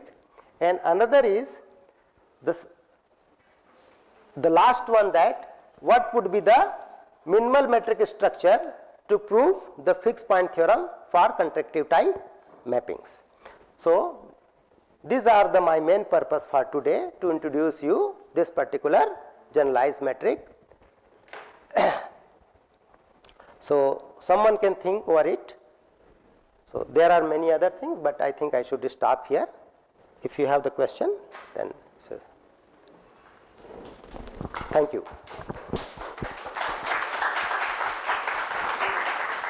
Dear participants, if you have any questions, so please raise it.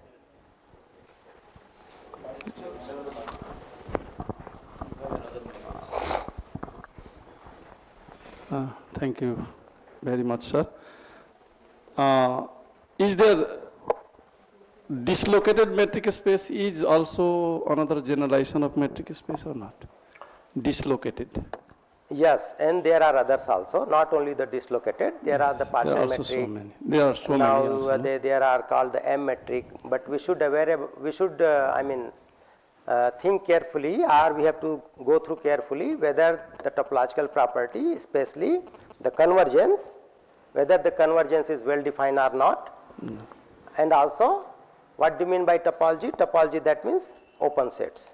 Whether the open sets are in the same like a metric, that means we have the topology of that metric or not. That is important. So dislocated is of course a one generalization. Okay, thank you very much, sir. So, but in this sense, what is here, the important point is that the search of minimal metric structure. Is it possible to guarantee that this is a particular itself, the non-triangular metric? Can we say that the non-triangular metric is the minimal metric structure? We cannot go beyond this to prove the fixed point theorem for contractive mapping. Thank you, sir. Sir, what is the criteria of the fixed point, sir? That may have one fixed point, more than one fixed point, or no fixed point. And for the fixed point, continuous functions is necessary or not? This is my question, sir. See, this is all about continuous function may not have the fixed point, like fx is equal to x plus 1. Yeah. And then if you have x is equal to x by 2, if you have the 0 in the domain, you are having the fixed point. But when one fixed point and have no fixed point and more than one fixed point, is there any condition, sir? See, Yeah. there is what we know, or what is possibility is that you must have a statement about that guarantee about the fixed point. But we cannot say in a particular statement that no fixed point, unique fixed point in one sentence or one theorem. How it is possible? Is it true, sir? In one theorem, how we can say that it will have a unique fixed point, no fixed point, or many fixed point? There is no such way to have a theorem. You can have what the theorem we have is like existence of fixed point, and then finally uniqueness. Non-expansive give in suitable conditions, like the Kirk have initially started the non-expansive admit a fixed point, but in suitable condition. But it not necessarily unique. But like Rx, Tx is equal to x plus 1 in R, it is closed convex but not compact. So closed convex is here also failing, non-expansive. Okay, sir. Thank you. Is there any more question? Sir, please. Sir, I want to know what will happen if we take a beta is equal to half in Cannon's condition. It will fail. In Cannon. In Cannon. In Cannon it will fail. मतलब The reason is quite obvious. You actually having the average. dTx ty is less than or equal to dx tx plus dy ty is the average. If you have the half, then you cannot prove. Sir, what will be the interpretation? Matlab, it is already contractive. No. See, beta is less than. See, in Banach contraction, what is k? Less than. Is it? Yeah, less than 1. So in Kanan, what should be? Less than half. Less than half. It is all about you just have the your anything statement or the what you wanted to prove. You just start, and then you will go little ahead. Then you will find whether it is working or not. So at k you cannot take Banach. You cannot take k is equal to 1. So Kanan, how you can take k is equal to half? Sir, in the classical proof of Banach contraction principle, we see that we do not use anywhere triangular inequality of metric space. Sorry? We do not use the triangular inequality of metric space. No, we use it. How to prove the Cauchy? Cauchy. Yeah, how to prove the Cauchy? That is the main point. So the first step where you are using the triangle inequality is the Cauchy. You are proving to, when you are going to prove Cauchy sequence. We are using the property of contraction mapping. Now, contraction you are using first. Yes. How you are using? dTx ty. That means when you start with x naught, when you start with x naught is equal to, any arbitrary point capital X, and then here you suppose you have x naught, then y suppose x1, because you have, what you have your iteration? Xn plus 1. So what is in your hand? Initial point is here. You can define using the mapping T like this sequence, and then you have contractive condition. Then this y, that means this is actually now x1, that is Tx naught. So you have x naught, then you have Tx naught. And so then you have, this is Tx naught, this is Tx naught. So finally this is x1, this is x2, less than or equal to k, dx naught x1. But sir, and then continuously, I believe that there is no use of a triangular inequality in Where? just proving the fixed point. I'm not in talking Banach about contraction. Yes. That is the point, that in symmetric you can have the Banach the contractive inequality will be there, but you do not have the fixed point. Yeah, I give some example. See, you get only distance between xn plus 1 and xn less than or equal to some k power n. Yes. Distance between x naught. There are many examples you can find out. That need not imply it is a Cauchy sequence, no? Yeah, Distance that between xn and xn plus 1 tends to 0 need not imply xn is a Cauchy sequence. Yes, correct. Okay, that okay, is got that, it. that is Yes. yes. Yesterday it was an Satisfied. example. The Thank series was the example. Any more questions from the MSc students? Thank you so much, sir, for such a nice talk. You have talked about many things like different kind of spaces and fixed point and different generalization of the Banach contraction conditions. So it is very fruitful for our beginners who is going to research in the fixed point theory and application. And our MSc students are also fruitful about this part because they are doing project in this field, and many of the basic concept that is given by the Dr. Gopal sir, it is very fruitful, and I am grateful to the Dr. Dhananjay Gopal sir for giving us such a nice kind of lecture. Thank you so much, sir. Thank you.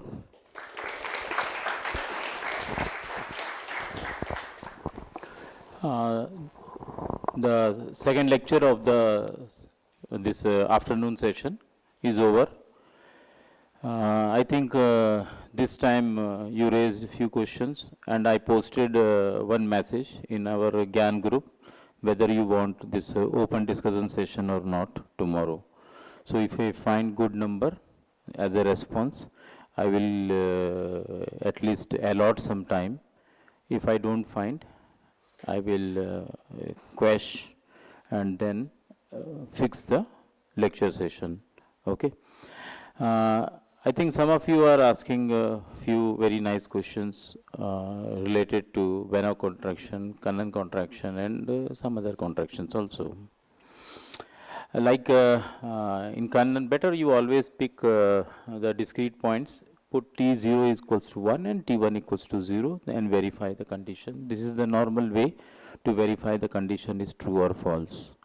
Same thing in the case of the Kannan also, you fix x equals to y and tx, then what happened? You will find out what is your right hand part. If you put tx equals to x or ty equal to y, you will find everything fine. Related to the fixed points, whether is there any theorem that it gives more than one fixed point? Yes, Brouwer is there. Brouwer says that. Brouwer never gives you any guarantee that you may get only one fixed point. You may have more than one fixed point. That is only the problem that the Banach has done, that since Brouwer has given more than one fixed point, and why not we should try for the unique fixed point, precisely one fixed point. So it's a Banach fixed point. So naturally one has to satisfy the hypothesis of Banach, you have one. If satisfying the hypothesis of Brouwer, you have more than one fixed point. So there is nothing to say whether is there any theorem, if not satisfying any of these two. And you will find that it may have fixed points. So tomorrow when I will discuss about the some motivation results, and you will find that I will discuss, there are 5 examples. I carried out these 5 examples from here and there. That is a great collection for the past 20-25 years back. I collected those, and I will show you that how you are getting the fixed point. So our next speaker is also with us. Okay, so we are going for the tea break right now. So please try to come back by 4:30. That there should not be any delay to leave you by 5:30. Okay, our next speaker is our own colleague, Dr. Jayaprakash Jaiswal.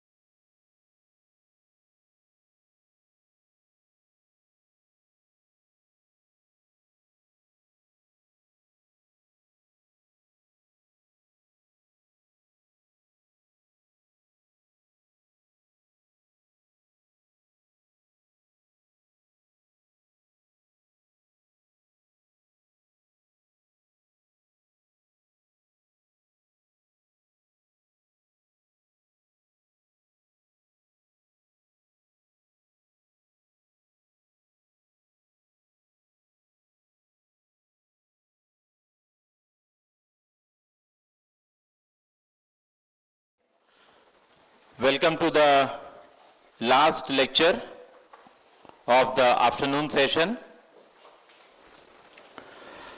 And as you know, in today's afternoon session, we have 3 lectures. The first lecture by Professor P. Veeramani.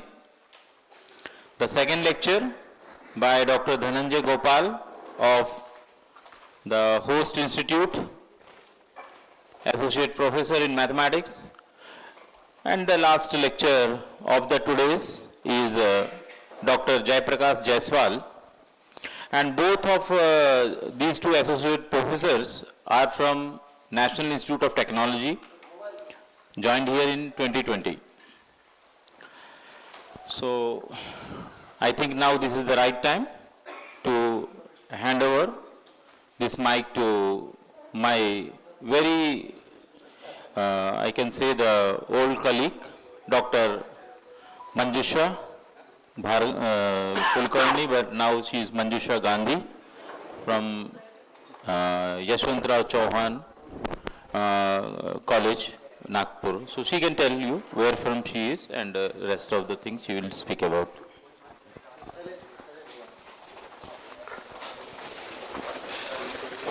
Welcome you all on today's last session of GIAN course. Myself Manjusha Gandhi. I am Associate Professor in Department of Applied Mathematics at Yashwantrao Chauhan College of Engineering. For 9 years I have worked as head Department of Applied Mathematics there and Dean of first year also.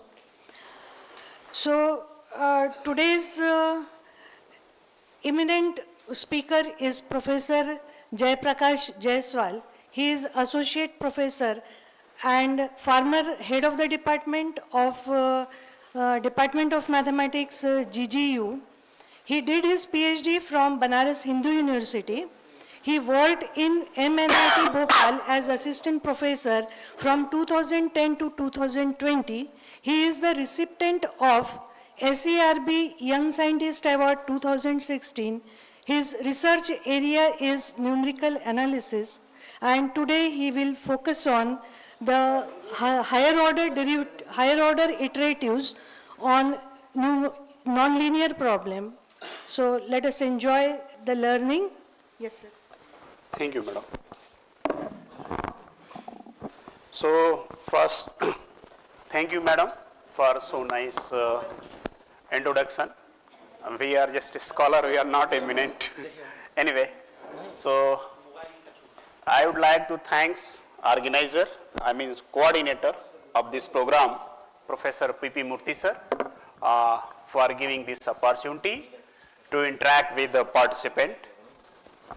Although my topic is not closely related to fixed point, but indirectly I can say it is related. So, all which we are doing the research to try to find some new research paper. So 3 months back, around 3 or 4 months back, I tried to find some new problem, means new research. So I found one paper of the Professor of Vinay Kanwar. Dr. Prasad is not here, I have discussion on that paper with him. He is working fixed point theory and I am working the numerical analysis. So the Professor Kanwar is the professor in the Punjab University, Chandigarh, UIET.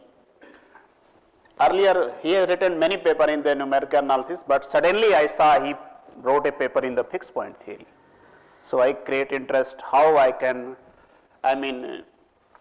relate whatever we are presently doing to in the fixed point theory. And I have found some paper, many papers, like Professor D.R. Sahu, many others paper also. And basically what we are doing, we are developing some method, iteration. We are developing some iteration and then discussing it convergence analysis. Sometimes it's local, sometimes it's semi-local. There is global convergences also. And we are very particular about when we are developing any iterative method, we are very particular about what is its rate of convergence.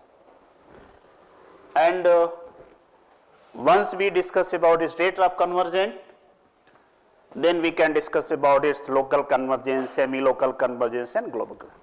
And very, very important, when we go to the RN, means when we deriving, extending the method of a real case to the multivariate case, means RN, we are very focused about the complexity analysis. Complexity analysis means a method is how much complex. Complex in the sense how much number of operation is involved.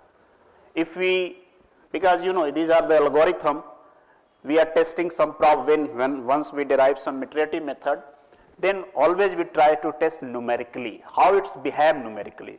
Theoretical order of convergence say okay, what about the computational order of convergence? So we writing a code and we try to get the results.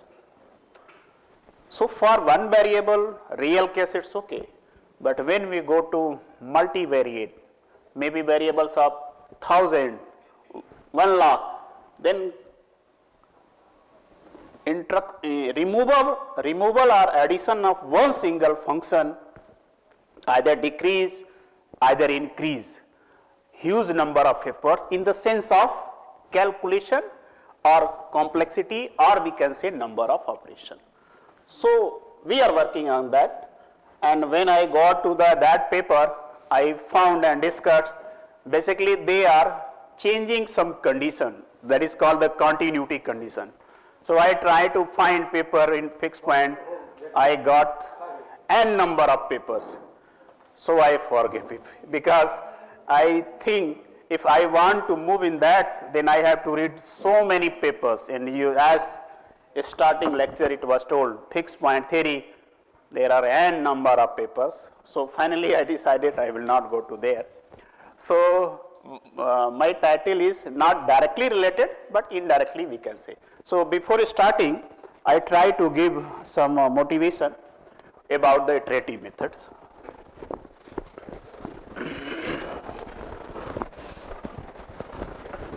So I start with the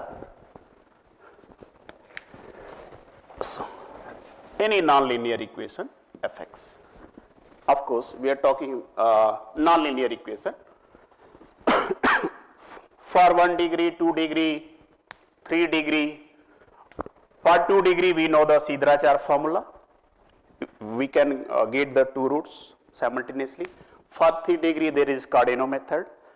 But for 4 degree, there is a Ferrari method. If we have any polynomial, fx is equal to some pnx, and my n is greater or equal to 5, there is no any direct methods. So we have to go some iterative methods. This is for polynomial. For example, if I take x by 5 plus x square plus x, something 5 degree polynomial. In general, I am not talking some particular. In general, there is no any direct method. But we want to find the roots. How we can find? So since there is no analytical method, we have to go some approximate method. Iterative method is one of them. Numerical method, something like that. And once it become transcendental, it become suppose e to the power x plus log x plus sin x, something like that. It is highly nonlinear. It means, so, and this type of problem occurring in the physics, chemistry, whatever, flank radiation law related to that. So there is one equation is coming, e to the power x minus x by 5, e to the power x minus x by 5 plus 1, something like equal to 0.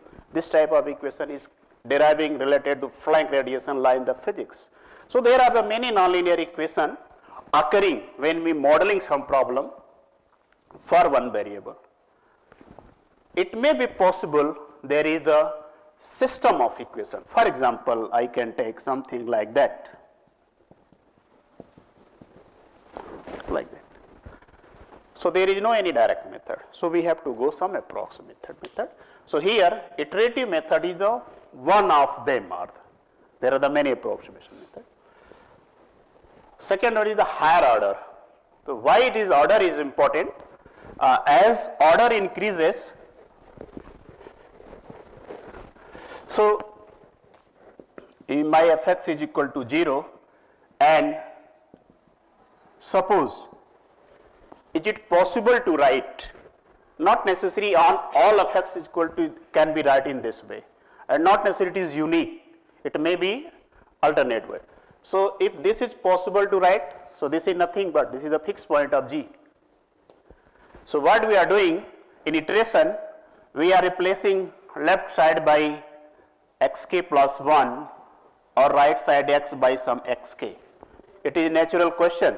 In the same equation, you are replacing right side by some value and left side by some other value. How it can be equal? Actually it is not equal, it is what? Approximately equal. But most of the book you are finding they are using symbol equal. But as per my understanding, it is not equal, it is approximately equal. But why we are doing that? And suppose k vary from 0, 1 to. So this method is not self-starting, you have to start. Means if take k is equal to 0, here x1 here what? Gx0. K is equal to 1, here x2, here Gx1, and so on, and x3 and so on. So we need what? X0. So that is called the initial approximation. So what? So if any fx is equal to 0 is given, it can be written as number of way to this form. It may be g1x one form, it may be g2x another form. The question is that which one I will take?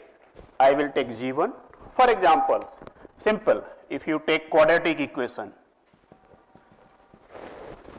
so I can write, retain this side and shift other and divide by b.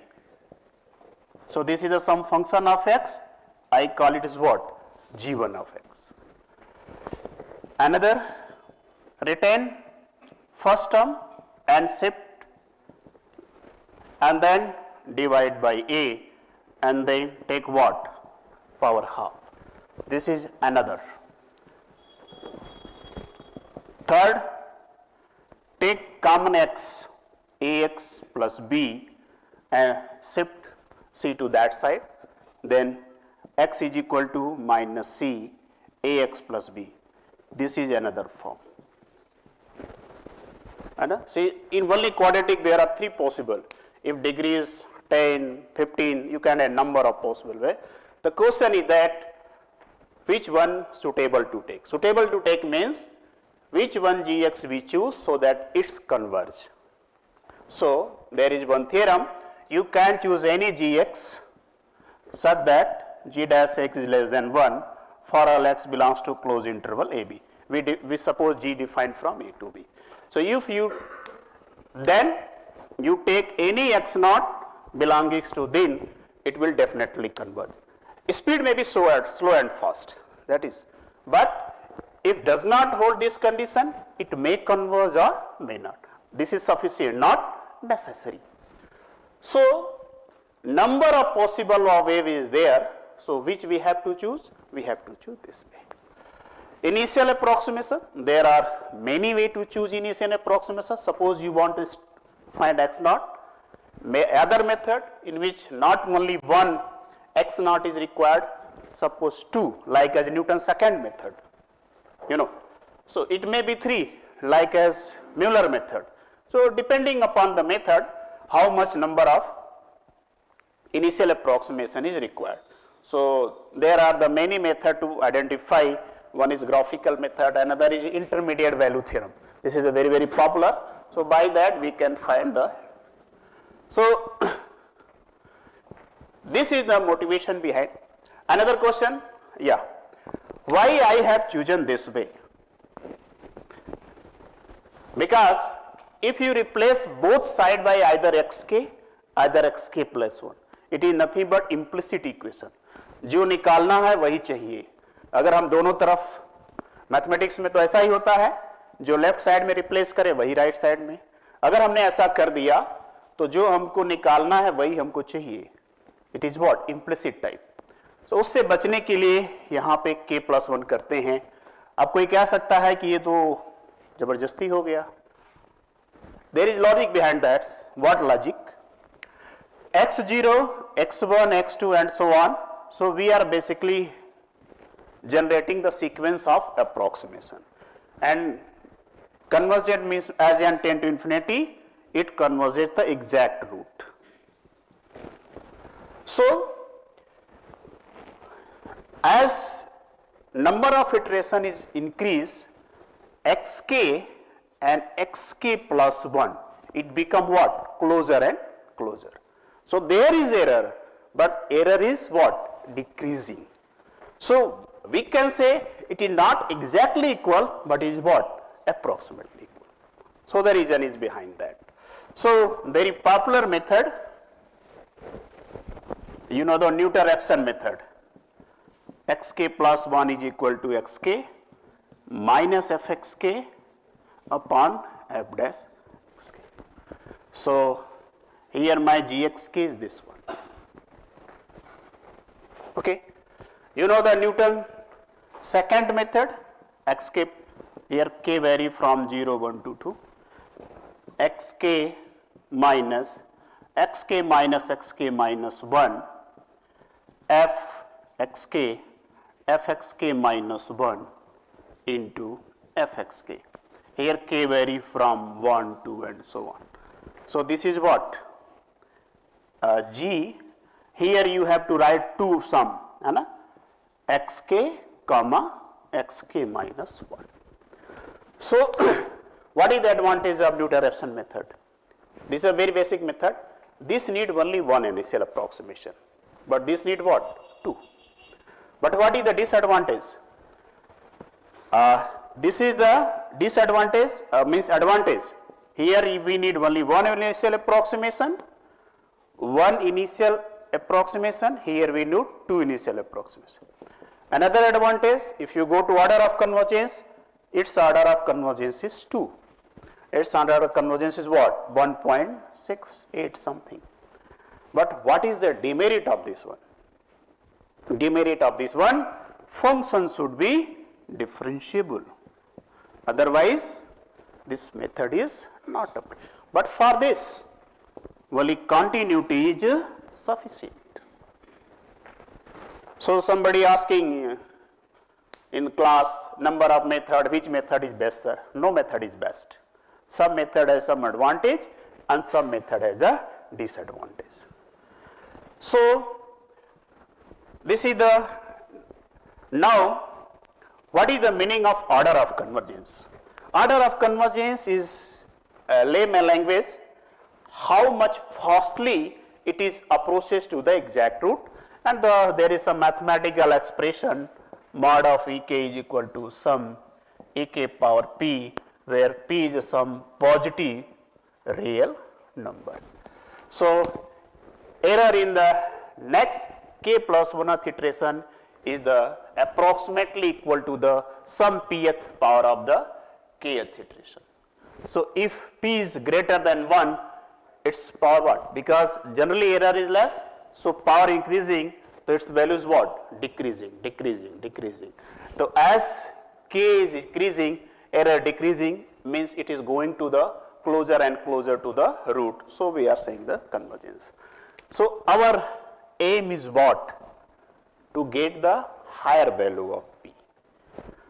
But for example, there is one method that is called the Chebyshev. Xk first two term is same as that Newton-Raphson method, and f double dash xk, fxk divided by f dash xk ka cube. This is called the Chebyshev method. We know we can go to the any basic book like as numerical method by GIAN and Enger, its order of convergence is 3, order increased. But what is the demerit? Your function should be twice differentiable. You have imposed more strict condition. It cannot be applied by all function. वही function जो 2 बार differentiable हो. Newton रेफ्सन में 1 बार में काम चल जाता है. Newton second base continuity is the sufficient. Okay? So इस तरह से अगर मैं थर्ड ऑर्डर का है, हम जितना चाहें उतने ऑर्डर का मेथड लिख सकते हैं. कैसे? सपोज आप न्यूटन रेफ्सन को 2 स्टेप में लिख दें. What is meaning of 2 step?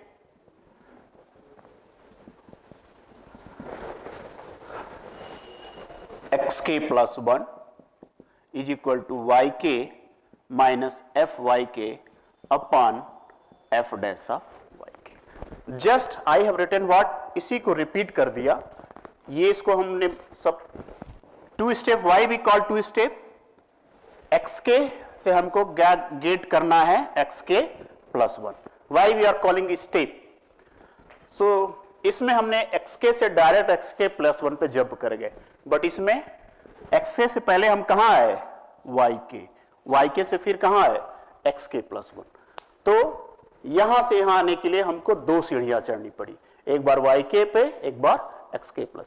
इसमें क्या है? xk से direct. So this is called 1 step and this is called the 2 step. And if you derive, its order of convergence is 4. If we write, this is yk and this is zk, again write xk plus 1 is equal to zk minus fzk upon f. Its order of convergence become what? 8.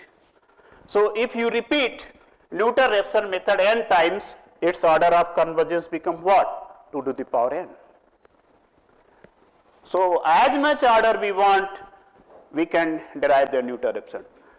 But there is some disadvantage. What disadvantage?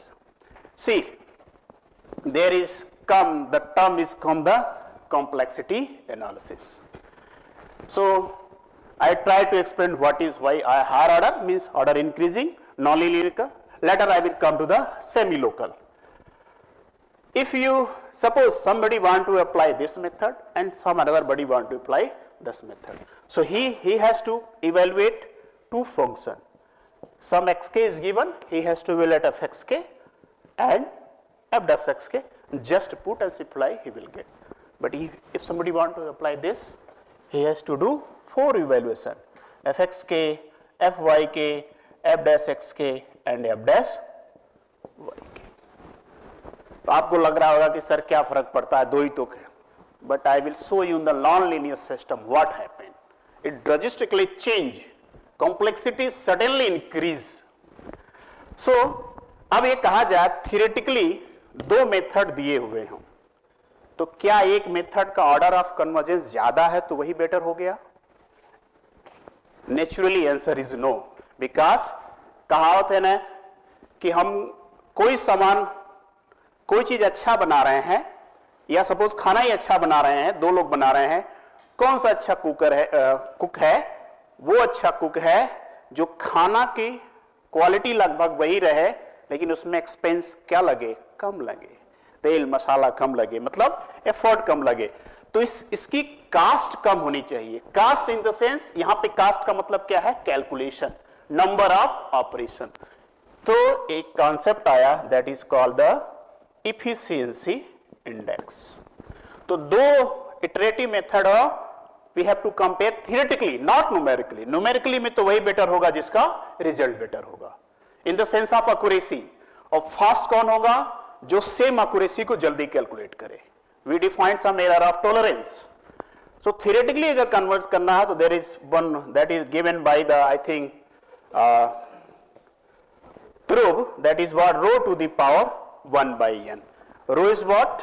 Order of convergence. n is what? total number of function values. तो अगर मैं न्यूटन-रेफ्सन की efficiency index की बात करूं तो क्या हो जाएगा? 2 to the power 1 by 2.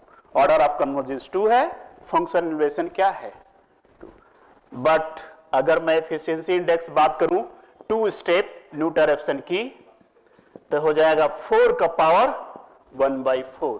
This is 2 का पावर 2, 4 को लिख सकते हैं 2 का पावर 2 और इसको cancel, so it is what nothing but 2 का power 1/2. So there is not a point increase in the efficiency index.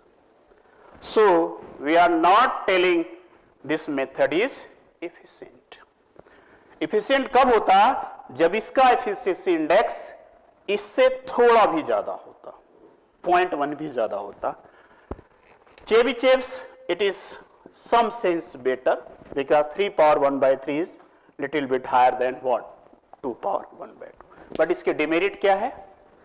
Function should be twice differential.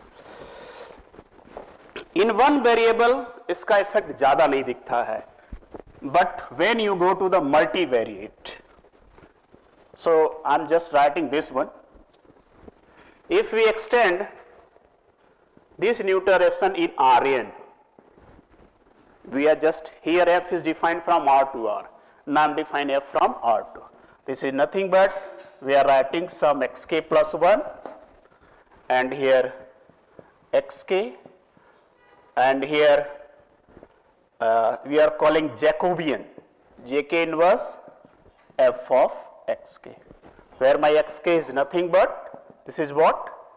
This is about x1, x2, xn and kth rotation, n variable. Similarly, f is what? f1, f is what? f1, x1, x2, xn as at each kth iteration. Similarly, f2 and here fn, x1, x2, xn, kth iteration. And Jacobian might be, you know, is what? Del f1 upon del x1, del f1 upon del x2, del f1 upon del xn. Similarly, for f2 last, del fn upon del x1, del fn upon del x2, del fn upon del xn. See, in one variable for calculating derivative, you have to just calculate one evaluation. But if you extend the nonlinear, it means how element it is n cross n. The how number of evaluation n square. So if you add a single derivative in linear case and you extend the same method in the multivariate case, so just increase, it is the not only 1, it is the n square, it is the order of the Rn. So the complexity analysis is the very, very important. The method which complexity, which is less complex, it will perform comparatively fastly. Either you calculate manually, either you do some programming. Okay. So by this idea come the idea of the complexity analysis. So if you want to, anyone want to code JK inverse, might be it is ready-made tool is available, but ultimately he has to do this all, he has to calculate all. And this is at, of course, xk, capital Xk. First he take partial derivatives and he replace x1 place of x1k, x2 place of x2 and so on. Okay. So the complexity analysis in the picture.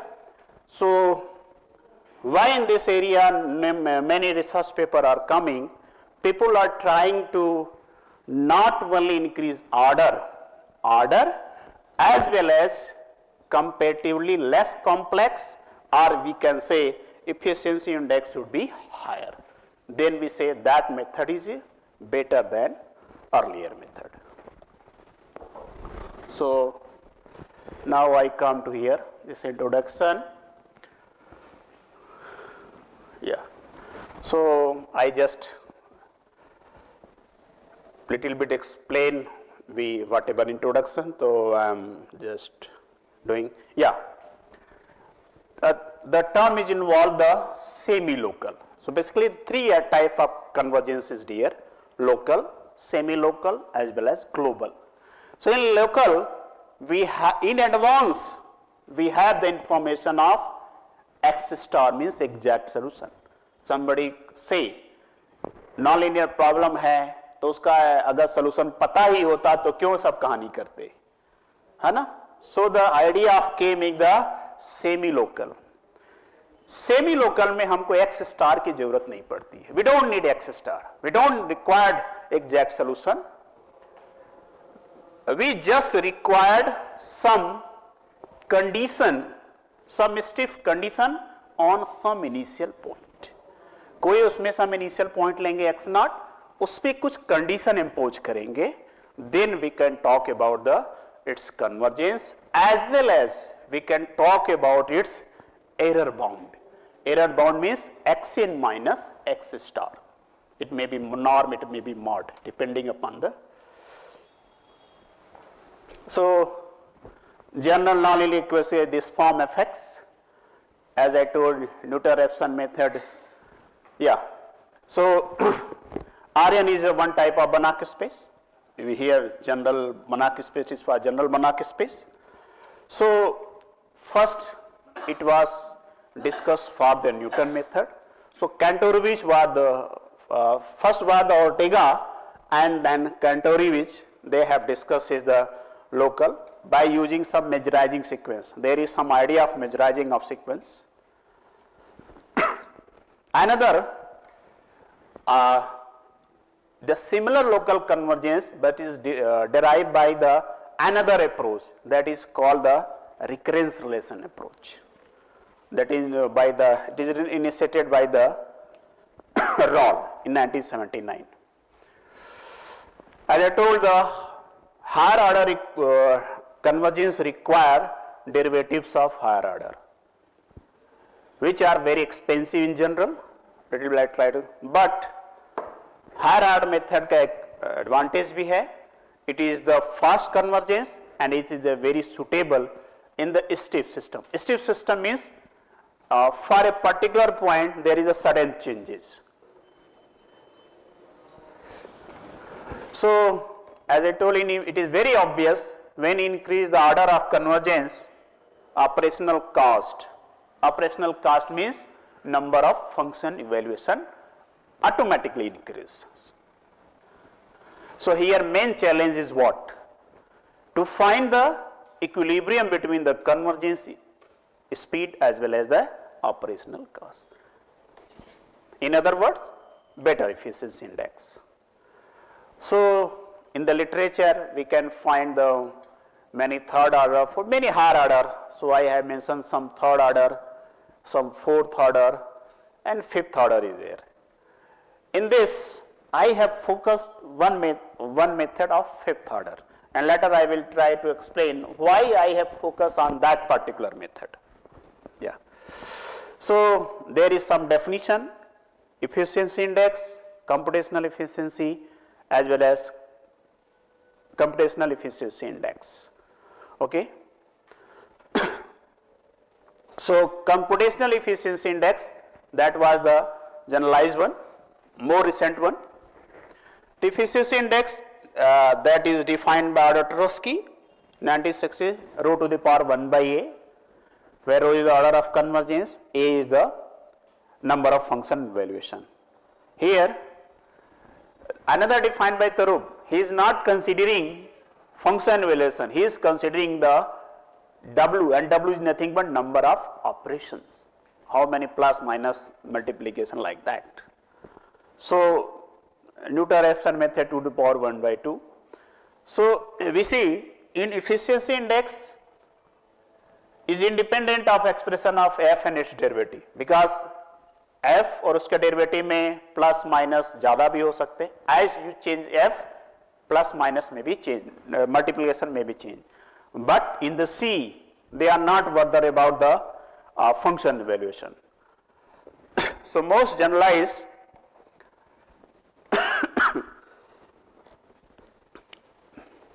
yeah. So I talk about the how to go with the iteration. So xn plus 1 is equal to phi xn, this is that one. Okay. There is one thing here also. Suppose I have some system of equation. So somebody want to means Ax is equal to B. Somebody want to find Ax. So it is very obvious, just you take the inverse and calculate B. But you know, if you have about the idea of LU decomposition, so what we do basically, instead of completing inverse, so we assume theta inverse f of xn, whatever I had taken, this one. So here I will go to discuss this type of iterative method, that there is some inverse, I am taking some general inverse. So another way, just I directly take the inverse by the whatever the method is available, but we are not doing like that. Why? So suppose theta n inverse f x n, इसकी कुछ value आएगी, हमने क्या मान लिया, इसकी value क्या है, y n, ओके, माइनस के साथ ले लें, कोई प्रॉब्लम नहीं, we take with the minus. Theta n से मल्टीप्लाई कर दिया, y n is equal to minus f of x n.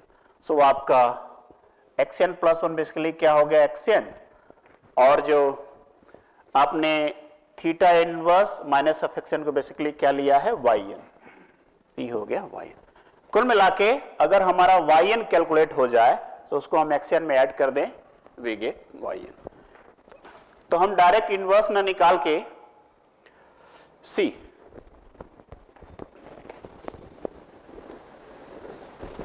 this theta n y n. So suppose this is a matrix, suppose this is a matrix, this is unknown and this function is given. So here this is something of the form Ax is equal to B. This we have to find, then we can add f is already given, xn is maybe n is equal to 0, this is an approximation. Then theta is also given. In place of finding inverse, we solve this linear system, and for solving this linear system we use the LU decomposition method. I think you are aware about the LU decomposition method. Why LU decomposition method is popular? We have Gauss elimination method, Gauss-Jordan method, and LU decomposition method. So if you solve another, you can find the inverse, Cramer's rule, whatever the rules. So if you solve the same linear system by all whatever the method I told, LU decomposition method is comparatively fast. It is well proven, and it can be find the some standard book. It is Jan Enger book is also given. There is a D Fink book given. They have counted each operation. So in placing of calculating is inverse, we are basically try to solve this linear system. So for solving this linear system, first we have to decompose.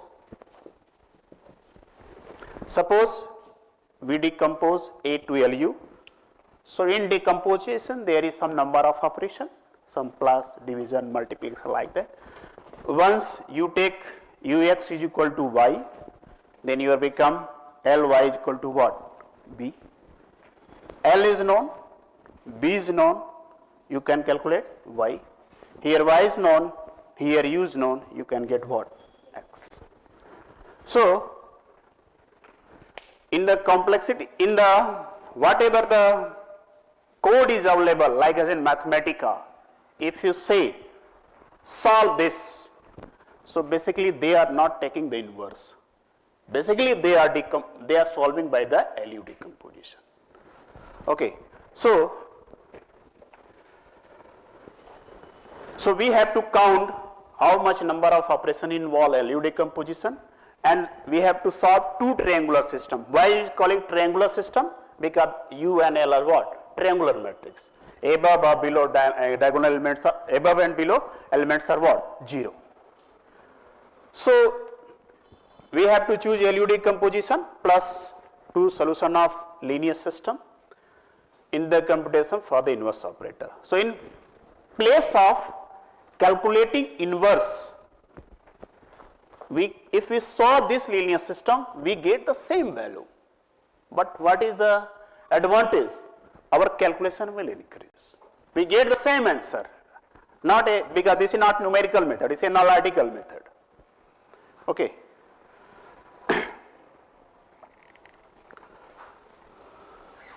So, see, if your system is large, n cross n, you can imagine how much cost is saving, how much number of operation is saved. So, it is also well established result, if we have a system of m dimension, A is what? M cross m. Then in LU decomposition, we have to first factor, this factor is denote the number of product, and second factor is denote the except L is a number of division. Why we use L?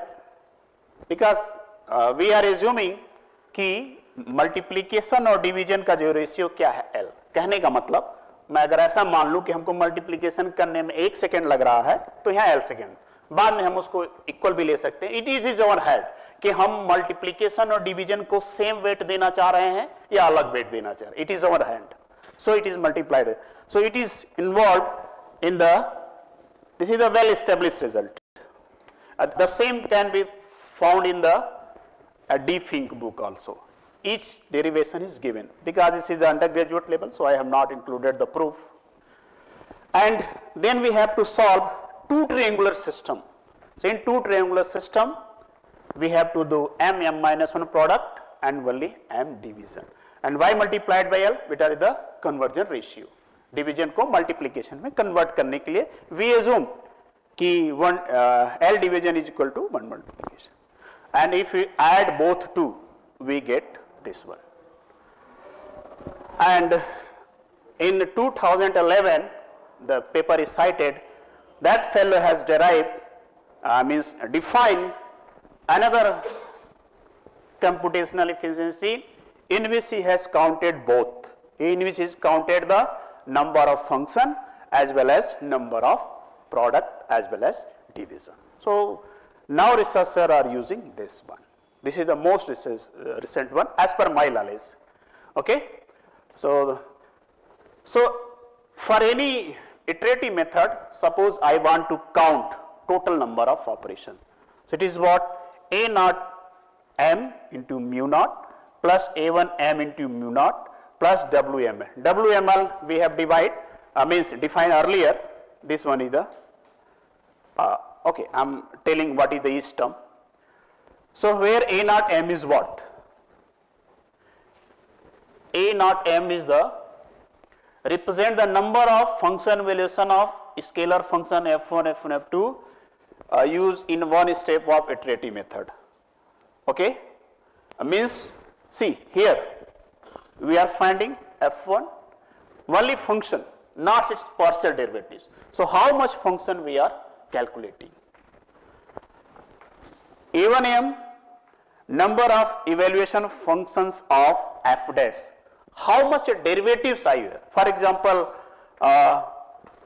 in some book you say they are also writing like that. This is nothing but it's a derivative. Jacobian is the derivative. So A1m is this, and why I am using mu naught is the number of function evaluation. Why? Because I want to again convert function in the what? Product. So I am giving the weight mu naught. Here I am why multiplying by mu1? Derivative के evaluation को हम किस में convert करना चाह रहे हैं? Product में. Again I am giving the some different weight. That is what? mu1. हम ये मान के चल रहे हैं कि प्रोडक्ट करने में और डेरिवेटिव करने में जरूरी नहीं है कि सेम टाइम लगे. So though we are giving that. Okay. अब WML is the need the number of products. So what I have explained what is mu naught mu 1 and its infinity.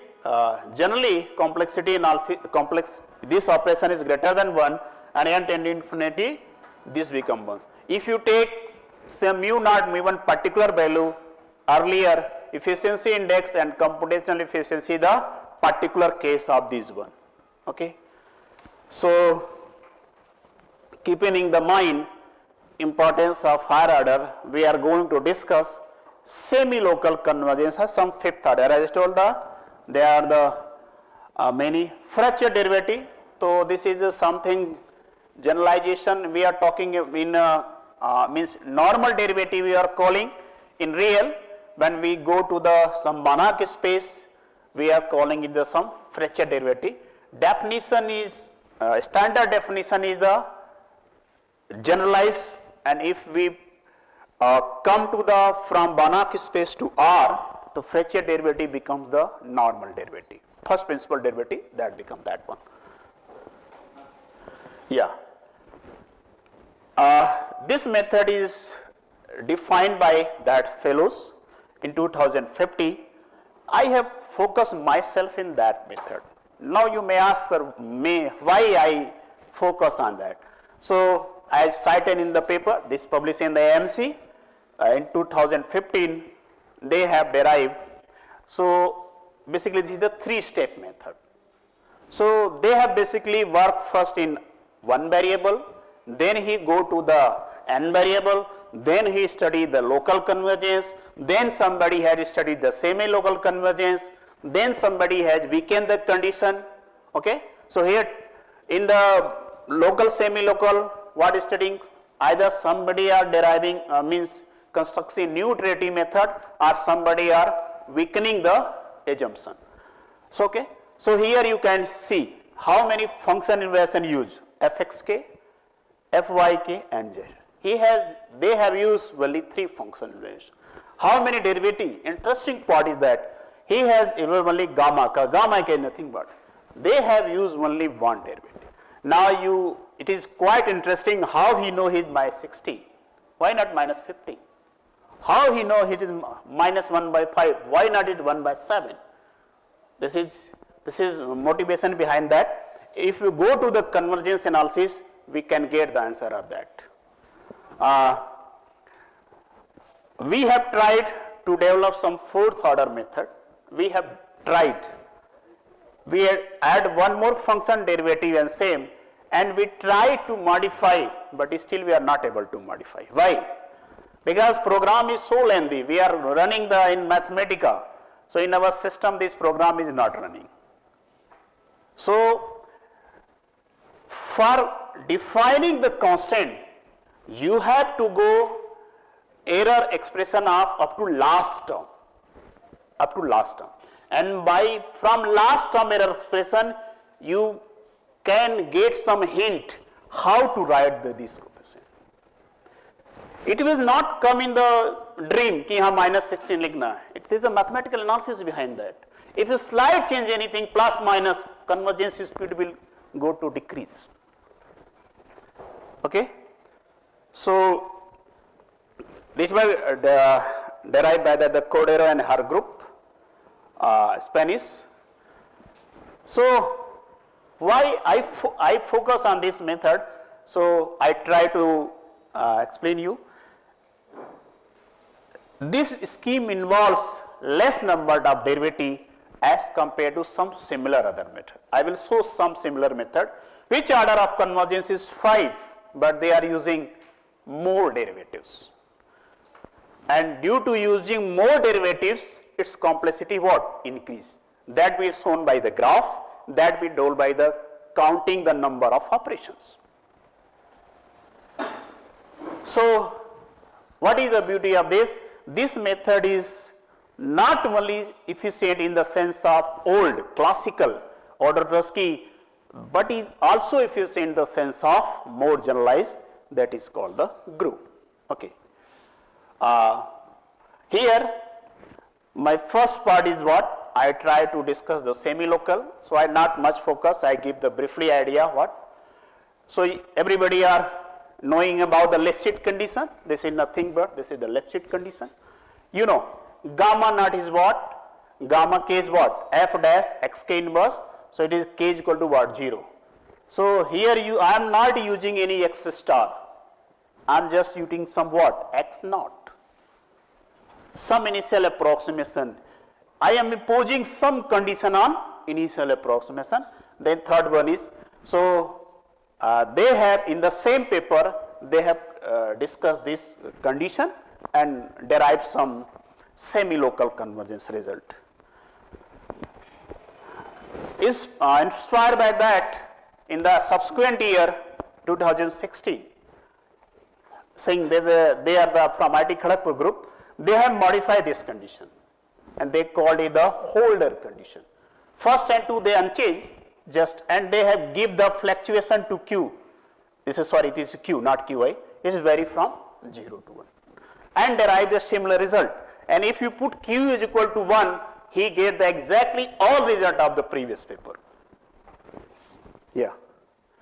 So we think, can we modify something? So there are some integral equation which does not satisfy these two equations. I come to directly. So here in 1992 there is idea of the W continuity condition. This is the definition.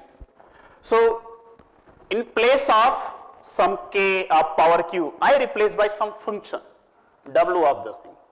They are calling W quantity, and this is not arbitrary function. These are the some non-decreasing function. W0 is greater or equal to 0, something like that. So we have modified third condition. First two as it is, we have modified one third condition. Then we get also the similar result. This is a calculation. This approach is recurrence relation.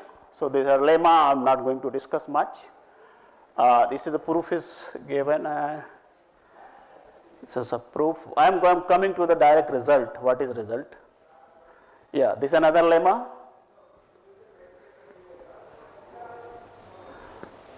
Yeah, this is the theorem. So we have considered two Banach spaces and take whatever the three condition, and we take some this additional condition. They can be talk about the solution as well as uniqueness. Actually this one need for uniqueness.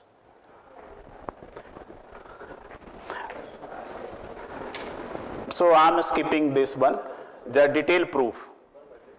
Now whatever I am telling efficiency index, what is the importance of this method? So in particular x, y in a Banach space I am taking Rm, m dimensional Euclidean space. So this I have already defined. For a function evaluation, if it is of m dimensional, see how you have to calculate f1, f2, fm, m evaluation. So here the value of a0m become what? M. And a0 what? How many function evaluation you are evaluating? For one function evaluation, you have to calculate m function. See, for fxk, you have to calculate f1, f2 and for fyk, you have to calculate what? f1yk, f2yk, fk. So for three function evaluation, you have to, so where, and for derivative, suppose you are using one derivative, you have to calculate what? How many number of evaluation? M square. And suppose you are using two derivative, so 2 into m square. Suppose anybody are using a1 number of derivative, then he has to multiply a1 into m square. एक first derivative निकालने के लिए m square evaluation function evaluation चाहिए और एक function निकालने के लिए कितने चाहिए m, और this is the number of product. So for computing f, we need m scalar function relation. For computing f dash, m square. Or we have already discussed about the LU decomposition, number of product division already. No. So this is the PM final expression. Here we have taken three different same order method. Even I am not taken Sometimes if order is less, it is very natural. है ना? So if somebody deriving some particular order method, it is best to compare to the similar order method as well as similar nature. Similar nature means किसी ने double derivative निकाला है और आप first derivative से compare करें, obviously आपका अच्छा आएगा, बट उन्होंने भी फर्स्ट डेरिवेटिव लगाया, आपने भी फर्स्ट डेरिवेटिव लगाया, देन कंपेयर. तो whatever in this method, in this slide discuss, we call this by M51. Sharma and Gupta in the 2014, that is we denote by M52, and Chain and all, this is 11, we denote by M53. Scheme is also written later on. This is the M52, this is a slide. See how many they have, its order of convergence is also 5, it is well proved. If you wish, you can follow the previous paper. See, they have used one derivative as well as two derivative. Evaluation, function evaluation, they have used only two, fxk and fzk. In our means, whatever I have discussed, three function, one derivative. Here two function, two derivative. But what would the advantage? Here it is the same. Here this order is also 5. He is adding three function fxk, fyk, as well as fzk, as well as two derivative, f dash yk and what? F dash xk. So this is the number of operation is count. How I have to count? Nothing I have to do. I have to just put how many number of function, how many number of derivative. PM this in this formula. I have to just put A0 for considered method, A0 is what? 3. Derivative is 1 and PM expression only. For latter one, A0, A1 both is what? 2. For last one, A0 is 3 and A1 is 2. So just I put and do the calculation by Mathematica. So this is the C51. This means the computational cost of first fifth order method. C52 computational cost of the second fifth, similarly third fifth. And we, on the basis of that, we have derived one result. E51 means efficiency index, always better than, not always, if we assume m is greater or equal to, means we take at least two variable. Mu0, mu1, उनका weight हम 0 ना लें, 0 से बड़ा ले लें, और k1 is also greater or equal to 1. Mu0, mu1, k1 what? This is a conversion ratio. Product, सबको हम product पे convert कर रहे हैं, okay? Otherwise, so this one theorem, and लोग कहते चलो मान लिया कि multiplication करने, multiplication को, division को, product को और डेरिवेटिव को, सबके वेट को हम सेम मान ले रहे हैं. तो हमने लास्ट में म्यू नॉट म्यू1 k1 की वैल्यू 1 दी और हमने ग्राफ प्लॉट किया. So you see this dotted line is for C51 what ever the consider.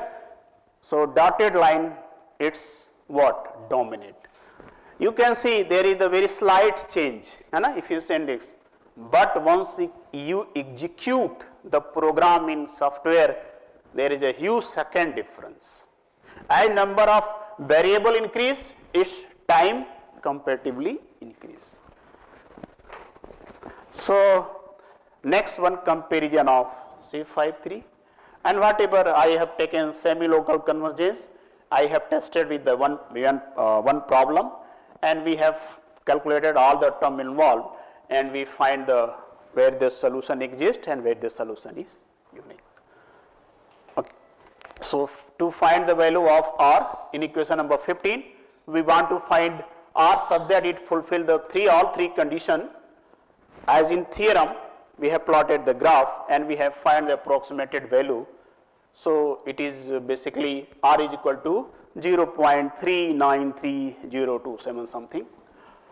So this is the something. Thank you.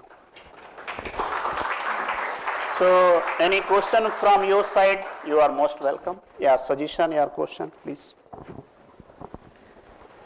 Thank you, sir, for your enthusiastic talk even at the last hour of the day. Yeah, I have taken 2 lectures already in He has focused on the iterative methods of nonlinear problems, Newton-Raphson method, and also other methods also. He also talked about efficiency impact, local, semi-local, global convergence, LU composition method, and two triangular linear system, computational cost, etc. So, student can raise their queries. Yes.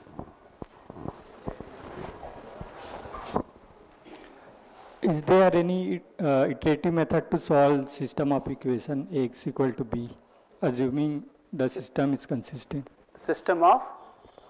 System of equation Ax equal to b to solve iterative. Is there any iterative method to solve? Yeah, Gauss-Seidel method is there. Kolosky method is, but this is for nonlinear. This is not for linear. Okay. This method for nonlinear system. Non-linear. Yeah, linear, because for nonlinear system, you don't have any direct method.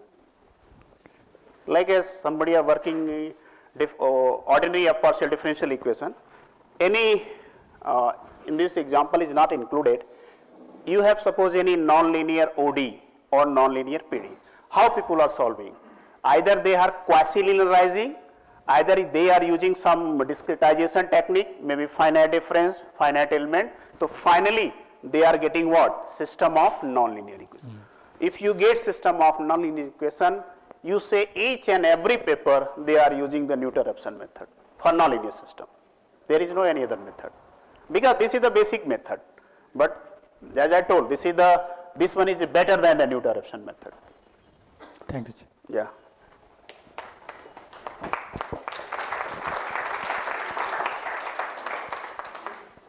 Yes, anybody want to raise the query? Yes. Take the mic and speak. Carry the recorder.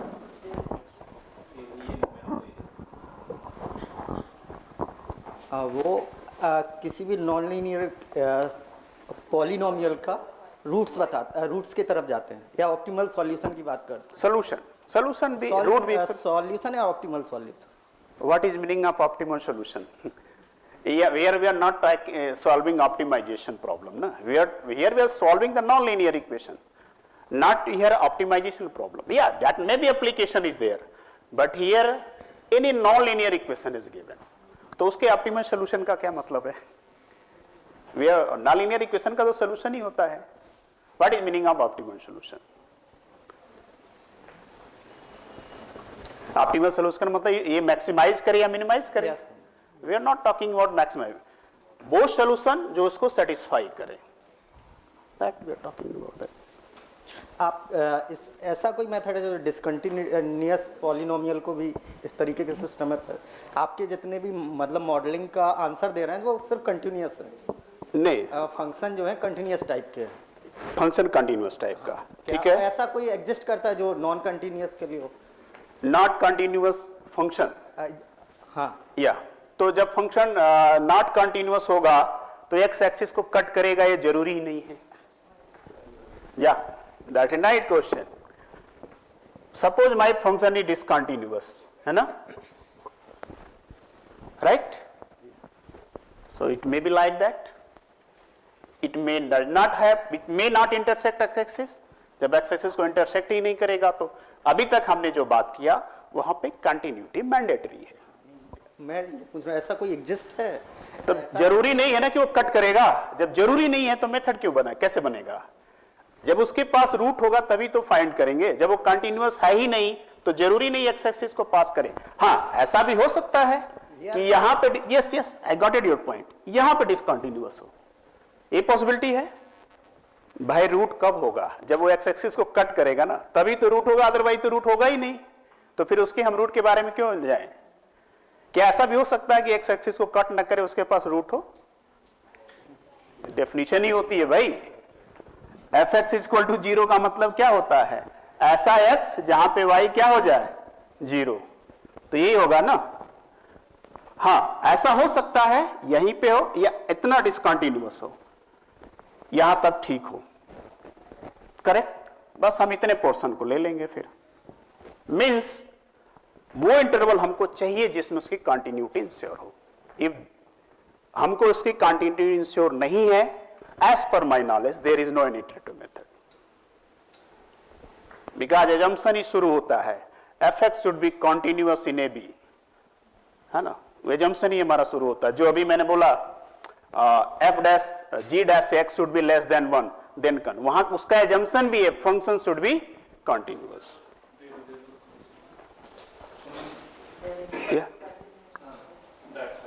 Yes. So many places there have first derivative, second derivative, third derivative, so that there should be continuous. Yeah. He is asking ना, नहीं Newton second में derivative की भी जरूरत नहीं है. हाँ, but sometime, but is asking कि मेथड इज कंटिन्यूअस हो, फिर भी हम किसी इटरेटिव मेथड टाइप की कोई मेथड है क्या? I think this is your question, but as per my assumption should be function is continuous. Basically मेरा मेन ऑब्जेक्टिव है कि कोई हम मॉडल तैयार करें. This is not a model, this is not a model, this is a method. Listen first. What is the difference between model and method? First, you have some real life problem. By some mathematical formulation, you are writing mathematical equation form. हमारा काम कब होता है? जब हमको equation चाहिए, उसको हमको सॉल्व करना है. Modelling is different thing. This is not a model, this is the method to solve some particular problem. Model से फंक्शन निकलता है. यस. अब वो फंक्शन डिसकंटिन्यूअस टाइप का है. हो सकता है. और जैसे हम फिक्स पॉइंट की टेक्निक्स लगाते हैं, वो फिक्स पॉइंट हमारा डिसकंटिन्यूअस फंक्शन पे भी दे देता है. मैंने ये बोला ना, all x is equal to gx form में लिखा जाए ऐसा जरूरी भी नहीं है. fx is equal to 0 may be written x is equal to g is not necessary. ये वैसे के लिए है ही नहीं है जहां पे नहीं लिखा जा सके. It is not necessary. If it is written then only we can talk about that. Yeah, continuity is mandatory. What is continuate? As per my knowledge, there is no any iterative method. But fixed point में sir जो है iterative method है वो discontinuous पे भी applicable है. Iterative method, tell me any iterative method जो discontinuous के लिए है. I'm talking about iterative method. Then you have to talk about its convergence. What is the speed of convergence? Then you have to talk about iteration in as well. Iteration might be. I'm not aware about, I heard little bit that, but I'm not aware about exactly that.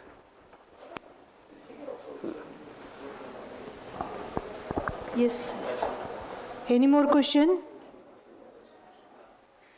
Several methods of solving the equations are available in Vedic mathematics also. Yes.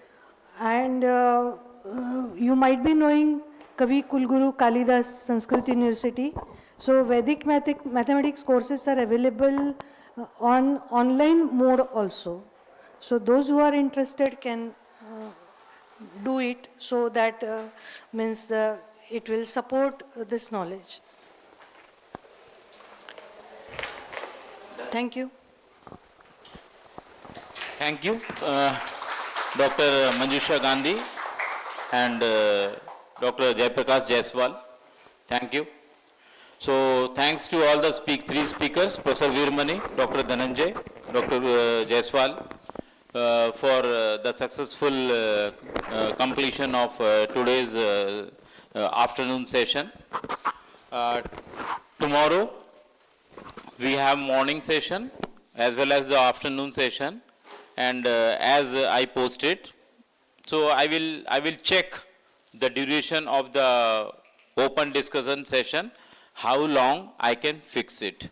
Okay, so based on your queries, one more thing I suggested, not only from this Monday, even before Monday also, when I created the group, I have given some pre-read. So in the pre-read, there are many things we have given. If you have gone through all such pre-read, so definitely the understanding of the lectures is more effective. And the questions you raise from your end may be more relevant. Because relevance is also very important. The second thing is, one more thing you have to mind, that this is an international program, and this is webcasted World Wide Web internationally. So we should be little bit careful also while asking some questions or what. That's why I have given a time for such kind of questions. That is an open discussion. You can ask any epsilon delta or anything, any funny questions you feel in others' opinion is not a good question, but in my opinion is a very good question. Okay, so like that. So there is a forum, there is a space allotted to that. Okay, so please go through whatever the 3 days lectures conducted so far, and raise your queries on your papers. Take a paper and pen in the website, and I have given the link also based on your interest. I am not saying that all the things you can follow very well. Sir, please. All the links, all the lectures you can follow, not necessary. It is not necessary, because this is a mindset of each and every individual expert, that what he wanted to speak according to his own discussion, his discretion and own idea. And in research, there is nothing you can say is right or wrong. It is research. In this scenario is maybe right, and after some time same thing may be wrong. Like Professor has given very good example of Stephen Banach. You understood on that day. Okay, he has given another faculty member of his own department that he was not interested. There are like that. There are many people like that. Okay, so please go through, and whichever you find that you are interested, so you go for a little bit more pre-read. But one thing I can say, if you go to the website and trying to find out in Wikipedia and all such kind of things is not justified, is not fair also. Okay, Wikipedias, they are not, I don't know, but as per my knowledge goes, it's not good for mathematics.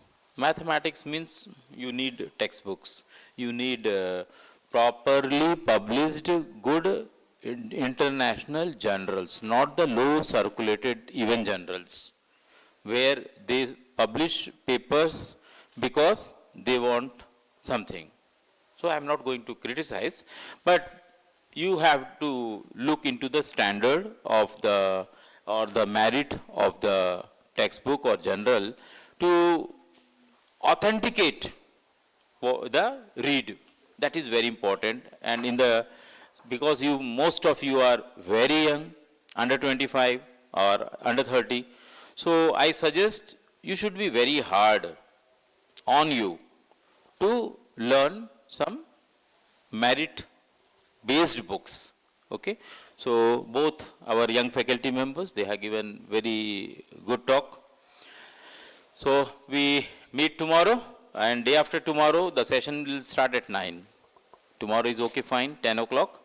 But day after tomorrow 9, because we have to conclude little bit earlier. Professor Vasil Virende's flight is at night from Raipur to Delhi, and immediate after Delhi he has to move to the Turkey and Turkey to his own country. So he has to move. So if we feel that he should stay till the end, then we have to move little bit. And anyway, many of you may leave this place, or you want to be free to move to the market and buy something. So you can move. It's not difficult. Till night 10 o'clock the vehicles are available. Little bit cold is there. You can ask somebody, and you take the, I have given already the location map of our international guest house. So there is no issue. And this is the most safest place. Campus is 100% safe. There is no problem. As far as the food is also concerned. So if you are dining somewhere food outside, you should a little bit, as you are checking at your place, same thing you check for the hygiene. Okay, because staying outside and taking food, but I can give you guarantee, whatever the food you take inside, even guest house, here, we are taking lot of care. That one should not be.